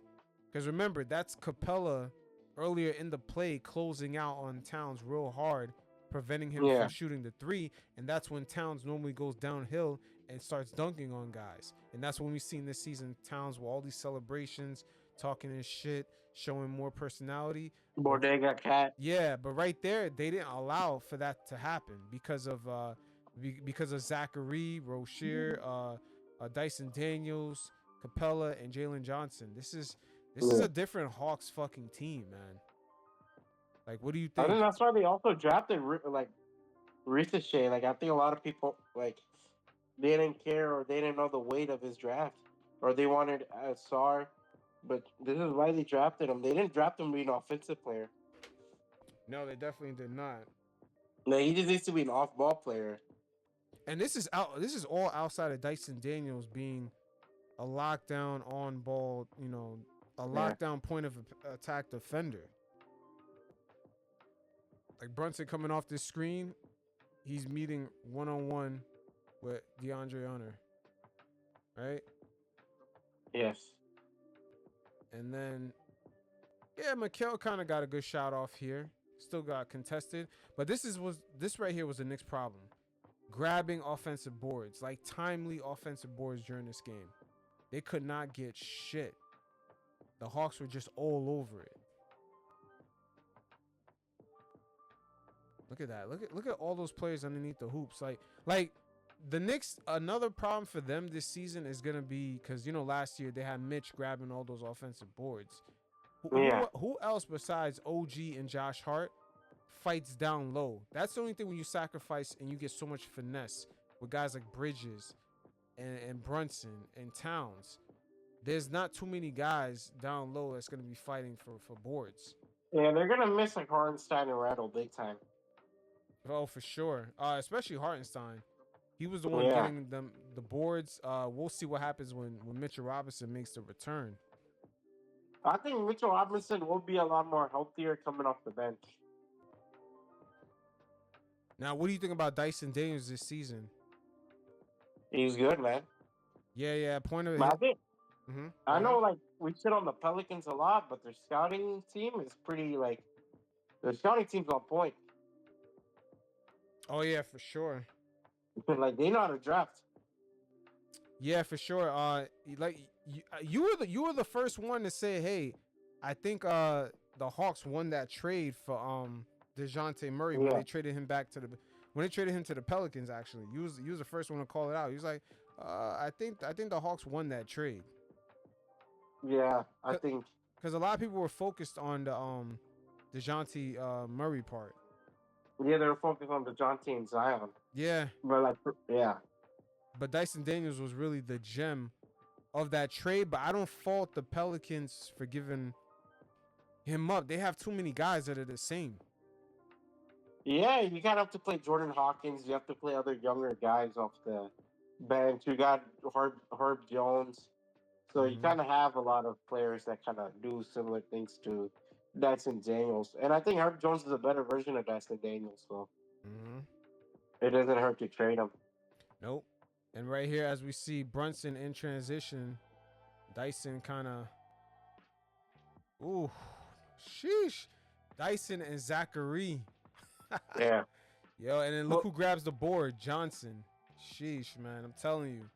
Even like backtrack on even the New Orleans, I never have a criticism with how they built their team. It's just the health.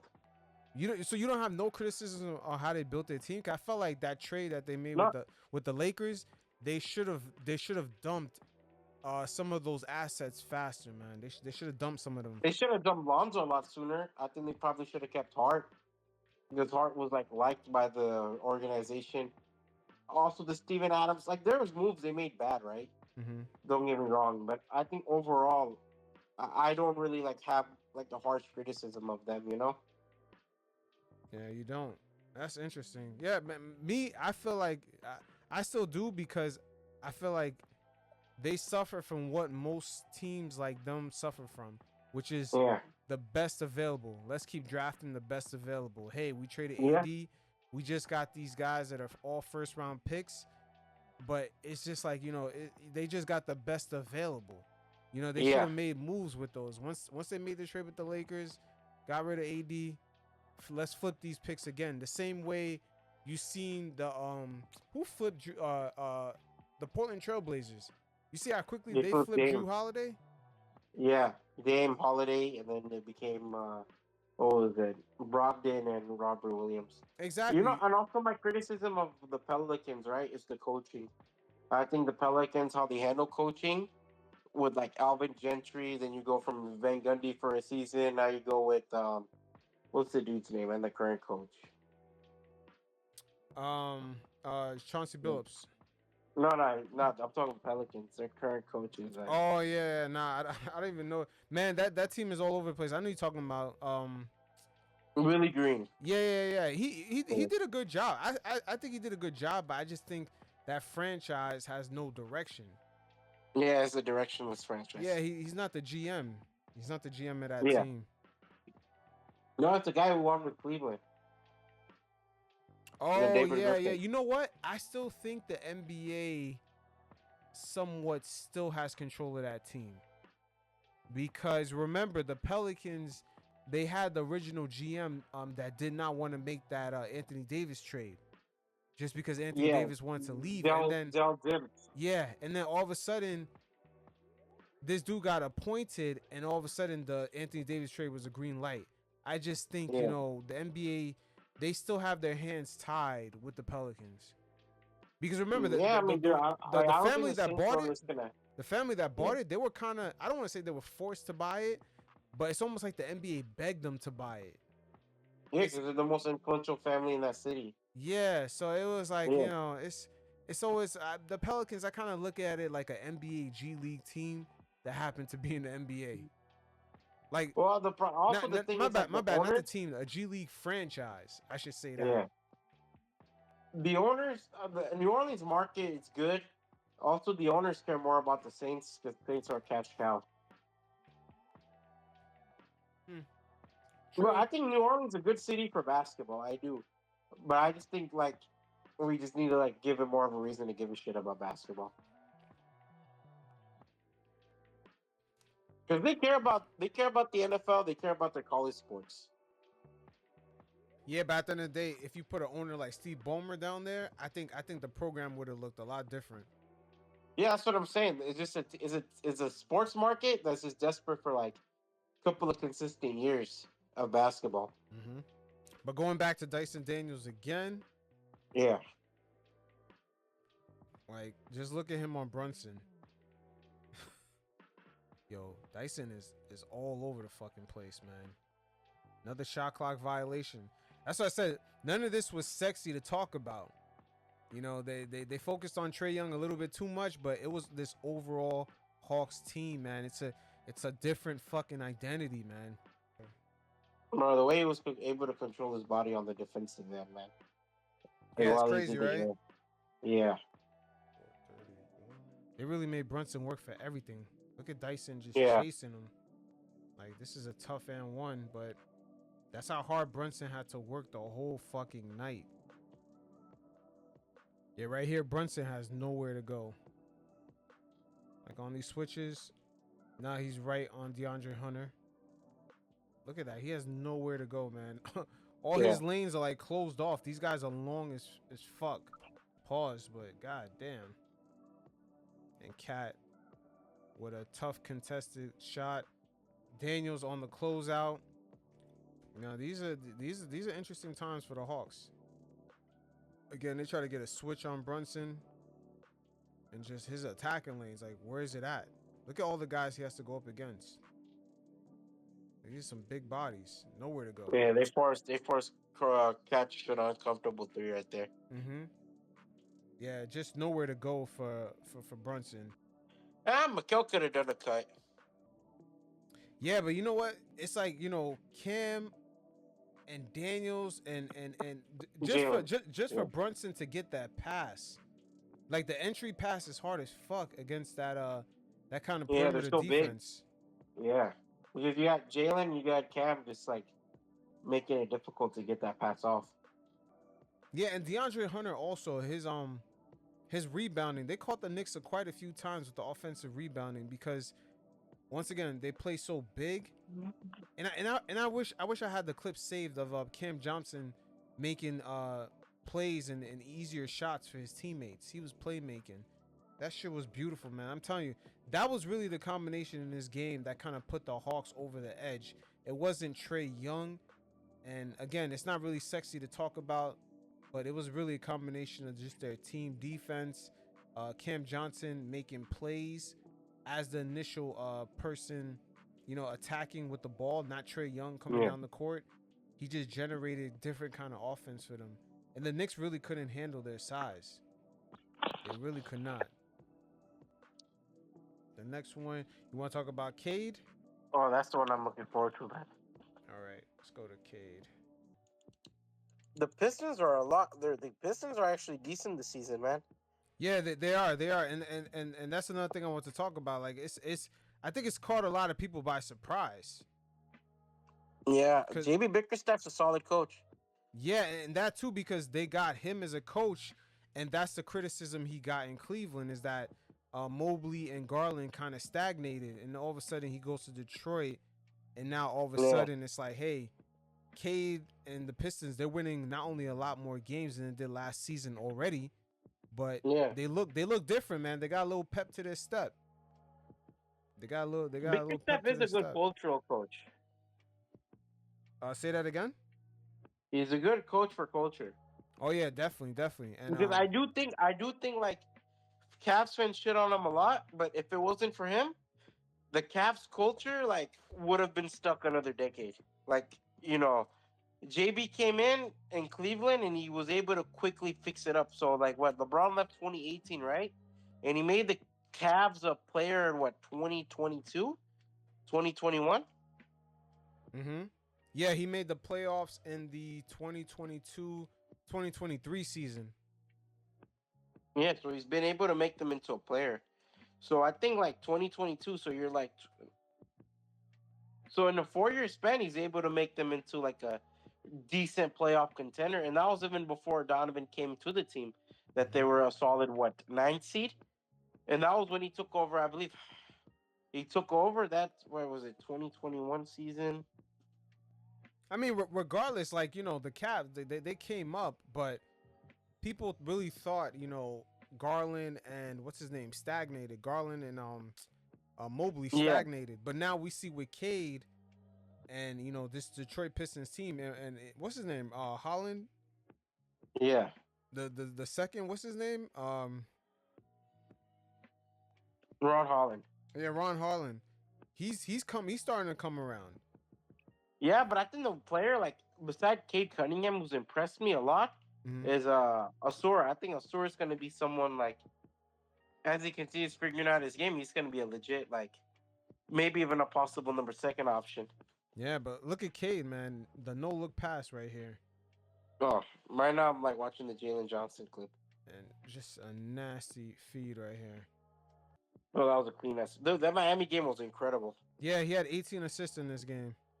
Yeah. Like, just that no-look pass was just... Ooh. Bro, it's like he's so good playing at the open floor. Mm-hmm. And I think what helps him is his size. He can rebound. He can just, obviously with his rebounding ability, it reminds me a lot of Russ. You know how he creates open possessions for other players running down, Yeah, but he doesn't operate too fast. You know what I mean? Sometimes Russell Westbrook plays too fast for his own players. Yeah. And Cade looks like, he's in the Matrix, man. He's just at his own speed. He does a good job controlling the game. Mm-hmm. Great job at controlling the game, man. Yeah. Again, he's moving at his own speed, as we can see right here. Look at Cade in transition. That was a nice pass, but the Pistons, unfortunately, in this game, they could not finish a lot of shots. He would have had more than 18 assists had they had guys who could really finish and knock down some of these open shots. Yeah. But it's just part of the progression. But yeah, you see how he controls the open floor? Mm-hmm. Yeah, I know, but it was a good pass. Had they had more guys who could finish, he would have had more than 18 assists in this game. Yeah. Bro, the Pistons overall, I like their team a lot. I think right now they're young. I think also I gotta give credit, like Cade Cunningham, bro. One thing I noticed about him is even on offense, he's he attacks the basket pretty well, which he's able to draw in defenders. I don't know if you have clips of it in your recordings, but that's one thing that also impressed me along with his ability to play on the open floor. No, yeah, we got clips on that. We got clips on that. Here's one right here. He has real good patience too. What were we just talking about is missing that. Kuminga. Yeah, Kuminga is missing that. misses. Kuminga misses his ability to draw in defenders. Where Cade thrives on that shit. Even Franz thrived on it. You know, all three of the players we talked about, right? Franz and Scotty and Cade Cunningham from that draft class. One thing, if you notice, they're really good at drawing in defenders. True. But I think Cade is a lot better than those two I mentioned at drawing in defenders. Yep. Now right here, off this pick, notice Cade, unlike Kuminga I spoke about earlier, he takes a step in a direction of where they're spacing. Yeah. You know what I mean? Like, that's something that Kuminga wasn't doing. And then he patiently waits this out to see how it plays out. But he does a great job in using the screen. Mm-hmm. And that's something, I don't know if that's just natural. Maybe guys are just too overzealous. They're used to just operating in one speed. Yeah. But, you know, this is something that Kuminga, if he could just, you know, take a page out of some of the patience from Cade, man, he could be a completely different player. Cade isn't an overly quick player. He's just a smart player that's good first step and he's strong. But that's the thing about Kuminga. It seems like he's trying to be overly quick 24/7 without utilizing the different speeds. Yeah. Because Cade controls the pace with his strength. Mm-hmm. Look at Cade right here in transition. This is a nice pass. Nice finish. That's the thing about the Pistons, man. Can they fucking finish? That's one thing they struggle in. Even this Miami game, they had a good game, but they had to go to overtime to win the game. And I think it was a Cade buzzer beater, if I'm not wrong, that won them the game. Mm-hmm. In this game, I'm not sure. I forgot how it ended, but I remember I watched it. Yeah. Wait, say that again? I remember watching it when going to overtime, and it took like all the way to the last seconds of overtime to really decide a winner. Miami just doesn't know how to play. And this was Tyler Hero. Tyler Hero didn't have that ideal game. It was Jimmy. Again, here's some more of that Cade patience, just letting things kind of play out, scoping everything. Yeah. Oh, he drew and bam, nice. He drew and bam, nice. Let's see that again. Like, yeah, Bam completely was drawn in because it looked like he was gonna drive. Yeah. He kind of just helped his teammate grab an easier bucket. That's one thing he's really good at, bro. Mm-hmm. He's really good at drawing in defenders. I'm telling you, this is the exact opposite from what we watched from Kuminga. Kuminga just operates with one speed. He just tries to outbeat you with speed, and he ends up taking a more difficult shot. Yeah. Because remember, he missed out on what's his name, Pods, a couple of times. He missed out on some other open shooters, Gary Payton. But Cade, on the other hand, is operating almost at one speed, but he utilizes his positioning a lot better. He utilizes the open space better. You know what I'm saying? And then sometimes he draws you in and he quickly watches the play develop. I mean, he slowly watches the play develop and then he passes last minute. Yeah. That shit is natural. You can't teach that. And then here's some plays where the Pistons, they really can't finish. And this is why I said, like, this is a super young team. Once they have guys that are more complete around Cade, I think we're going to see a definite all-star, a guy who's going to be putting up Tyrese Halliburton assist type numbers from early last season. You know, consistently. One thing we can critique the Pistons on is their last year's failure. So we're watching this team finally like really develop. You know, Mm-hmm. like this is a team that didn't really get the chance to develop last year. Yeah, you're right. Okay, so we're going here. It's like it's unfair to compare them like Orlando or Rockets. You know, I think last year's Rockets was kind of the Rockets' chance to really like figure out what they are. Where I can say the Pistons are like in the same boat as the Rockets last year. They're figuring out what they are. Yeah, but right here, we're gonna see again, as I was saying. Yeah. You know, once the Pistons put more polished players around Cade, his assist numbers should be way higher. Yeah. They have Bro, quite a do you few have any guys clips that of? weren't able to finish. Look, this is an alley dunk right here, right? Yeah, This is for an alley Durant. dunk right here, right? But look, For Durant, right? yeah, but Durant, Durant is not able to finish that. This happened a lot in Yeah. this game. But what were you saying? But what I'm saying is, I think the Pistons. You know, I don't know if you have any clips of him and Malik Beasley, but those guys they have great chemistry together. Yeah, Beasley shocked me this season. He's actually their second best scorer right now.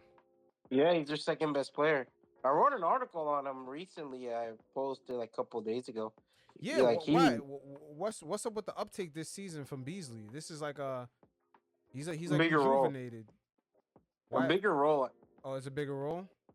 Yeah, 100%. I mean, that's how I spark it up too. You know.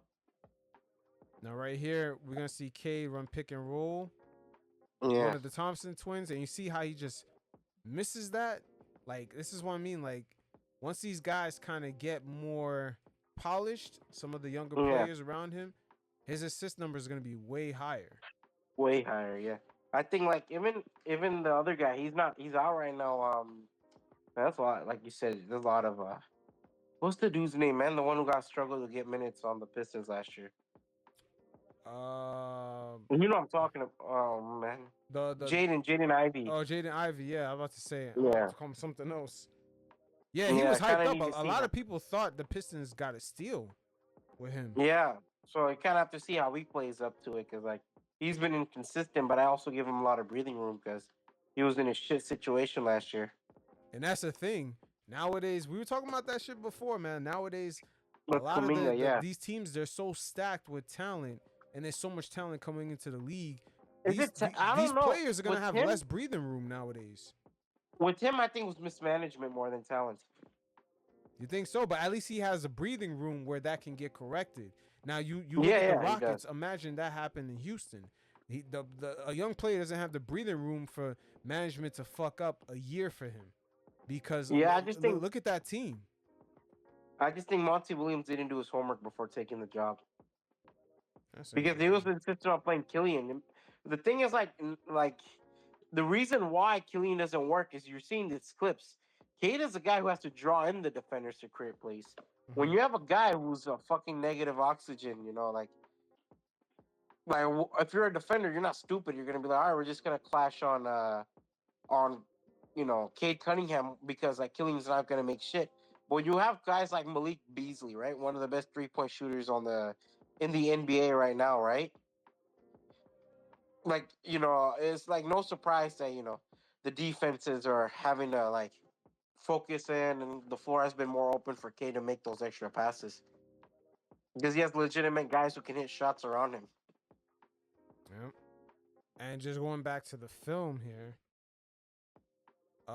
Cade, you know, he gives guys chances, man. Look at Thompson. He's wide open for this three. He's awesome. Yeah, you know, he doesn't convert, but in this game, he went back to him again, and he knocked down the three, you know, to cut into that lead, to help this team actually get into that overtime. So, Cade, man, he got good faith in his teammates. He's a solid guy, man. He's a solid guy. His teammates really fuck with him, too. The culture around the Pistons is fun. I think they got veterans who give a shit, too.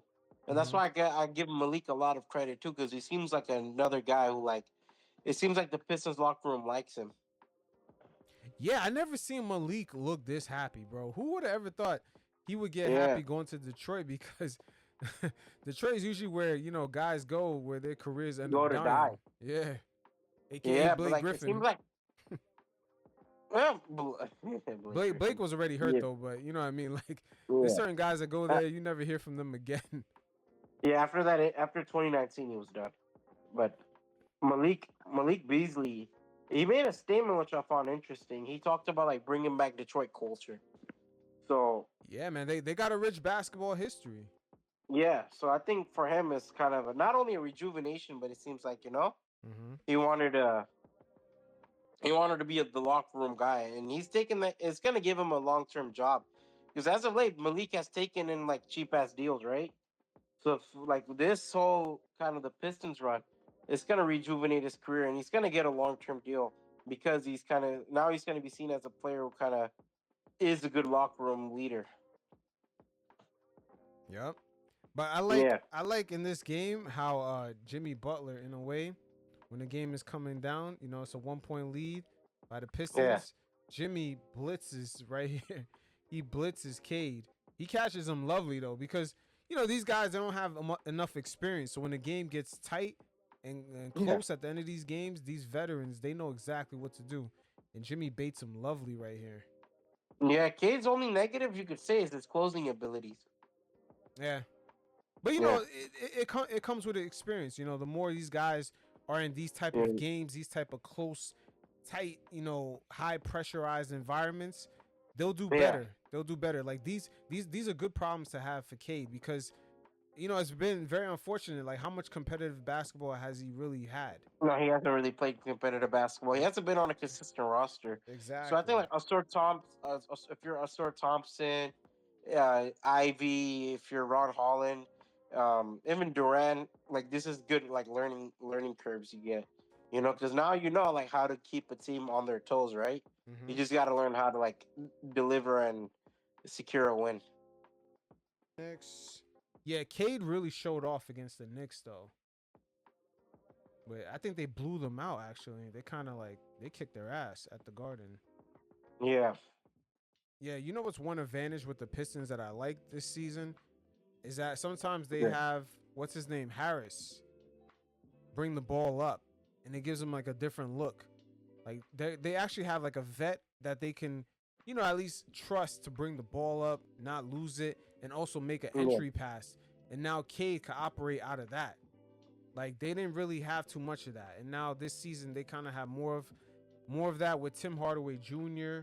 They can trust with that, and also Beasley, because didn't they yeah. get rid of Beasley, Quentin Grimes? Hardaway, Yeah, they got rid of Quentin Grimes. They didn't trust a few guys, Kevin Knox, and now no, you could see other guys, kind of set things up, because right now when you have Harris operating like that, operating the pick and roll, yeah, they can actually use Cade in different ways.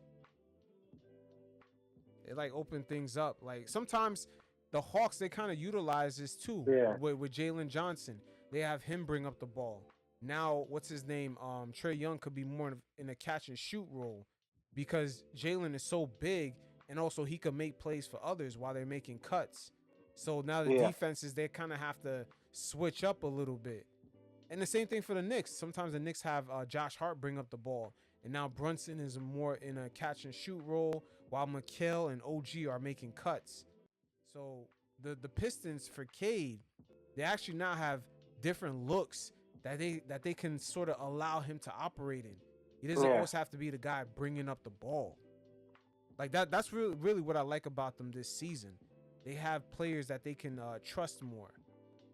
And that's sometimes a thing that gets overlooked. Like a vet, that can bring the ball up. He can operate the pick and roll. He can penetrate. And your all-star player doesn't always have to be on ball now. Now you can run different options. Yeah. But last season, man, the Pistons spacing was trash. You look at this season, look how good the spacing is. Yeah, they gave up on Quentin Grimes fast, man. They had no real like shooters. And they didn't. And I think like Tim Hardaway, Malik Beasley, they add a lot to the team. Mm-hmm. And then I swear Thompson, man, that guy can cut. He's a great off-ball player we're talking about. I think guys like Sosora is getting more opportunities. So the Pistons are just a good overall team with good dynamics. So, last year they didn't have much veteran presence. Joe Harris kind of declared retirement mid-season. He didn't really play. I remember who else was their veteran? Bogdanovich, he got traded to the Knicks. So and Alec Burks also got traded to the Knicks. So now they have a solid veteran like core guys who want to be there. They're not really looking for to be traded. They want to like build up their value while building up this Knicks team. So it's a win-win situation for the Knicks. So this right here was what I was talking about with what's his name bringing up the ball. See now with Harris bringing up the ball, Yeah. Cade now has the opportunity to post up on Brunson. Like he gets these kind of matchups. You know what I mean? Like these are just the type of looks that the Pistons can get. Like you see with Harris bringing up the ball, like instantly now you have different looks. Now Cade could use that big body, and if he draws a mismatch, now he has Brunson on the empty side. You see what I mean? Like this is something that the Pistons really couldn't do last season too much. Like who do they have other than Cade to bring up the ball that they trusted? That they really trusted. Like look, Tim Hardaway could do the same. Harris could do it, and also what's his name? Beasley. Yeah, you have three guys who can really handle the ball. Yeah, with plenty of experience now. So now Cade has options to actually be in a situation where he can post up a player like Brunson on the empty side. Like he has all this space to operate in. Yeah. Yeah, look at Cade once again just gliding in the lane. Brings the ball up, looks like he's gonna take a shot and just baits the whole defense. Harris just misses that open shot.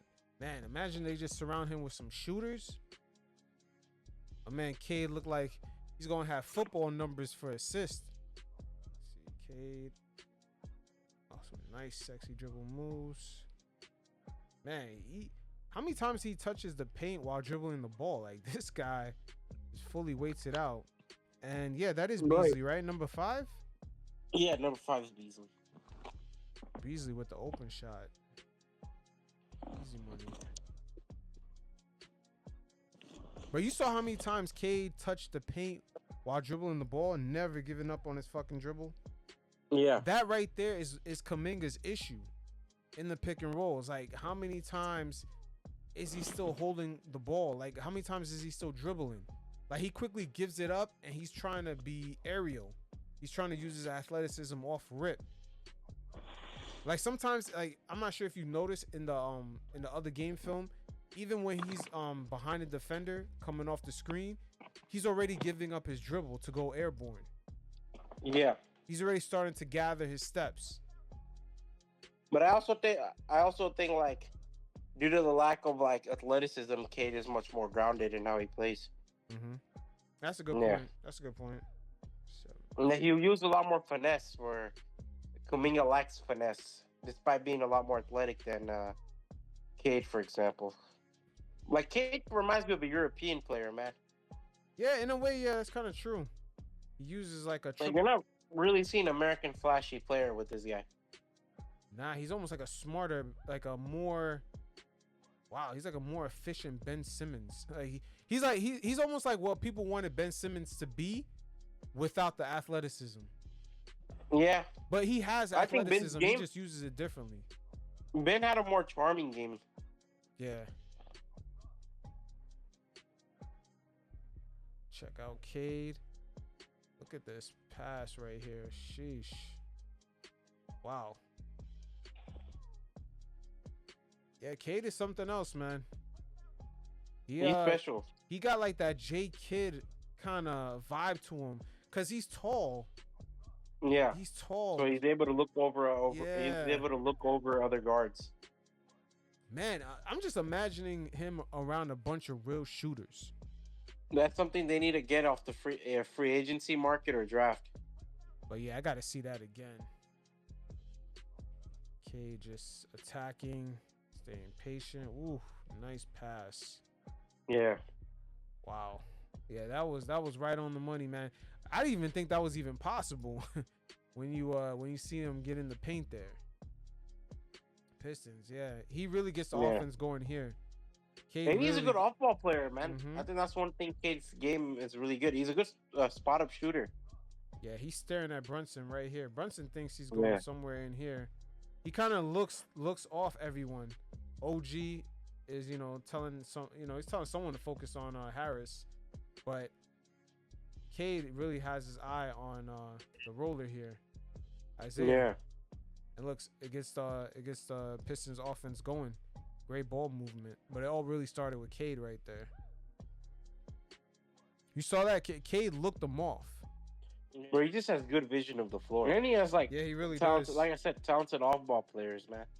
Like Tobias Harris, the veterans, all three of them, Harris, Beasley, Tim Hardaway, like those guys, they're great veteran guys to have.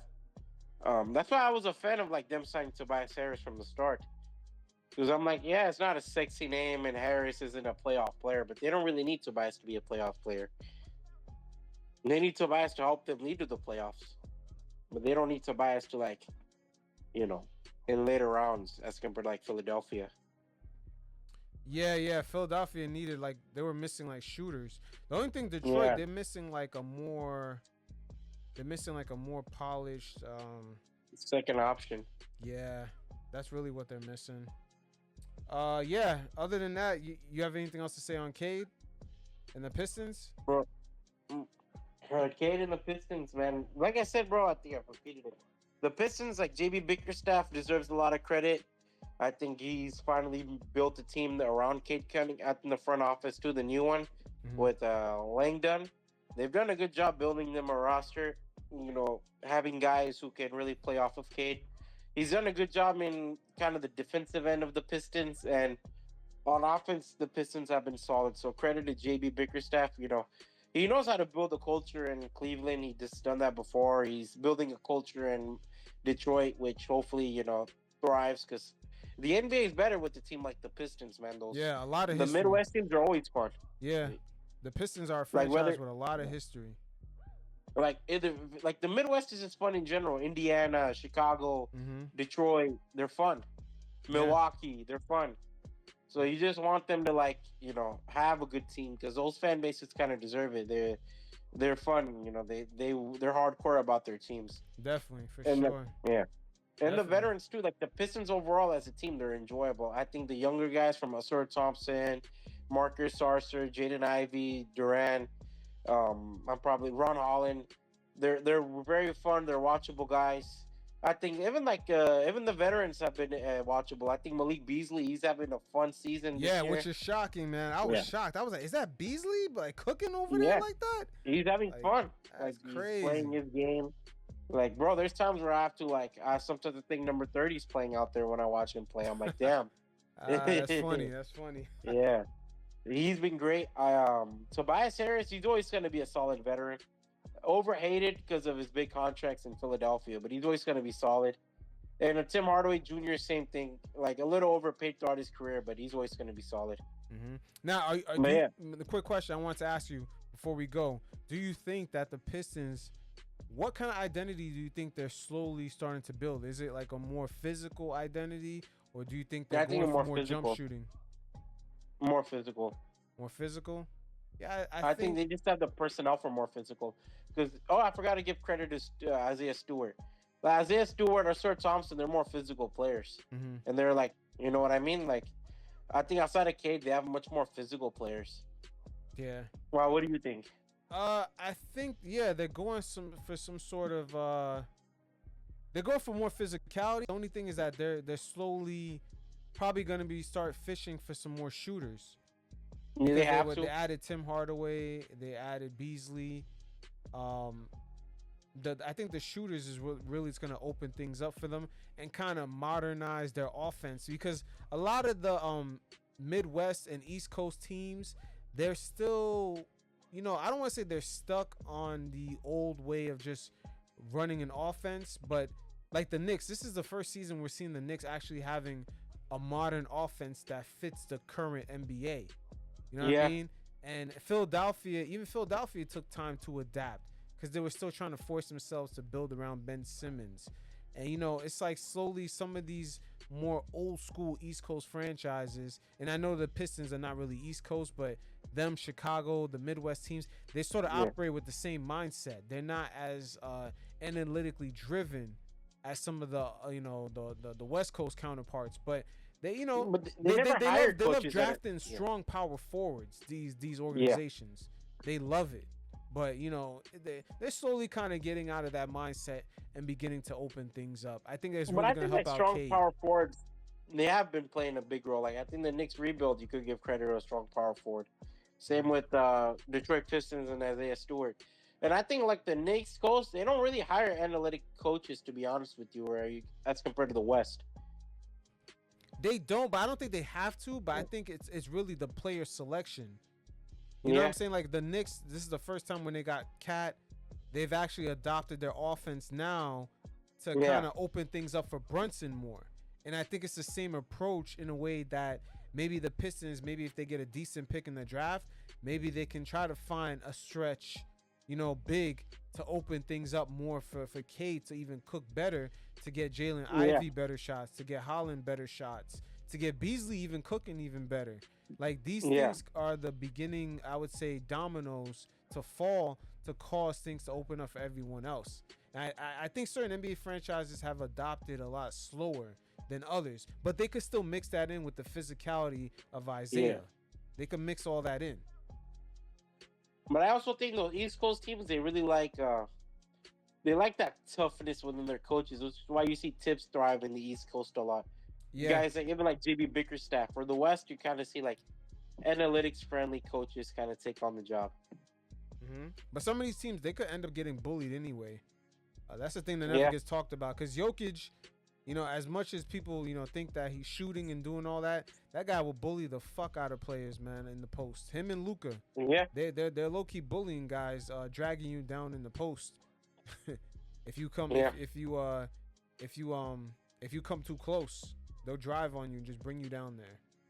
But this has been good, man. This has been some good game film. Yo, it's something that really is needed, because I feel like we're covering a lot of teams that are kind of evolving, and they have some young talent, man. That's really starting to push through. The league, and this is my criticism of the NBA. Like, it all comes down to this: the league is changing fast, but we don't market teams. Yeah, these teams are not being marketed. I do not agree with the league's approach with just keep marketing a 40-year-old LeBron James. I do not agree with that at all. Well, I don't agree. Even like, for example, Zion, right? Like, sure, Zion is kind of like a star or whatever. That's fine. Like, it makes sense. But you're better off marketing a team. It's much more of a safer bet. In my opinion. Now, like, if the player, for example, is injured, right? You don't have to worry about people not tuning in because you have a team to market. Yeah, it's just in a way, man, it's tough, because I feel like the business has been really good for the league with certain players, and sometimes, like, you know, just like how we were talking about the East Coast teams are struggling to adapt, the league is still struggling to adapt on the marketing outside of the Michael Jordan kind of formula, where it's like star-driven, charismatic guy. But what happens when the league's talent pool gets a lot bigger, and now the talent is really 1 through 8 on almost every single team, or 1 through 10, and there's no guy good enough to dominate that type of talent every single night, from the first guy to the 8th guy on the bench. Like Jordan just had to worry about like the top 6. Like now on these teams, you got to worry about like the top 7 to 8. Because it was easy to market. Like, let's say like a game tomorrow is like the Spurs versus the Dallas Mavericks. You're not marketing like the whole Spurs team versus the Mavericks. You're marketing Dirk versus Tim Duncan head to head in their positions, right? And that gets you, because they both are going to drop crazy numbers, which gets you views. Same with Kobe against whichever player you could think of. Like, you knew that was going to drive views.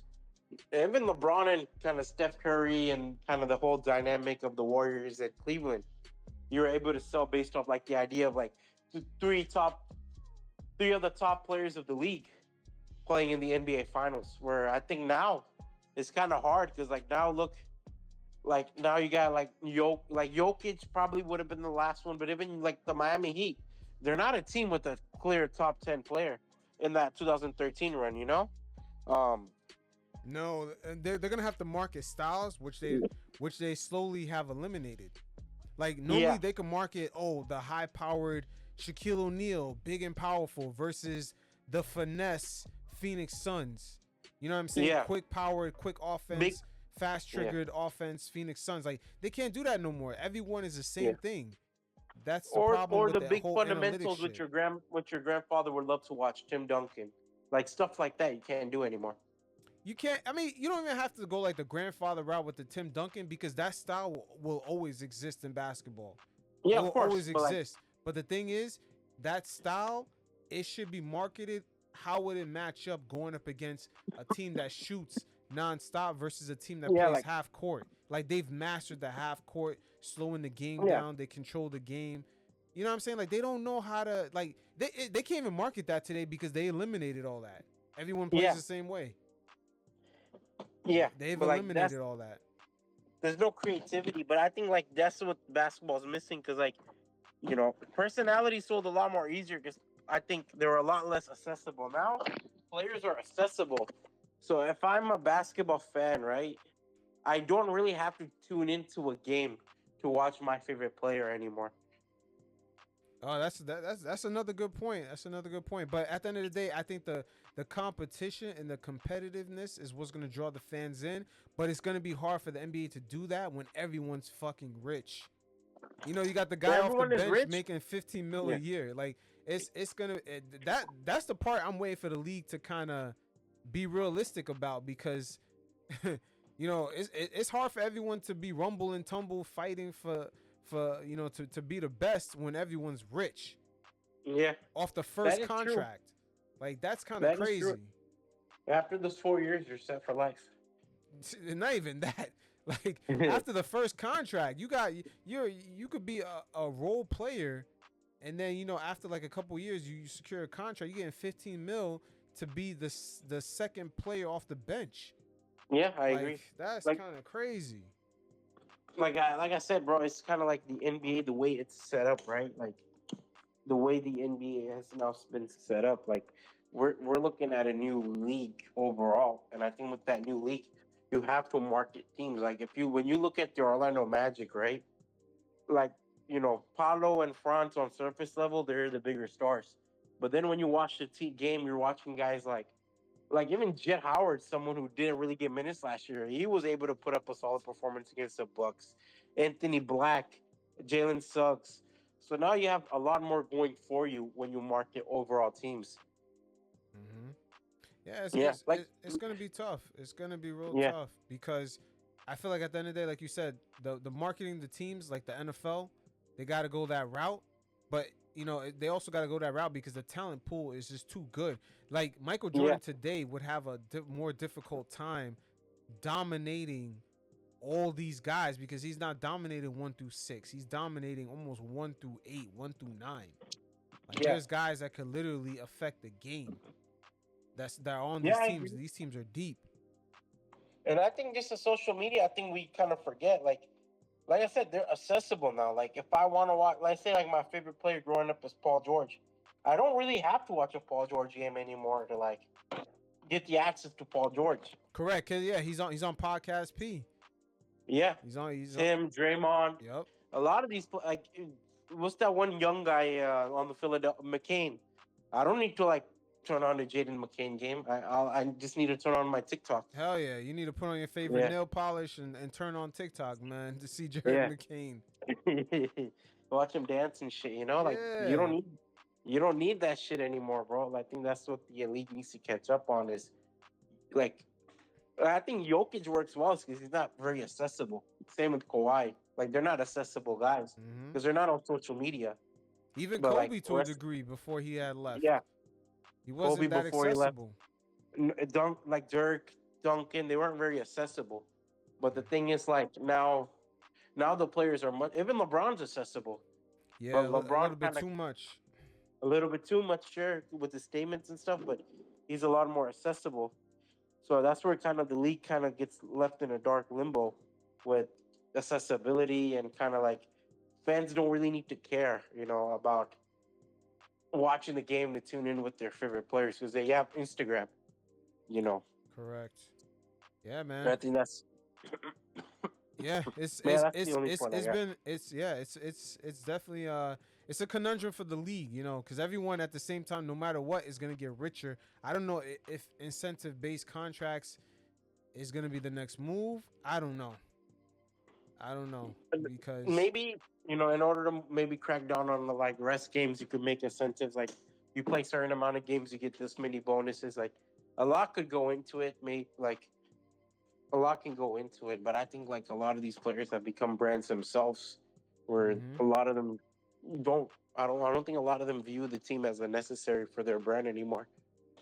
yeah, which takes away from the loyalty of the fan base. Yeah, You know, because like once that player retires, let's say the NBA put all their chips into the LeBron branding, right? Once yeah, LeBron retires, he takes that fan base with him. They're not gonna yeah. like He's gonna imagine go most of into them not Hollywood. interested in the league after that. He wants to go into Hollywood, right? So he's gonna take his chips and go to Hollywood. AKA he's gonna take that fan base and go to Hollywood with them. They're gonna be like, hey, we see Yeah. our guy. The league is not interesting to us anymore because we only been marketed LeBron. Now we're gonna watch LeBron movies on Yeah, HBO. it's not going to be for a different large platforms. portion of the NBA audience, but it's going to be for a decent amount where it's going to affect things. And that's why I think they're going to have to go the NFL route at some point, because even us talking about the Pistons just now, I'm thinking about it like this team is going to be something else if they, once they start getting more polished players, more polished shooters. But I throughout this whole segment, I've been wondering how the fuck is the NBA going to market this team, because they have not even attempted at it at all. There's no attempt. There's no build up. They don't get nationalized TV games. Yeah, there's nothing. Like nobody even like out the casuals do not even know who's their star player. Like this is a weird thing. And it just for like SGA, for him to pop up in that Vegas game in the finals, it's like they expect that to translate when there's no real build up. Like how many times they don't even have SGA on Christmas. No, they don't. But this is where the league don't make sense. How you expect him to translate for the finals in the Vegas league? Doesn't make any sense. Same with Orlando. Like you don't have Orlando. I think last year you only had 2 nationalized TV games, and one of them was only because of Shaquille O'Neal's jersey retirement. Wow. No, I think that's one. Pitiful. Only one, and that was for Shaquille O'Neal's jersey retirement. That's sad. That's sad. Then imagine you have a first round pick of the previous draft year. You would think like, hey, you know what? Let's give him some televised TV games because, like he's only 20 and he'll be the face of the league eventually. You know what I mean? Yeah. Like you would think some heads, like some common sense prevail in TNT and kind of like TNT and ESPN were like, it's like, you know what, let's promote our future heads of the game. Because I'm watching an interview I was watching on my timeline. I think it was Malika Andrews who do the interviews. I'm not sure. But one of the ESPN girls, they did the interview and it was Steph Curry talking about retirement.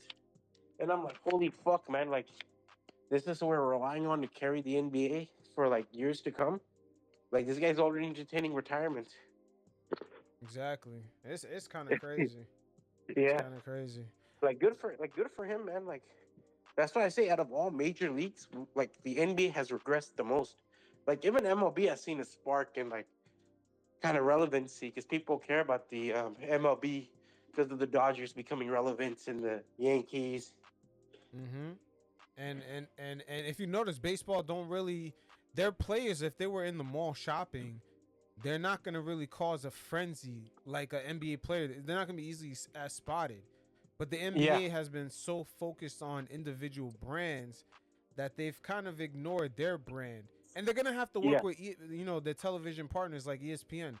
The way ESPN is promoting the NBA is not it. Talking about the Los Angeles Lakers and JJ Redick during the NBA Finals with the Mavs and the Celtics, Boston. That's not the way to go. They got to talk And to when them you have about Stephen that. A. Smith make statements like, "Oh, I hope the team that wins is the team I get to go to vacation with," it's not good because I doubt he does that with the NFL. If the NFL, like, let's say the Super Bowl is hosted in fucking Kansas or some city that he doesn't like, I doubt he's gonna talk shit about the city. Yep, facts. Like I sincerely doubt it. He's gonna be like, "Oh fuck yeah," like it's all about the NFL. It's not about like major markets. And same with baseball used to be about major markets, but you see that conversation die down a lot. Yeah, it's a lot more regional, and you know that's something I was talking about earlier in one of my shows that I did, one of my Yeah. segments. How the online world, in a way, it's more niche than it is for a mass entity like ESPN to try to appeal to everybody. I think that's Yeah. another thing that hurts them. The NBA has gotten to the whole let's appeal to the world, the global pool. You see Adam Silver every time in his press conference he's talking about Yeah. the global world, our global audience. When you try to appeal to so many, you become, you actually don't stand on anything. You don't represent anybody or anything. You're just Yeah, 'cause there. you're not making anybody happy. Yeah, you're just stretching yourself too thin. And I feel like the league, maybe this expansion has come, with the influx of money a little bit too fast. And then they're talking about expanding into 2 other NBA teams. Maybe they might be doing too many things at once. You know what I'm Yeah, but saying? my thing is like we can expand NBA teams, but how can we guarantee these NBA teams will be relevant? Exactly. They can't even guarantee the Pelicans to be relevant. Like, I The don't understand how Pelicans they're are thinking about relevant. expansion. Yeah, I mean, look at a lot of teams. Like, who really talks about some of these teams that are currently playing? Like, I'm not even talking about record wise. Like Atlanta Hawks, who care? Like, nobody really talked about them besides like Trey Young's antics, and it was entertaining, whatever. Do we really talk about the Orlando Magic like that? Is Cleveland even talked about, despite them being a top 3 seed? Like at first, it was like, oh, Cleveland's cool, but like, has anyone really Donovan Mitchell this, Donovan Mitchell that? We don't see any narratives run wild. The Lakers and their fiasco always be relevant. It's like 3, 4 teams that kind of catch your eye. The Brooklyn Nets and whatever they do because they're New York, they're gonna catch the eye. So for me, it's like, bro, we need to make the all around NBA relevant, and I've been saying that since forever. I'm Yeah. like, bro, the fact I could turn on the ESPN tomorrow and like they'll talk about the fucking trash ass Atlanta Falcons or the Cowboys for like the millionth time, but like they don't really bother to talk about other teams where teams like the Pistons, teams like the Pelicans, teams like like Memphis will talk about because of job, but I just can't think of teams right now. But there's some teams that they're not bothering to really cover, and it's a problem with how the product will go on in the future. Because like I said, bro, like the fact this league is relying on 3 players who are close to retiring because they're all playing the nostalgia factor, like sit in interviews with Steph, LeBron, and Curry. I'm like, all right, yeah, like like father But time that wins. that right there might be a ESPN issue. It might be an Well, ESPN ESPN issue. controls narrative, bro. That's the thing. Like, a lot of people like ESPN dominates social media too when we look at it. Because let's be honest, like when we scroll on NBA Twitter, we're watching Stephen A. say the most outrageous shit every time. Because people react the most to those statements. Correct. But hey, So man, like, don't. we'll Yeah. we'll, we'll, we'll, But we'll we'll see how these things play out. It's definitely it's definitely gonna be an ongoing discussion throughout the yeah. year. But And also, like, bro, you look at like I think Kobe's retirement kind of signifies it. Like when Kobe was retiring, we were going into that kind of Steph Curry 3-point shot era, where it was a much easier transition. My thing is with LeBron is when he retires, what transition are we really going to see? ooh, that's a good point right there. We don't Because really you remember have that. Steph? Because you had the 73-9 season, the Warriors were like the most talked about team next to Kobe Bryant's retirement. Like those were the most 2 talked about teams, right? Rightfully so, because they were both making history, like Kobe's last game and obviously the Warriors. But like you just knew, like, yo, like for like 4 or 5 years to come, it's gonna be about the Warriors, and it did become that. But you also saw like kind of like Harden and kind of like after Duncan retired, you had the rise of Kawhi and Dirk retired. The transition became Luka, but you don't see that with the modern NBA with new talent coming in. Like Wembanyama's cool. He's gonna be marketable, but like how far are they willing to market him? They're Like how like but because here's another thing. They're not in that transition, right? You were talking about with Curry, right? After Kobe had left, that transition won't really happen again because within that transition, a dynamic that played out is the consistency of Curry and LeBron being in the finals. That today in this parity era is going to be super rare. It's going to yeah, be super rare. It's but not you really all going to happen like that. Yeah, I'm Yeah. saying like Mhm. you kind of have that transition, right? Where like Kobe retired, right? But you also had like kind of like Steph and LeBron, but you also had like kind of guys who were good like supporting cast to the big picture, like Kawhi, Harden, even DeMar had some cool seasons. That you just had that kind of like you kind of had some players you could rely on. But I don't know now, like it's hard for me to say like can you really rely on players to kind of take over the mantle? Because I'm looking at even like this Christmas game. Where's Giannis? Yeah, Giannis is MIA. It's not really gonna happen like that. The You're league, two. You're it's two-time it's an MVP. issue with their television partners. There's a Yeah, disconnect. Their television partners are about. They're so money driven. They're only about today.